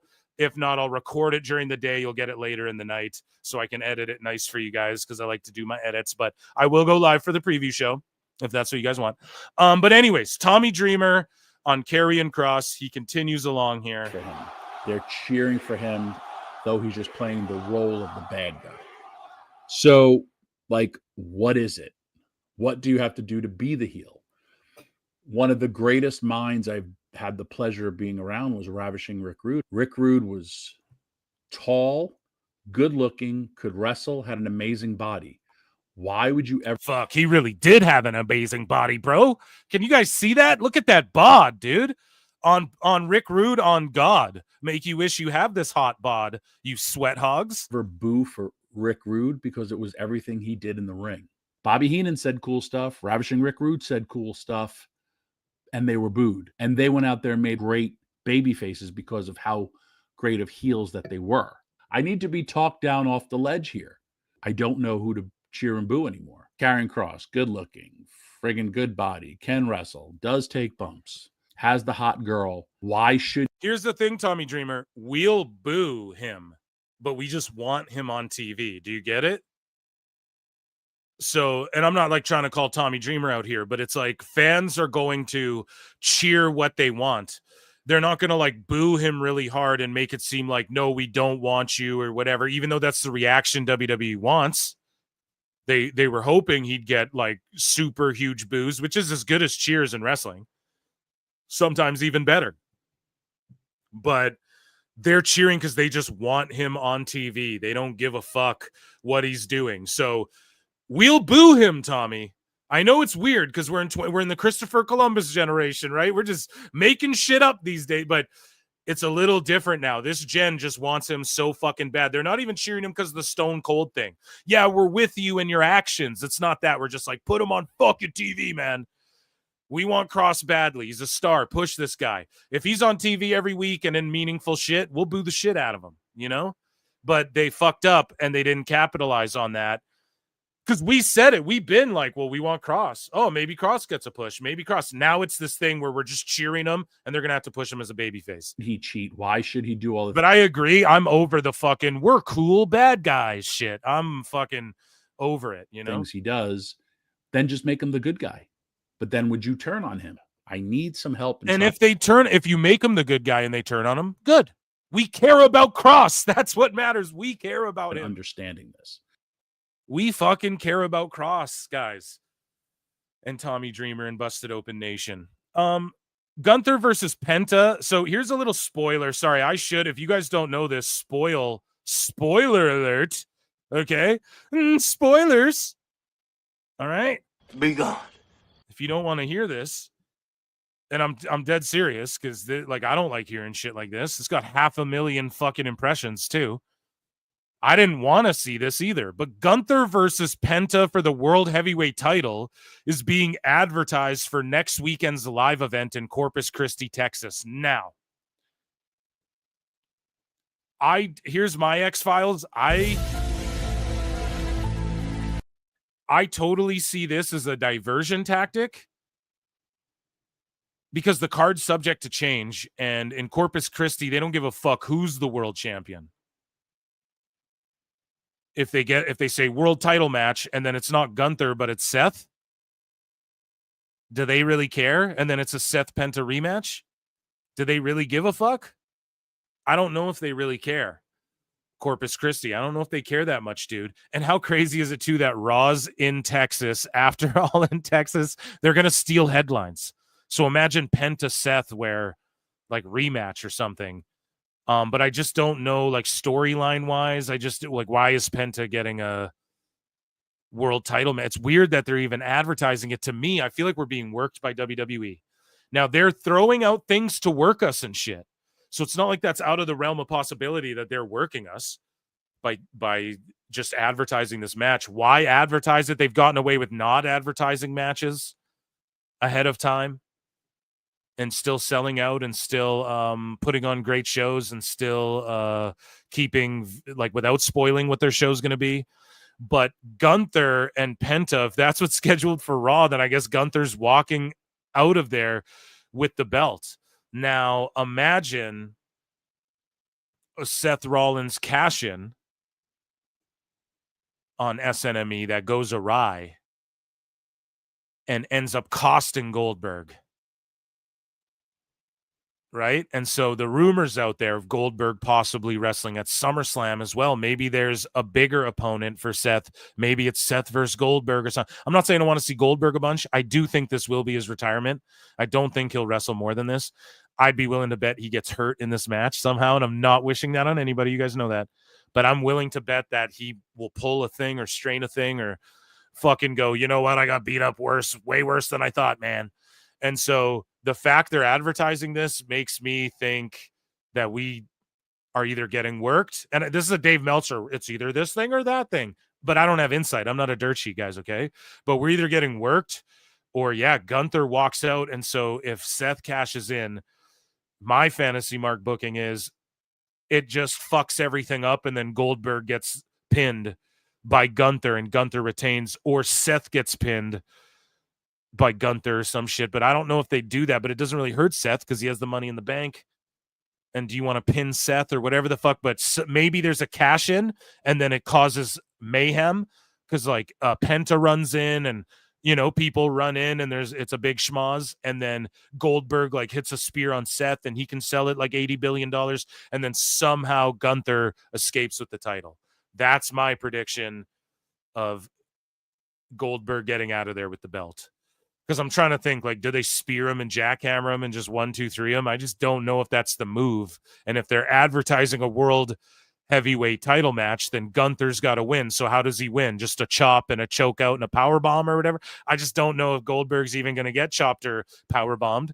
He's probably going to get choked out. Are they going to retire Goldberg by choking him out clean? He is kind of a fucking MMA mark, but I think it'll be like lariat, choke out, Seth Rollins cash in, Gunther averts it, stomp on Goldberg, 1, 2, 3, Gunther rolls out with the belt, Goldberg hits a fucking jackhammer on Rollins or something in anger, or on someone who can get up for a jackhammer and make it look pretty, something like that. You know, they're going to end with Goldberg like on top, but he didn't get the belt or something, and they kind of spoiled it. Or we're getting uber swerved here by fucking, and they announced this match knowing like they're all going to think on SNME that fucking, that Gunther's going to leave with the title. Boom. We just swerve them. Seth leaves with it or whatever the fuck. And then we'll do Seth versus Penta on the Raw because they've been beefing and he's got beef with their faction. You know, I could totally see that happening because they want to steal headlines this weekend. That's the objective of this weekend. Keep the news cycle about WWE and only WWE. Preview show tomorrow. So here is Roxanne Perez working out with Sheamus. And she points out that the start of Gunther's WWE entrance theme sounds like Baby Shark. Now, Mrs. Marks pointed this out to me as well. She's like, you know that sounds like the beginning of Baby Shark. And I was like, I don't think so, but it is what it is. And then we sort of argued about it because that's what old couples do. And then turns out she was right, because that's also typically what happens when you're married, fellas. You find that out. Your wife is typically right about shit. What's the most embarrassing song on your playlist? I love Justin Bieber. I also have Baby Shark on mine. Here's the thing. Baby Shark's embarrassing, but Justin Bieber's not that embarrassing. Like, he's got some bangers, you know? Last week, my niece was watching, and my sister calls me. She's like, funniest thing just happened. Gunther, it's the first time she watched Gunther. And Was he singing Baby Shark? No, his music starts playing and it's like, da-da, da-da. Oh, like. And my niece goes, oh, it's Baby Shark. And she just starts singing Baby Shark to Gunther's theme song. And now I can't unhear it. Every time I hear Gunther's theme song, I hear it. Well, because Baby Shark's doing sort of the Jaws thing. Da-na, da-na, da-na-na-na-na-na-na-na, you know? We should change Gunther's music. It should be a poll online, guys. Can we change Gunther's music? Poll in the chat. Can we change Gunther's music? Hey, Seamus, you came to the right place. PWT's known for their massive polls. So poll in the chat. No. Whatever it is he has now to Baby Shark. I think it'd be awesome. I think it would be awesome. Yeah. Why not? The kids would love it. Of course they would. Gunther's all about the kids, man. Yeah. Yeah, I don't know, man. I don't know if that's the move, dog. Oh my goodness. We have another. Wow, you guys. Thomas Moore for 20 says Michael needs to be first entrant in the PWT Hall of Fame. Well, there is a PWT Hall of Fame. There's like, well, not a Hall of Fame, but just the awards. And Michael, who are we talking about? Are you sure about that? The first person in the PWT Hall of Fame will be me, motherfucker. Oh, Michael Driard. Right. Makes so much sense, right? I was like, do you mean Michael Madsen? R.I.P. I just love that guy so much. I'm so sad he passed. But Thomas Moore, thank you. Yeah, dude, you put us up to 440. So guys, we're 60 away from a live show tomorrow and not a recorded one. So hey, up to you all. And I got to find panelists. So I'm going to be up all night tonight. Up all night. Michael needs to be the first entrant. Yeah, dude. I mean, there's a very good chance. We could do a listener wing where we induct someone or give them like viewer or listener of the year. Maybe not this year because we're halfway through, or we could start considering now. But there is like a PWT Hall of Fame, Thomas Moore. But it's not a Hall of Fame. It's just like I give out the awards every year. You know, I should post it in the Discord. I should make a section on Discord and like list it. You know, but I do all these goofy awards. Everyone does them, but it's just pretty much like who you guys pick. And then I come in and can usurp the pick, but I typically agree with the PWT universe. You know what I'm saying? I'll be a panelist. Michael Jordan. I can see Phil doing 5-star matches. Ouch. Ren QCC. We're getting to it. Don't worry. Happy Rusev Ren's Day to all. We're getting to Ren's Day. Don't worry, chat. We haven't forgot. Bro, Jungle Jerkoff had nothing but average to bad matches his career, and Tony loves him. He's a good fucking worker, man. I enjoyed his matches, like especially with Luchasaurus. I feel like them killing that off to try and make Jack Perry a badass was the goofiest thing ever. Fun fact, John Williams wrote the theme to Gilligan's Island. Ooh. Sounds hot. No, you mean Gilligan's. It's John Williams. No. I'm not listening. Gunther's great. I don't hear you. It's not Baby Shark. It's John Williams' Jaws theme. Yeah, exactly. They're just doing the Jaws thing. You guys nailed it. You guys fucking nailed it. Okay, guys. So let's move along. We got more news. We got more WWE news. So Scott Stanford. I'm Scott Stanford, and this is This Week in WWE. You guys know this guy? He used to do the fucking, here's the events we have coming to near you, you know. Scott Stanford has confirmed his departure from WWE after 15 years with the company. You will be missed, buddy. But yeah, Megan Morant can do your job now. I'm fucking joking. Jade Cargill says we can expect 5-star matches, surprises, and women giving it their all at WWE Evolution, and we'll be watching it all live all Saturday and Sunday. Get ready for a PWT weekend. The W is for weekend in PWT this weekend, folks. Everything. You know, we have Trish Stratus that's going to be there. We have Nikki Bella that's going to be there. Being a part of such a phenomenal cast of women, you know, and just being on a stage and having a little girl at home that's watching and seeing everything I'm doing, it means the world for me because we're here to create the footsteps for the next generation and the next generation. Yeah, we love that. Yeah. And, you know, WWE, I've watched for years. We know it's known for all these big surprises. You're like, wait, what? This just happened? Yeah. What can we expect without giving too much away? Oh, man, 5-star matches. Women going out there, giving it their all. You know, we're here to represent this. Jade, that's that fucking Meltzer AEW shit. you need to get out of your head. This is our second Evolution show. You know, Yeah. like we're out here trying to represent for us and to show people that we're here to stay and we're here to help the next generation and continue growing. Yeah. Everything. You know, we have. Hell yeah. Shadow Jade, man, selling the game. I'm excited for it. WWE LFG, Zena Sterling and Elijah Holyfield go public with their relationship. Now, I mean, lucky for her, she found a dude taller than her. She's a tall woman, you know. I know how important that is for ladies. A lot of them are like, you know, they get asked how, you know, does your man have to be tall? And they say above 6 feet, or they say, I don't care as long as they're taller than me, right? Like those are the two. Ask any woman, right? And so, yeah, WWE LFG, Zena Sterling and Elijah Holyfield go public with their relationship. Imagine their babies. The freak athletes they're gonna fucking be. They're already NIL'd, pal. They have fucking they have like a WWE starts like freezing their talents' eggs and like other talents' sperm and shit. We'll create super wrestlers. We'll take over. Dude, that's the next step. The fertilization wing, the FIL. But seriously, though, I mean, if these two have babies, god damn, will those kids be just superior genetic fucking Scott Steiner level freak athletes. And good for them, man. So here is Cody Rhodes. Now, fuck, man. Fanatics goes hard. When you play this Cody Rhodes show, I forget what it's called. So what do you want to talk about or whatever? When you play clips of this, man, they go hard on you on YouTube for this show. It's like immediately when the live goes down, they're like, oh, we got you for this clip of them talking about or them talking about Ryback or whatever the fuck. So I'm going to play this and hopefully I'm going to like scroll down and try and transform it enough. And here's Ricky Starks, though, who talks about having quite the first phone call with Triple H. And he shares his story of his first phone call with Triple H. And we also have Ricky Starks in our next segment, AEW Hot News. So don't go anywhere. I know it's late. I know it's after dark. I know we've been here almost 4 goddamn hours, 3.5 hours, but we still got AEW news, folks. And Ricky Starks talks about how he got shit for supporting his guy. And what I love about this show is these wrestlers get shit-faced, man. I fucking love it. I love it. This is one of the best pods out there. And they just get shit-faced off Wheatley, and Ricky Saints was fucking lit.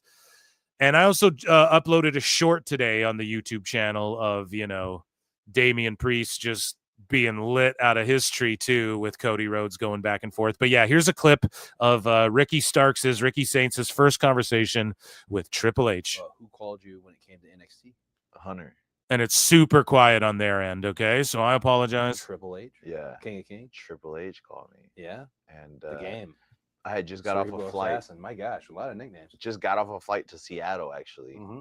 And he called me, and I was just like, I didn't know the number. And it didn't say Stanford or anything. So I was like, who is this? And I always answer it. Even if it's unknown, I always answer. Because you never bold. know. I know. That's bold. I never answer my phone. I like it. Yeah, dude, I'm the opposite. I don't answer my phone. I turn notifications off. Like I only see like messages and shit when I open.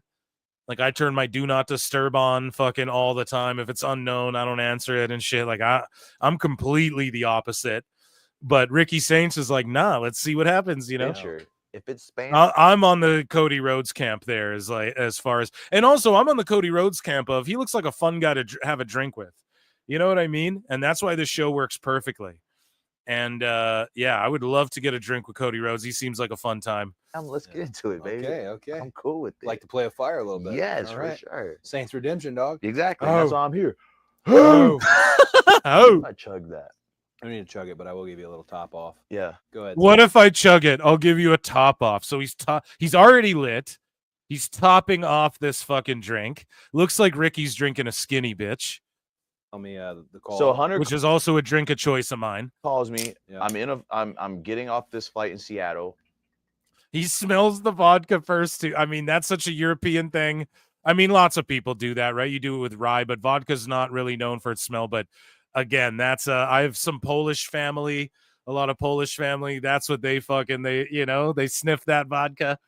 You know, it's just the truth. It's how they get down. And I can barely hear him. because the airport's so loud. Even though this is American vodka. Yeah. And he Lots of pauses. Don't want to get sniped. he asked me like, "Hey, would you like want to come in? And we're interested. Blah blah. We would love to have you. Talented, X, Y, and Z." And I was like, "Oh yeah, sure, hell yeah." And right as I'm getting on the tram, he says something about like it was like Raw or SmackDown, and I was like, "Wait, what? What did you say?" And I was so scared to say, "Hey, can you repeat yourself?" Because I know how it feels. That I said, "Yeah, for sure." Basically, what he was saying was, "Hey, we're not gonna put you on Raw or SmackDown just yet." But could have been anything. yeah. I didn't know. I was like, "Okay, sweet." Yeah. But he wanted me to Could have been anything. Cody Rhodes is like, could have been anything, and you're down. Yeah, sweet. You know, just wanted out of AEW so badly. Sean. And so that was like a big thing. I was like, "Of course I will." Like, yes, I would love that. That's all I really wanted is just resources. I feel like I'm a rough diamond that just needs a little polishing. Hell yeah. So to finish off our WWE news, it's Wednesday, everybody. Two's in the chat for Ren QCC. Let's see peace signs in the chat. It is Wednesday on Rusev Day. Mind you. Hey guys, happy Wednesday. I know a lot of y'all are mad at me, and I understand because if I were you, I would also be mad at me. I didn't do what I did yesterday because I wanted to. I did it because I felt like I had to. Last night was not the Charles that I know. This is not Charles. And I know a lot of you are saying I threw the towel in because I wanted to keep Tavion in the NQCC, or I thought he was weak, or I didn't want him to go out like a man. But that's exactly the opposite. Tavion is the toughest person that I know. His leg was wrecked and he kept fighting because that's just who he is. He never quits. And I know that. And I need you to know that I knew that. And I did. Wednesday is just her. Oh man, this one is like no theme. It's just her like doing a confessional, feeling guilty about NXT. I fucking love it. Did what I thought I had to do because I knew he would rather go down fighting than walk. So if you want to be mad at me, I don't know what else to say. But I did what I thought I had to do.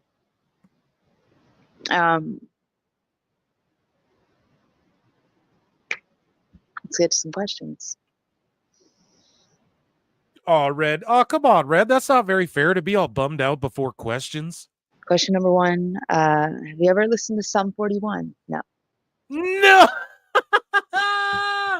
You know she has. Shot at AEW. Question number 2. Question number 2. Excited for Superman? No. Question number No, just no. She's all boo-boo. She has boo-boo face, guys. Jobber face. 3. If you were stranded on a deserted island with an NXT superstar, which one would it be? No. Just kidding. I don't know who it would be, honestly, at this moment. I honestly would rather be there by myself. But if I had to choose, I could tell you who I don't want. Charles. Right now, I think Tavion's mad at me, so I definitely wouldn't be stuck on an island with him. And I also don't think that I would choose Miss GM Ava, because clearly she couldn't even choose me for Evolution. I mean, that's something we can talk about, right? Because, like, Okay, and there you have it, ladies and gentlemen. That was Wednesday. Round of applause. I'm going to check in with chat. I'm checking in with you once more. Once again. And yeah, that was Dynamite that we watched tonight. I mean, I rated it a C-. Everyone chat said it was too high. That's too high of a rating. So I don't know. That's a passing grade. I think it passed though. No? Am I wrong, chat? Was that Dynamite that bad? Like, I know I was going off and giving hot takes and shit, but damn. Lucy Moody, she's obviously looking forward to the new Superman. We need the Ren and Harley comedy hour. We really do. Only one person put their two. Oh, no, I see you, Sassy Girl. I see you, George Capture. I see you. I see some doses in there. Now, Phil is 33 like me. Interesting. Twinsies. Cody and Ricky as heels is going to be awesome. Yep. I don't know. I blocked him. Blocked who? You can vodka, just like wine, always smell. Really? Is that a thing? See, I didn't fucking know that. It's just something I did because that's what I saw my grandfather do and shit. You know what I mean? So it just, yeah. Forrest Bump, White Girl Interrupted. Cody is the new Club Shay Shay. Yeah, exactly. You can terroir vodka just like vodka always smell. Bro ended up on NXT off of bad audio. The soda, me too, dick. I sniff. Okay, come on. I didn't know. Oh, come on now. Yeah. Many years for me since I've experimented. But yeah, what nice for being open. Yeah, my B-day is in Feb. Nice. I'm in October, baby, as you guys know. What I watched was that bad. Okay. She's obviously looking okay. We're all basically caught up. 460. You guys crushed tonight as well. We have AEW news before we get out of here, ladies and germs. And I'm gonna roast Meltzer, but I'm gonna do it tomorrow. It's gonna be the opening segment before we preview the cards tomorrow. Okay, so yes, let's get into AEW news. Everybody, all together now for an Ichi ni Sanda. And we have AEW news. So, okay. We have tons to get to here today, guys. MJF speaks on WWE counter-programming AEW. So MJF says, you mean shows that are running at the exact same time as us, even though they claim we're not competition? How do I feel about it? I think it's a smart business practice. I give jolly old St. Nick and Trips a whole lot of credit. At the end of the day, if you can't stomp out your competition, you're doing what is necessary.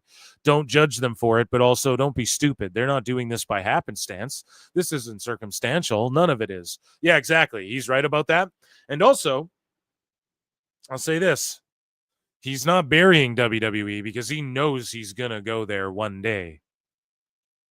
Right? And MJF's not stupid, even if this means he has $10 million in the bank and then goes there and makes $1 million a year or $750K a year, which I'm sure he knows that he's going to make more than that, or he at least anticipates making more than that. At the end of the day, he's a pro wrestler at heart, and he's going to go to WWE, and he's going to add that notch on his like. You think he's just off doing Netflix movies, and he's going to, I'm just going to stay in AEW the rest of my career? No, he's going to be in WWE one day. Like, that's a lifelong goal for sure, and he will be. I could see him maybe. I don't know if Cody Rhodes is champ and MJF gets there while Rhodes is champ. I could see them politicking and getting a world title match out of that. I just don't know if MJF. He'll have to reinvent himself in a way where he's not just like making the small dick jokes and like, hey, you're fat. He can't just go back, rely on that. He's going to have to like go past the 6th grade. Oh, middle finger, huh? I'm a dick, aren't I? I'm your scumbag. It's going to like have to be more than that in WWE. But still some of that, but more than that, So here is this quarter hour that drop for the Ospreay Swerve match. I don't know if they missed the peak on Will or if he just never was the guy, but he ain't the guy now. Will never peaked yet. He's an indie guy famous on the internet for Japan and all that sort of shit that he was doing, TNA and all that stuff. And they had the opportunity to build him up. But what they did was they brought him into the company, said, look, he's the second coming of Jesus Christ. He's the greatest wrestler ever. Look, he's a super wrestler. That's what they were calling him. And look at all these 5-star matches, and then people watch and they go, well, come on, it wasn't that, right? So it's just disingenuous bullshit. And then he's a guy, what has his buildup been the last 2 years or year?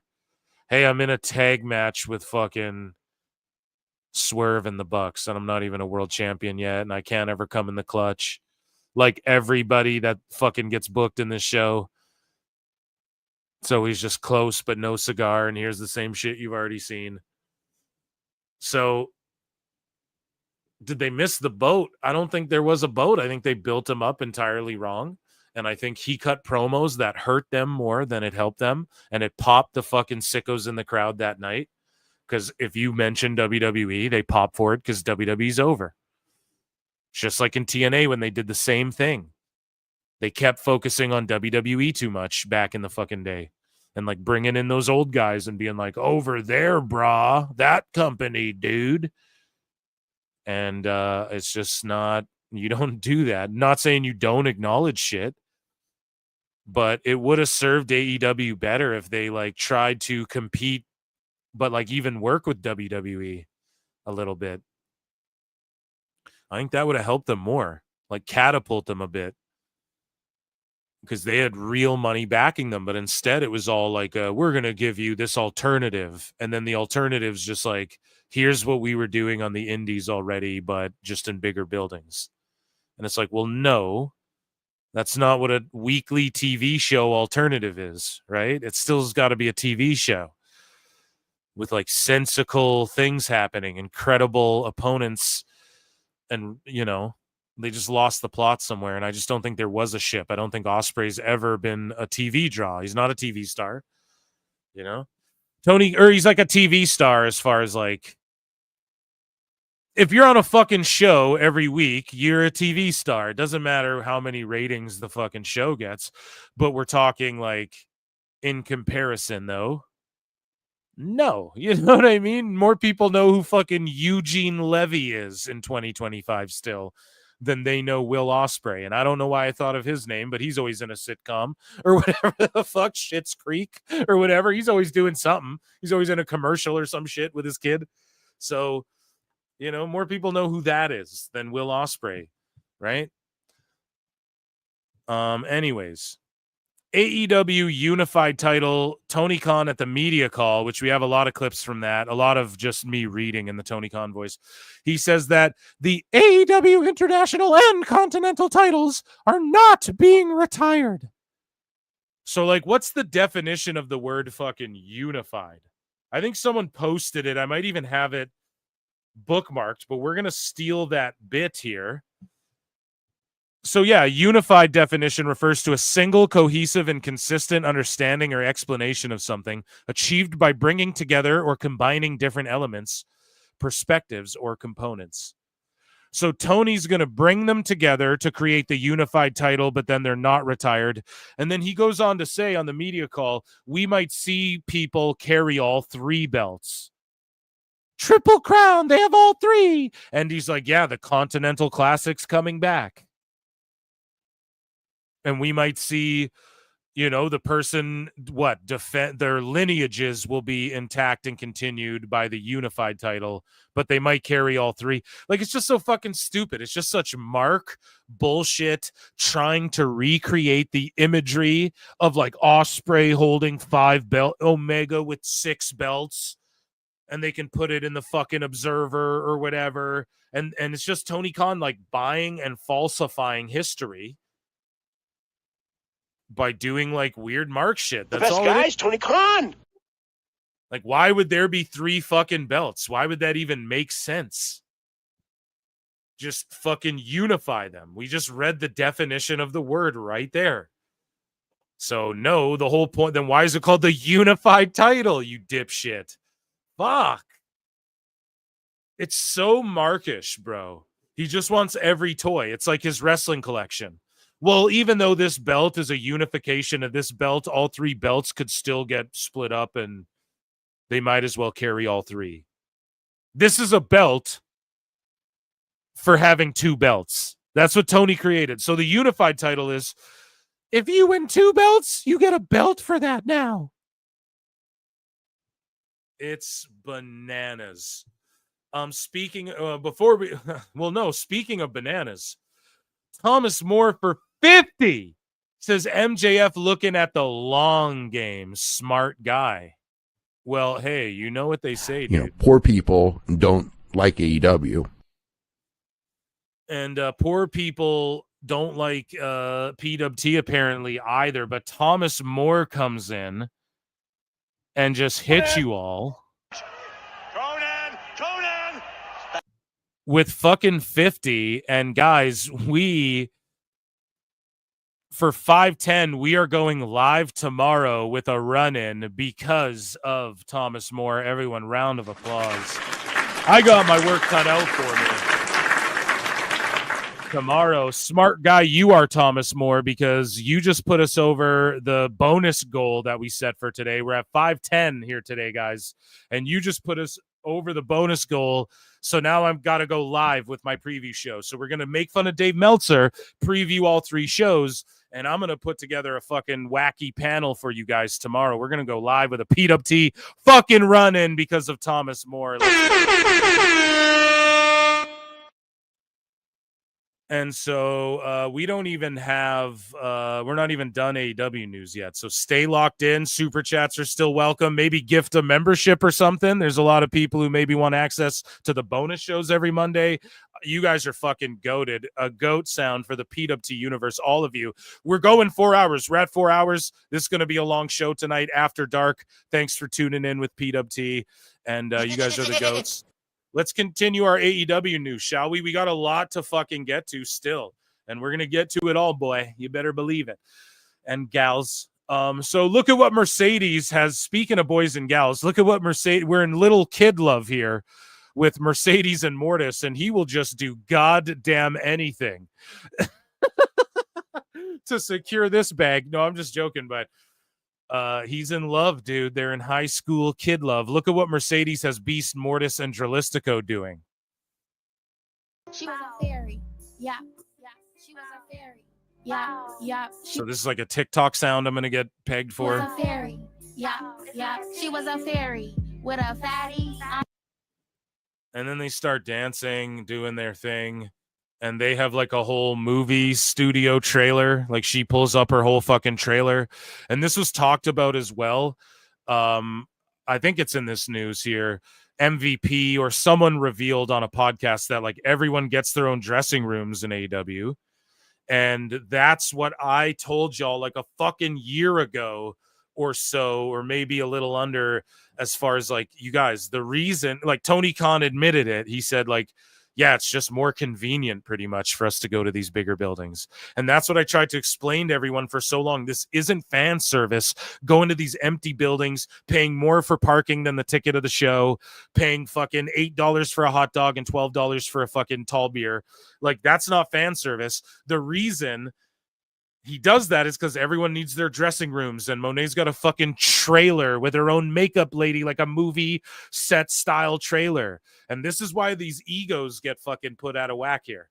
And like everyone has their trailers. Punk had his trailer, and it's different than the fucking dressing room of the Bucks and blah, blah, blah. Right? So even Randy Orton, he's got his own bus. Okay, but he goes and changes with the boys in the locker room. Like, there has to be a team vibe, some semblance of that. And the majority of folks in AEW went from indie nothing, hot dog and a handshake, to fucking I'm getting everything paid for. I'm on 6 figures, and I fucking am hanging out in a dressing room with the Bucks, and we have our own room, and they make sure there's enough room for me at every show we go to. Think about that, right? So I don't know. Mercedes just making Mortis cringe himself. Hey, people do wild shit for love. You know what I'm saying? Here we go. MJ from NJ says, who is lying and who's telling the truth? So on TV Inside, MJF says all of those top wrestlers used to have creative control in WCW, but here in AEW, only a selected few has creative control. And then on the All In Texas media call, Tony Khan says, Mercedes Mone does not have any creative control. He calls the rumors surrounding the topic untrue and ridiculous. I am the only person with creative control over the show. I've had the final say since day one. Okay, then why have you and everyone else refuted that? Well, no, hold on. And I've explained this too. Tony's right here. Like, he has the final say.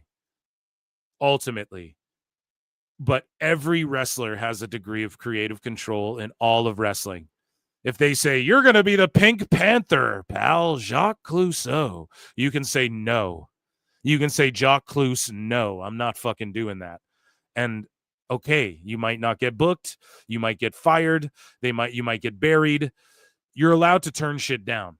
Okay, in even WWE. Anywhere you work, you're allowed to. It's not like there's a gun to your head and you have to fucking... That's any job, too, realistically. Okay? But at the end of the day, for Tony Khan, he's a lying carny. And he's just like, I'm the only person. No, but the buck does stop with him, and that's why the show sucks. And he just admitted it here. I have the final say. He sucks. His creative sucks. The shows, he doesn't know how to format them properly. Ultimately, he has the final say. I told y'all, if it comes down to Tony Storm and Mercedes Mone, that's a debate that has to be had, and Tony Khan's going to have the final say of who wins in that shit. It's not like Mone can go, I'm booking myself like this, and you have to do it. But she can also go, I'm not going to lose to Tony. But why would she do that? Well, here's the thing, right? She's convinced Tony Khan, she has his ear, and her and Peppermint goes over her lines and all the ideas and works closely with Tony. That's how they word it, because he has the final say. But I'm not a dumb guy, or I'm retarded, let's be honest. But I'm smart enough to know that that Tony Khan's the type of dude that if you get his ear, you can make him think shit is his idea. And I've chronicled it on this show. Moxley says the same shit, but in character. But he says the same shit almost verbatim CM Punk said. And CM Punk got sued and made everyone feared for his life, or he had to sue people and he gets in fights backstage. It's because they make him think it's his idea. The Young Bucks can worm their little way in because they're EVPs, and they obviously know how to schmooze up to Tony. They've been doing it for fucking 6 years now, plus better, like almost a decade now that they've known him. Mercedes Mone knows and does the same thing, and it's one of her favorite it's one of his favorite toys, and she has his ear. And so at the end of the day, she's not going to refuse to lose to Tony Storm because that makes her look unprofessional. But Tony isn't going to sit there and go, well, I really need Storm to lose the belt, or like to keep the belt. It's not like that's in his plans. His plans is we need 500 belts on Mone right now. Right. So he's going to go along with it. And so if I'm smart enough to at least understand that about a guy like Tony Khan, and that's why I understand, like, that's why I'm blocked by the sickos. That's why there's certain people who wouldn't fucking come on my show, even though they might like the shit I'm saying, because they don't want to fucking ruffle those feathers or bark up that tree, I guess, is that the right? I don't know. Either way, they like money, and right? Everybody who doesn't. And so with Mone, yes, there's a degree of creative control more than the next man. Is it written in her contract she can usurp any Tony? No. But if it boils down to her and Megan Boehner in a room, and it's like, and Mercedes says, I want this to happen, Tony's going to make sure that happens, right? And that's what happens when you're a fucking star, or you're a perceived star, or when someone values you. It's like there's those stories about, the quarterback falls asleep during tape study and they fucking bring him a pillow, right? But you're the 4th-string quarterback, you get fucking cut for that, right? If you're a perceived star, Tony just sees her, and these feds all see her as like, we're going to push her to the moon, give her 15 belts. And that just is what it is. Tony's dropped and won that belt back a number of times, so it doesn't hurt her any. Like, it doesn't bury Tony to lose this match at all, And then if Mercedes loses it, I mean, the sickos would melt down. Her fans would melt down. Everyone would laugh. People would celebrate. It'd be the smart thing to do if you want to go viral. But ultimately, you just have to have Tony Khan's ear, dude. Tony McKhan. You just have to have his ear, and then you're allowed to do whatever you want. We have further evidence, too, because Mone herself said, I have creative control. So in AEW, this is what MVP had to say. I think I alluded to it earlier. He said, in AEW, you have certain talent that they have their own dressing room, like the Elite, Mercedes Mone, Jericho, Samoa Joe, Moxley. He just named like 12 people. No, it's like, how many? The Elite, so that's like fucking 5 people. How many people are in the Elite? 4 guys, let's say 4. And then you have Mercedes, so that's 5, 6, 7, 8. Who do we appreciate? Tony Khan. This is great. 5, 6, 7, 8. Everything is fucking great. Holy shit, man. All these dressing rooms. Wild, dude. Lashley has one. I'm fucking positive of it. That Hurt Syndicate have one. So Red Velvet tweets out, and she's not even going to be there. She's in Ring of Honor. She's fucking hurt. Dave Meltzer's trashing her in CMLL. And Red Velvet says, when All In hits Texas, you already know I'm showing out. Order All In. I think she's from Texas too, if I'm not mistaken.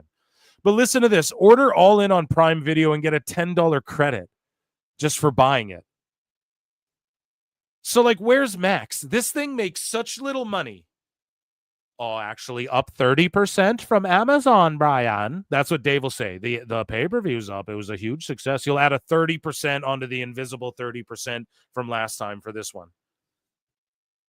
And what they have to do on this show, Max can't even put and they won't even put because they could just do it tomorrow. They could just put $50 buy watch here on Max. But they have to go to Prime Video and buy this pay-per-view for $50. And if you order it, you get a $10 credit on some other shit on Prime Video.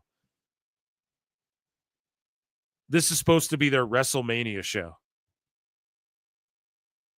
You know, why not just air it for free on fucking Max and pop their number? Because Max doesn't have enough people on there to get 500,000. There's not even enough people with Max to have 500,000 people that would watch AEW, let alone All In. And they won't even sell the fucking pay-per-views on there because it's such a bust. If this isn't further proof of that, dummies will tell you it fucking isn't. Again, we have Chris Statlander who won't, or is she on the card? Oh, she's in the Battle Royal. Good news, everyone. If you purchase All In for this Saturday and watch me enter as number 1 in the Casino Gauntlet, you increase my chances of winning and you get a $10 credit from Prime Video. What the fuck, man? This is some Brendan Schaub level marketing right here. Here we go. Neckbeard says this pay-per-view must be selling really well. Right? You get a Prime Video credit. We have more of these too, where there's just sort of these shilled out tweets. Maybe I'm wrong about that. No, let's just work our way from the bottom as we were doing. So again, guys, All In is this Saturday, and Kenny Omega tells the Wrestling Observer about his comments about Logan Paul earlier. He said, because you remember he made the comments about, oh, it's going to be Logan Paul versus Mr. Beast at WrestleMania soon. And then he just retracts it. He's like, I brought up Logan Paul and I didn't mean it in a negative context whatsoever, where I said we could be looking at Paul versus Beast. That was in jest. And I get that, Kenny. You're being salacious and entertaining and all that shit, but there's like, you're in the middle of a wrestling war. Now you're apologizing for saying what you said, and what you said was fucking dumb. It really was, but it's all good. I'm not like, burn him at the stake. I still want to see Omega in WWE, but it's never going to happen. I don't know if it'll ever happen. I'm really doubting it as the days go by. He says, but I was just bringing up a name that has a huge following and people would recognize immediately.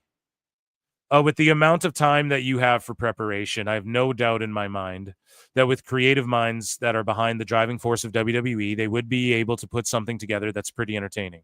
Is it going to be pro wrestling the way we knew it when we grew up? No, of course not. Kenny, you were sticking your fingers in dudes' buttholes and wrestling 9-year-olds. Like, literally, that's not in jest. That's like an actual literal, using the word literally in its actual fucking, context. Like, bro, you know what I mean? I don't know what your interpretation of the wrestling you grew up on, I think, might be vastly different than others. But I digress on that. But anyways, no, of course not. But the fans like it if people are willing to buy it, if they're selling it by the hundreds of thousands. Bro, Kenny Omega's talking like Logan Paul isn't a better wrestler than fucking 95% of the AEW. If Logan Paul went to AEW tomorrow and they're like, put on this Ospreay style match, could Logan Paul not hang? He would 100% hang in that match. I promise you. I fucking promise you, dude. So they have this boner for fucking Paul because Shawn Michaels trained Logan Paul to just take shots at AEW's guys by doing all their fucking moves and making it look cleaner than they do. That's why they're so mad at Logan Paul. Like, watch Logan Paul do a fucking one-winged angel and finish a match, whatever his next match is. Watch him finish someone with a one-winged angel. and I'll just hysterically laugh. Even though I do like Kenny, it's just because you're just begging for it. And then why is Dave and Alvarez baiting you into fucking... Well, because this is why. They know that it's going to get headlines and clicks, and they just want attention on AEW. And how do you get attention on AEW? They have to talk about WWE to do that, as time and time again that's been proven. Anyways. Yeah, Kenny just says, with the current day AEW, I do think we have been a little more grounded in the professional wrestling aspect of what we do on our shows. I disagree. Blake Christian the other week just walked the ropes for like 1 minute, and before Ospreay did anything about it, or he did anything, and it made everybody look fucking stupid. Of course we've used special guests. We've used Shaquille O'Neal, Mike Tyson, Snoop Dogg, all people who've distanced themselves. All people who've distanced themselves to go with WWE, by the way. The Costco dudes. The Costco dudes, he called them, which we have a video from them as well. Sorry, just distracted by my wife. Hard not to be. The Costco dudes. So yeah, they're called the Costco guys, actually. And I actually went to Costco, had a Costco dog, had a poutine, didn't get a chicky bake, but my wife's like, I have a recipe, so she's gonna make me some chicky bakes. But they're actually gonna be at All In, believe it or not. And so he's like, you'll always have that in professional wrestling. Yeah, you can't take shots when you have the fucking Costco guys as your big pull. You know, you're just sounds jelly.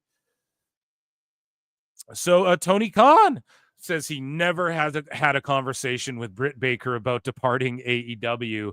And I'm just like, oh, go figure. You think? Dude, of course you're not going to have a conversation with anyone who leaves. I quote tweeted it and said that. He never has conversations with anyone who leaves AEW. And it went semi-viral, I guess. But yeah, he's never had a conversation with her about leaving because Tony, like, why aren't you calling Britt Baker?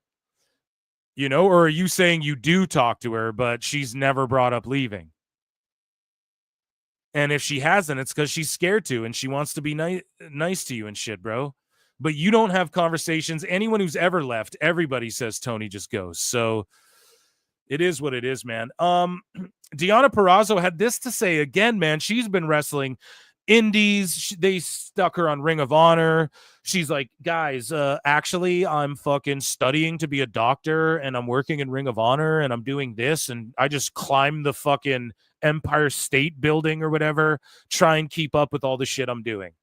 She was in a commercial during Dynamite for like, hey, at this institute, sign up for this institute today or whatever, or some university or whatever the fuck. And then she's in Ring of Honor. I think she lost her match. I'm not even fucking sure because we haven't seen her. She's not an All In. And then she starts talking about AEW recently. So I think on the Monday show, we covered how, maybe on the Monday show, maybe the Saturday show, she was talking about like, you know, people have creative control, like Mone, or this is what she had to say right here, actually. So we didn't cover this aspect yet, but she was saying something about the TNA locker room is what it was. She's like, the TNA locker room's way better. Like, it's the best locker room I've ever been in. NXT's more competitive. AEW, it's super competitive, and da-da-da-da-da. She basically said, like, the locker room she's in now isn't as good as the TNA one, which is crazy. Now she has this to say. She's stooging. So again, talking about creative control and who has it and who doesn't. Deonna, from her witness, this is her witness, her eyewitness testimony here. She says, right now, Mercedes Moné, who is Sasha Banks in WWE, kind of gets that open forum to be like, I'd like to work with this person, and these are my ideas. And then the writers kind of not necessarily conform, but they do listen to what she has to say. Well, she doesn't have creative control, though. Well, what is that? I don't necessarily have that type of pull per se, but I definitely think that women are growing in that position in our industry. It just takes role. And so what did Purrazzo just say? I don't have that pull per se, but I can suggest my own shit is what she's saying. Oh, so everyone has a degree of creative control? And the fucking dirt sheets are spurging out, being like, we're right. No, we're right. No, we're right. No, we're right. Creative control. No creative control. No creative control. The whole point of AEW is creative control. Like the boys are in it for the boys. That's what RVD said. He said it best. In WWE, you can turn down goofy shit. You can turn down romantic angles, all types of shit. So Perazzo's just blowing up everyone's spot and confirming what Phil Marks has been saying. That's all I'm saying. It just takes role models to be like, I'm going to break the mold. I'm going to push that boundary. I'm going to get myself in that position to then let other people follow in their footsteps. That was courtesy of the Digital Social Hour. Speaking of Mercedes Moné, here's what she had to say about her creative control when TMZ caught up with her a while back. Okay, but are you really? Do you have more creative control and do her job too? I mean, because I got this. I think just every single week you gotta watch. Yes, I have creative control, but I work with Tony Khan very closely, so it's great. It's a great combo. I work with Tony Khan very closely. It's great. It's a great combo. Everything around Tony is just great.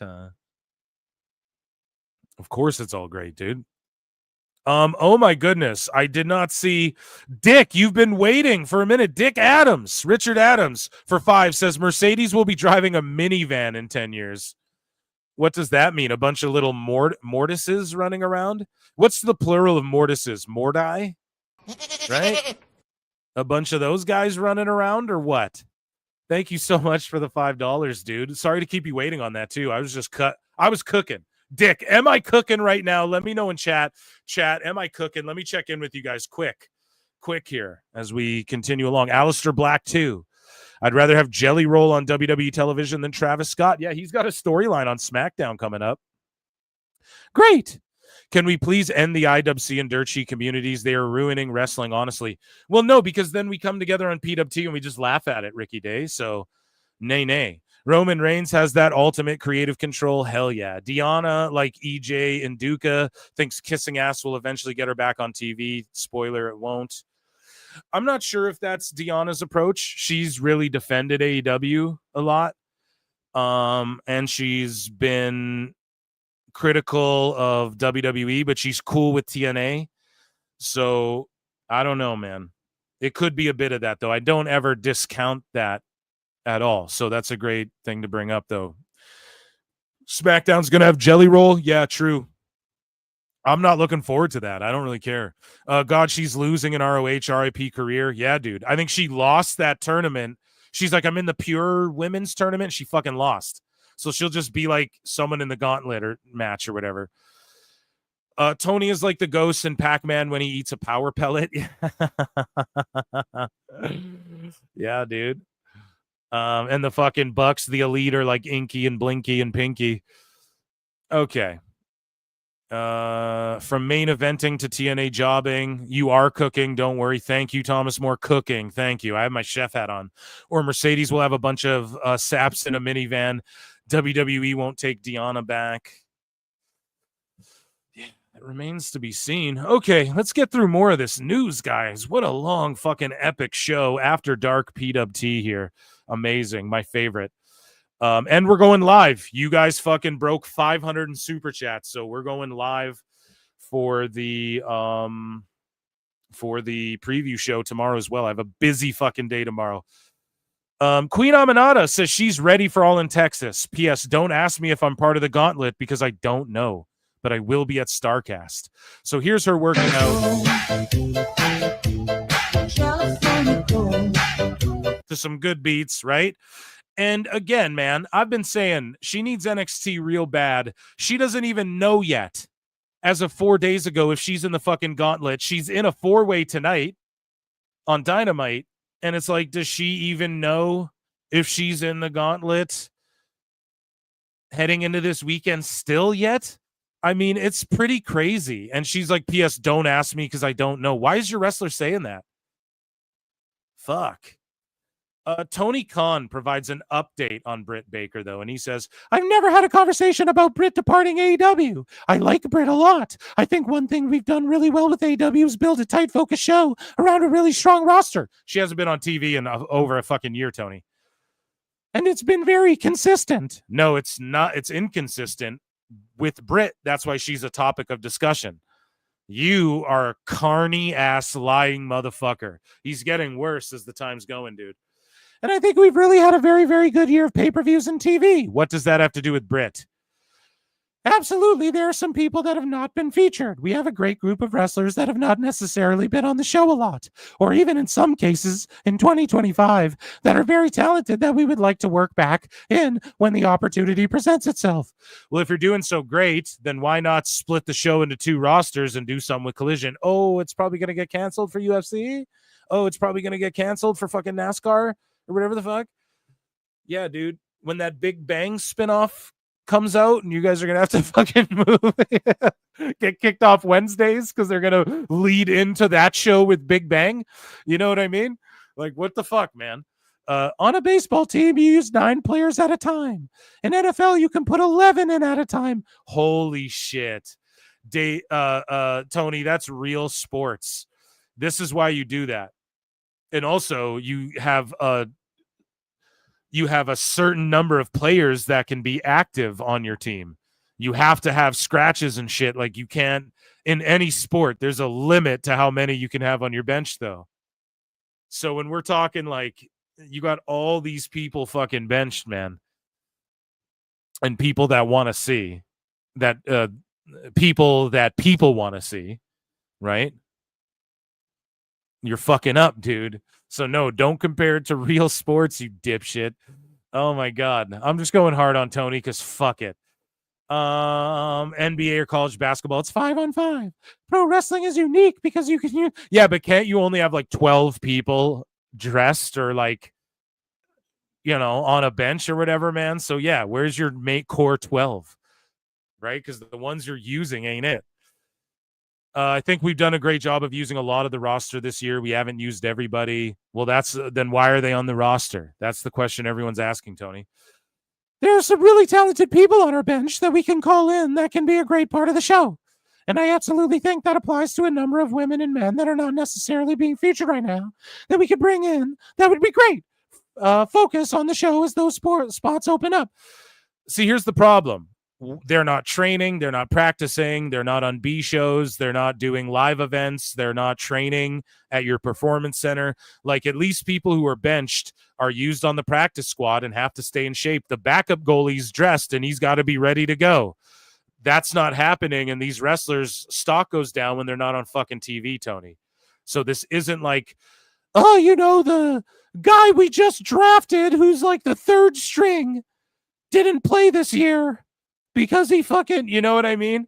It's not like that, Tony. These are people like Wardlow's not getting any younger. Why is he on the bench? Hasn't he ever been your world champion? It's a fumble, bro. Right situation, right time. No, that's not how you build good TV. So this is why your TV show's dying, because you're not in the right headspace of how to book TV. We need good storylines, and we don't just need people who can be thrown in there just because. Okay? Jesus Christ. We've done a really good job with people like who? It's just you guys saying you're doing a really good job. Stop trying to convince everyone. I'm from the show me state. You ain't got to tell me. Fucking show me. What's that from? I think like a season of The Ultimate Fighter or something. And then Junie Browning like threw a glass at the guy, said that, whatever. But that doesn't mean we can't focus on other people or rotate different people into the show going forward. So that's his bargaining chip of Britt. I haven't talked to her about leaving, but it doesn't mean I can't rotate her in when I'm done with like Megan Bain or whatever. Fuck, man. No vision, no originality, no real vision of where he's going. I said vision twice. Right, but Vision Quest. WandaVision. Am I right? It's like, hey, Britt Baker, so about her. Well, we've done really good pay-per-views this year that she wasn't on. What? What are you talking about? Okay, so he was asked about WWE counter programming, and Tony said, well, I think we're going to put on a great event. We have to focus on putting on the best event we can with the best wrestlers in the world. So that's a lot of fun. So we're going to have a great show next Saturday afternoon. We're very focused on what AEW is doing and the AEW fans, and I think that served us very well. I'm paraphrasing here because I'm Tony tapped out, man. The pre-AEW All In media call with Tony Khan is about to begin. So they did a full recap. He was asked about the lawsuit against Moxley and safety protocols. Khan says they all work together on safety, and it's a family of wrestlers, staffers, and fans to make the shows great. He doesn't comment on anything about the lawsuit. So, hey, this guy can't pick up his kids because Moxley hurt his fucking back and he can't work. What do you have to say about that? Oh, we're a great family and everything's great. Fuck you, man. If that was Vince or Triple H, people would be like crucifying him, you know, burning him at the stake. He was asked about Mone's level of creative control. He says, I'm the only one who has creative control. Previously mentioned NYE resolution going to 20. The only things he believes in and not be talked into as things he has dragged to the finish line on often don't work. The only person to blame is himself. So he's at least saying, put the blame on me, which is the right thing to do as an owner. Khan said he's worked with Mercedes, Peppermint, Storm, and RJ City on this angle, but he has the final say. That's the problem. That's too many chefs in the kitchen right there. Asked if annual event at North American MLB Stadium could take place, given the True Media Company's relationship. Khan says that the momentum with AEW continues. They could do that eventually with True Media. Khan says he has never said he's retiring the Continental and International titles. Fucking so goobery. We covered that. He was asked about surprises in the Casino Gauntlet. He said expect a lot of focus on the talent fans have seen. So what did I tell you guys? It'll be maybe like a Giovanni Vinci or like one of these whatever fucking Isla Dawn or Sade, but then she's like signed to Ring of Honor and it's just like a one-off, you know? Don't expect it to be too crazy. Why? Because Tony Khan, where are the surprises? Like there's no big surprise guys are going to come in and mark him in for a bunch of money, and WWE's making sure that doesn't happen either. So he's tapped out, and that's all really AEW had. He's asked about cross-promotion possibilities with MJF and Happy Gilmore too. He didn't directly answer, instead focus. Like, how many times are you guys going to say he doesn't directly answer? He just skirts the issue and beats around the bush. Fucking Tony Khan. Look at Carlos Silva just flat out answering questions. Tony's always like, oh, it's kind of a mystery. I don't know. I know, but you don't know. Right? He's proud that MJF can get roles like that. He's asked to comment on conflicting reports on Britt Baker. Said he's never had a conversation with her. He's asked about whether there was an idea of putting Athena versus Thunder Rosa on All In. He says to expect both women to be a part of Super Card of Honor. And he's really putting Thunder Rosa and fucking Athena on Super Card of Honor. Oh my God. And All In. So they'll just be throwaway nothings in the fucking Battle Royal. Khan said due to injuries, he's had to make some changes to ROH Super Card of Honor. With the women's division, Hater's longer than expected absence resulted in call-ups from ROH like Queen Aminata. Then why don't you treat it like NXT? Why don't you treat it like NXT? He said injuries affected the women's pure title tournament as well, one of which is the women's TV champion Red Velvet. Khan said he thinks Velvet will push through the injury but can't defend the title. Khan said the one ROH event scheduling change was a positive one. He denies any discussion of Super Card of Honor being held in Las Vegas. So he just denied and didn't answer shit pretty much, and then took ownership on if anything doesn't land. But then, so nothing lands, and then Dave Meltzer says he's Booker of the Year. Tony speaks on international expansion. He says, this year we've expanded into great new places with our first ever event in Mexico and our first event in Australia. No, you didn't really expand there. You just held events there that everyone got mad about. I want to continue expanding into new territories and going back to these places that have been really successful, like Mexico and Australia. There's a lot of momentum and positivity around the locker room. I heard morale was low around All In, but then I hear at the Mexico show, it's like all positive and shit.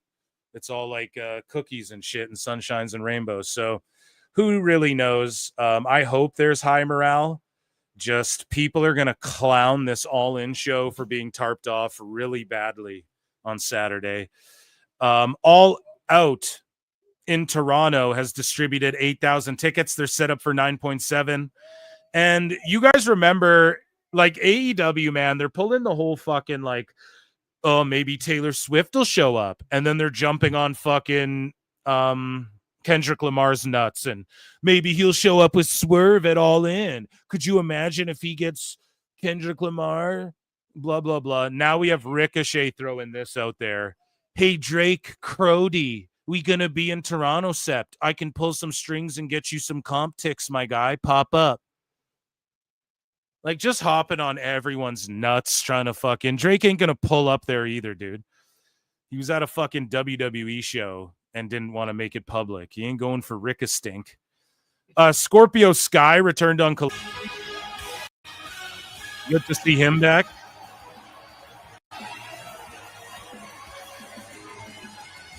And he's just with Top Flight. What the fuck? And now Chris Daniels manages Top Flight with Layla Gray. And they just stick Scorpio Sky with Top Flight. What the fuck? That's crazy, man. And then he just randomly enters Anthony Bowens' challenge. And Bowens is, I mean, not Bowens, sorry, Max Caster. And Bowens has had a good little run. He's getting, he's had a reunion with Billy Gunn there or whatever. But Caster has a good little run of like him losing and shit. Red Velvet says, not the news I wanted to share. I won't be cleared to compete at Supercard of Honor due to injury. We saw that. The whole tournament's fucked.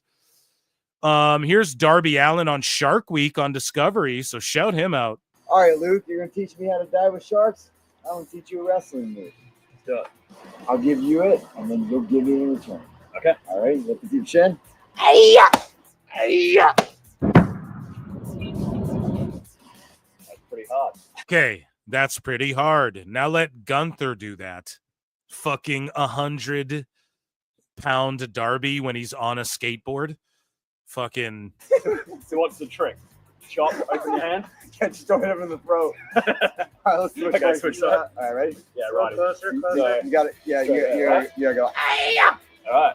Hey-ya! No, you're supposed to go woo, and somebody who's not. All right, Luke. Yeah, I mean, let Gunther do that to you, though, or Penta. Like, Jesus Christ, 94-pound Darby Allin with the makeup off. Max will become HBO Max again tomorrow, which is today. Shout out HBO Max. Kenny Omega says there isn't much left of his in-ring career, so he wants to make sure that every match counts, which is fair enough. Get to fucking WWE then before all's said and done. You haven't fucking drawn shit, Kenny. I love you, but god damn it. The first couple years were good, and then what the fuck? So here's Kenny Omega on The Observer Live. And yeah, let's just hear what he has to say. Hey, AEW, I do think that we have been a little more grounded in the professional wrestling aspect of what we do on our shows. And again, that's not saying that, hey, we're better or we're worse. That's just how we've found our identity. And of course, we've used special guests. We've used Shaquille O'Neal. We've used Mike Tyson. We've used Snoop Dogg. We've used the Costco dudes. Like it's all people who've defected.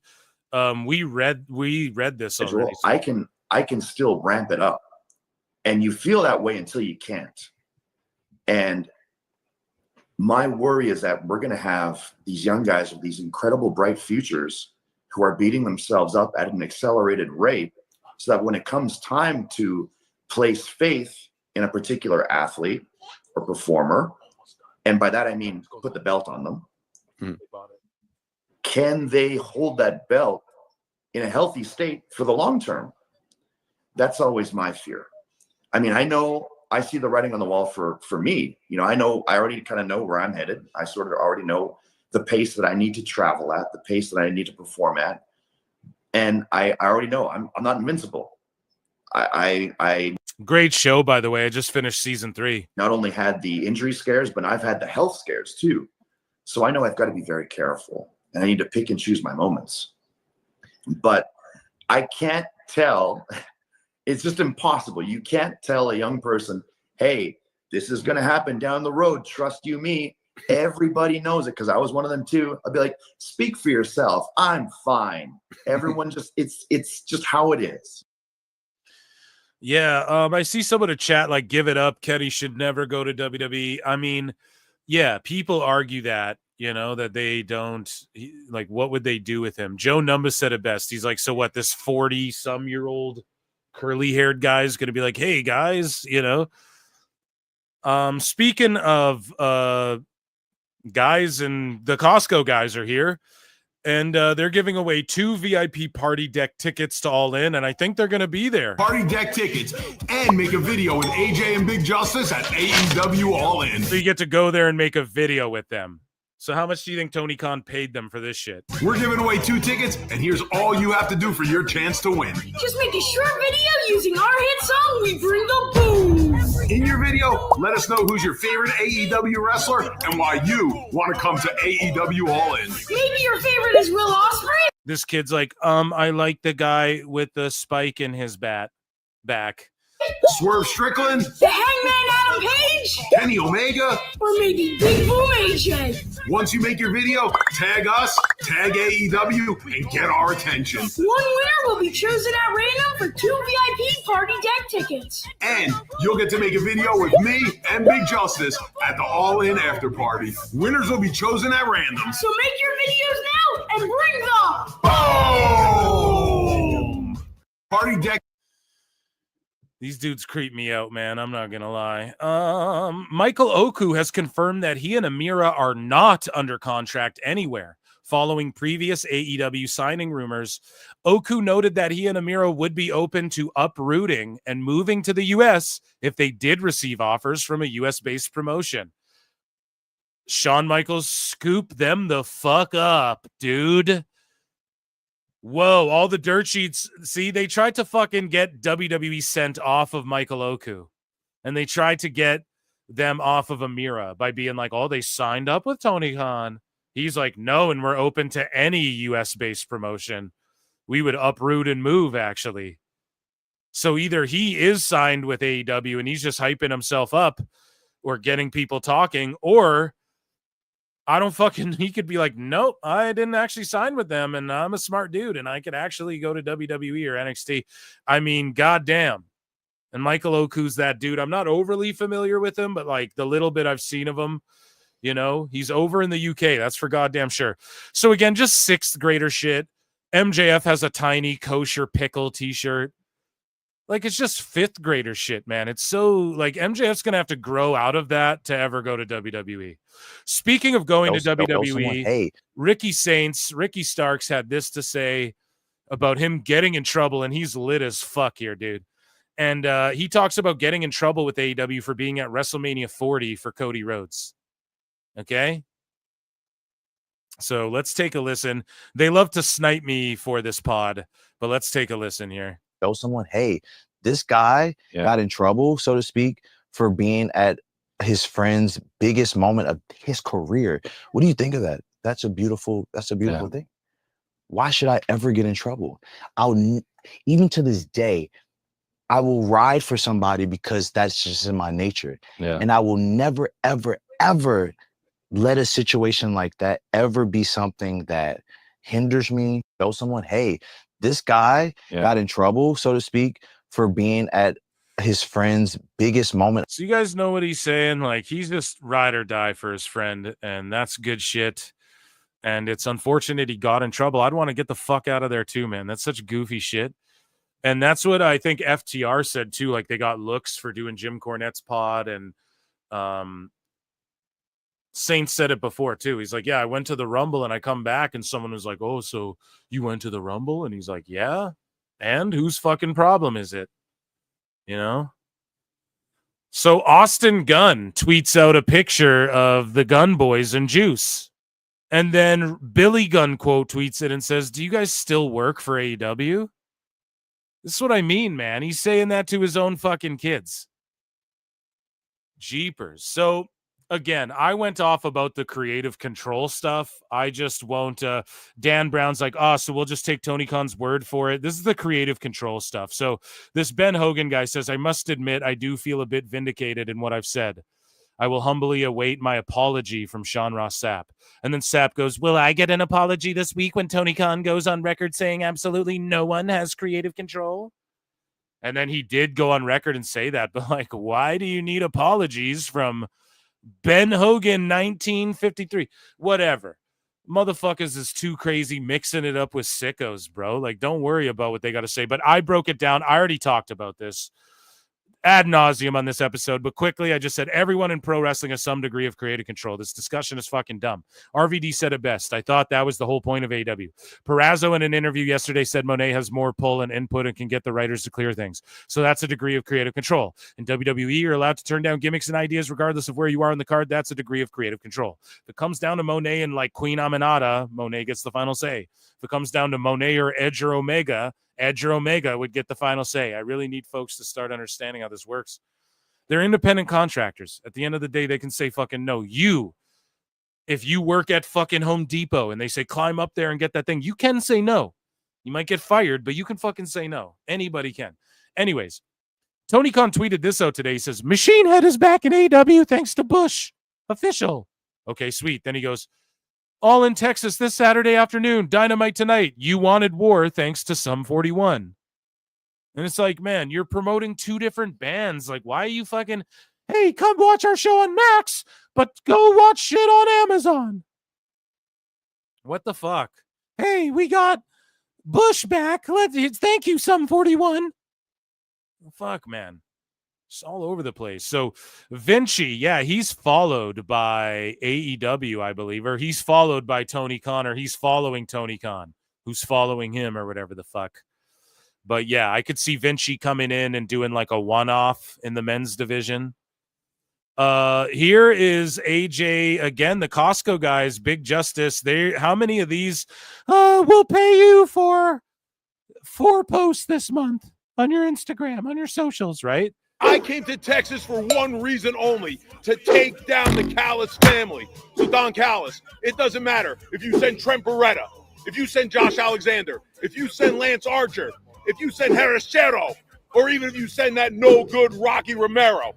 Big Boom AJ is coming to the ring right here at Globe Life Field, and I am taking down the Callis family. And at my side will be Big Justice, the Rizzler, all the people right here from Texas. So in the pre-show, they're just going to parade the Rizzler and Big Boom out there again and try and grift off their social media views and shit, even though no one gives a fuck. Like, who are you marketing this deathmatch shit to tonight? Like, you fucking idiots. These guys talk to little kids on the internet, and you guys are trying to, what? Get them excited for a Texas death match? The people from Texas that I love, the people right here at Globe Life Field. We are coming. We are coming to AEW All In this Saturday, and we are taking down the Callis family. That's right. We're taking down the Callis family. And then my buddy Swerve, my buddy Will, they're going to be taking out the Young Bucks. Then we got our man Kenny Omega. Kenny Omega, he's coming to bring the boom. And let's not forget, Hangman Adam. So you can really tell, like, Swerve, Ospreay, Hangman, Omega, this is their core guys, man. And I do like that Tony's been focusing on them. But do you guys notice he just groups them all together, and then their shit just always overlaps and bleeds over and crosses over, when it should be like, okay, on this part of the show, Hangman should be doing this again. Again, it's because Tony's he's spread too thin. He has way too big of a roster. Page. Hangman Adam Page will be leaving this building with the AEW Championship. That's right. It's this Saturday. AEW All In. We're coming, and we're coming to bring the boom. And notice he doesn't say, oh, in a Texas death match, last man standing stipulation. Speaking of last man standing, Jim Ross will be the last man standing on this earth the way he's, survived. And Tony Khan says Jim Ross is an indispensable part of AEW.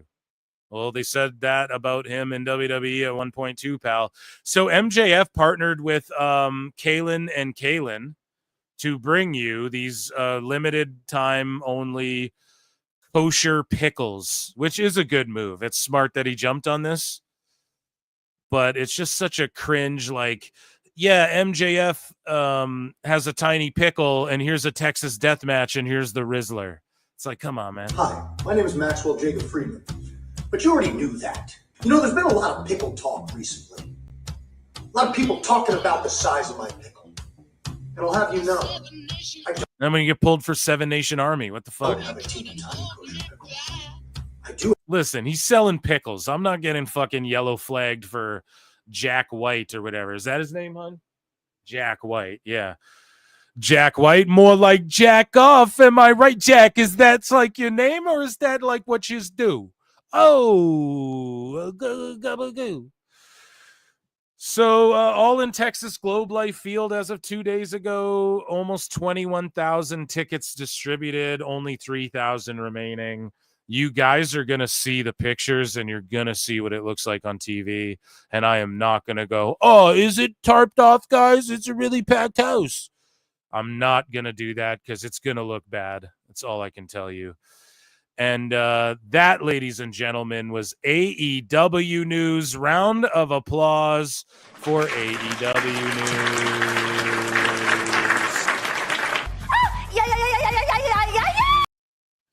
Let me check in with chat real quick before we wrap things up on this show. That was fucking an amazing and a long AEW segment. We went almost 5 hours tonight, and we're going live tomorrow with a run-in. And you guys earned yourselves, you bought yourselves an Evolution 2 stream. So I'm busy this week. Your boy Phil's cooking this week. And I'm excited. I hope you're all excited as well. And so, yeah, let's check in with chat here. I'm just trying to see. We're at 39 super chats tonight, guys. You crushed it for a total of thus far, as we near the end, 520 is what we're at. 520 total. So you guys crushed it. Fucking absolutely amazing. And Creighton Rab says for 5, my fave AEW wrestler is Britt Baker, and I want to go to All In to see CM Punk wrestle again. Oh, fuck it. I'll just fly to Atlanta instead. Or is that Tony? Who is that? My fave AEW wrestler is Britt Baker, and I want to go to All In to see Punk wrestle again. Oh, fuck it. I'll just fly to Atlanta instead. Oh, man. Well, it's Tony in my mind. Okay. Judas in my mind. And chat, goated stream, thank you. You guys are fucking goated. I wouldn't say, Travis, that 75% of the tickets are given away, but we're in the thousands. I'm going to say at least 5,000 plus tickets will be given away. And I know that's crazy, but the way they just went fucking nuts and then they started having to restructure the house, it's got to be in the thousands. Like, it's got to be in the like 3, 5 or above thousand. I could totally see it being papered like 10,000. They did it for All In Wembley.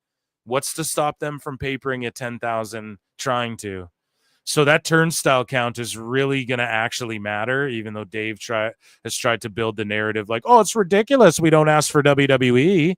Yeah, but Dave, it doesn't matter. You just say that, like, it doesn't matter about the old turnstile counts, Dave, because you just say that shit's fake anyways, and we accept it because we know that they are carnies and work the house. But then for AEW, you want to try and defend, and then you talk about distributed tickets. But we're in the from 15K up.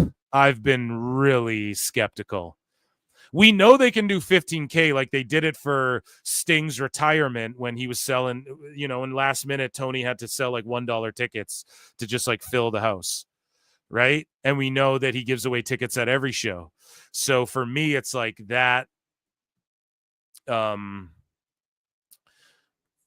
me, it's like that fucking is indicative of like, okay, they could probably do 15K, but after that, we're talking like 5K given away. I'm willing to bet.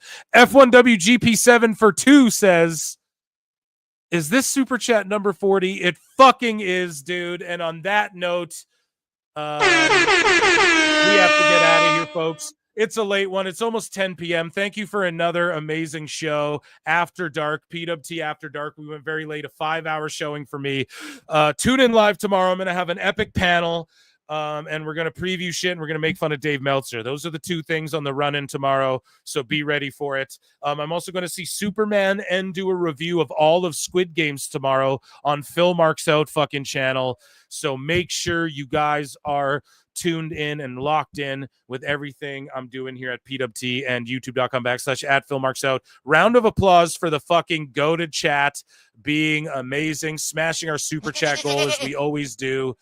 I think we failed one early on, but that doesn't matter. We dust ourselves off here at PWT and we pick right back up and we get to work. I love you all. I have a grumpy baby. Bye, PWT fam. Get in the Discord. Peace and love. What an amazing fucking show tonight. And I told you guys Wednesday was going to be juicy. You didn't want to miss it. Saturday's going to be juicy. You don't want to miss it. And you don't want to miss these watch-alongs. We have a big epic weekend.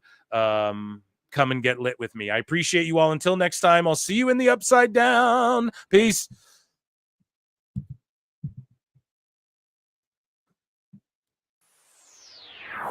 I look and see it's not just me. Jeff, why do you insist on doing this dumb internet shit on TV? I look and see it's not just me. This place is a fucking joke, man. You're a clown. I quit. So many of us have stood where I stand. We are the young, so raise your hand. So many of us have stood where I stand. We are the young, so raise your hand. We call us problem child. We spend our lives on trial. We walk an endless mile. We are the youth gone wild. We stand and we won't fall. We're 1 and 1 for all. The writing's on the wall. We are the youth gone wild. No. It doesn't make logical sense, but it makes. Well, yes, of course. But it makes wrestling booking sense. Of course, this makes no sense. Of course, okay, it makes no sense. However, in pro wrestling booking, which often makes no sense, you would do that. It's about making money. It's not about anything else. Wrestling has always been about making money first and foremost. That's it. I look and see it's not just me. Last weekend was the greatest weekend in AEW history. This is the greatest week. I look and see it's not just me. Security, my safety, my life was in danger at a wrestling show. So many of us have stood where I stand. We are the young, so raise your hand. So many of us have stood where I stand. We are the young, so raise your hand. We call us problem child. We spend our lives on trial. We walk an endless mile. We are the youth gone wild. We stand and we won't fall. We're 1 and 1 for all. The writing's on the wall. We are the youth gone wild. We call us problem child. We spend our lives on trial. We walk an endless mile. We are the youth gone wild. We stand and we won't fall. We're 1 and 1 for all. The writing's on the wall. We are the youth gone wild. If you're familiar with how we do things often here on these Wednesdays, it's a lot like one of my favorite movies, Time Cop. What? Fuck you. Fuck you. Yeah. God damn it.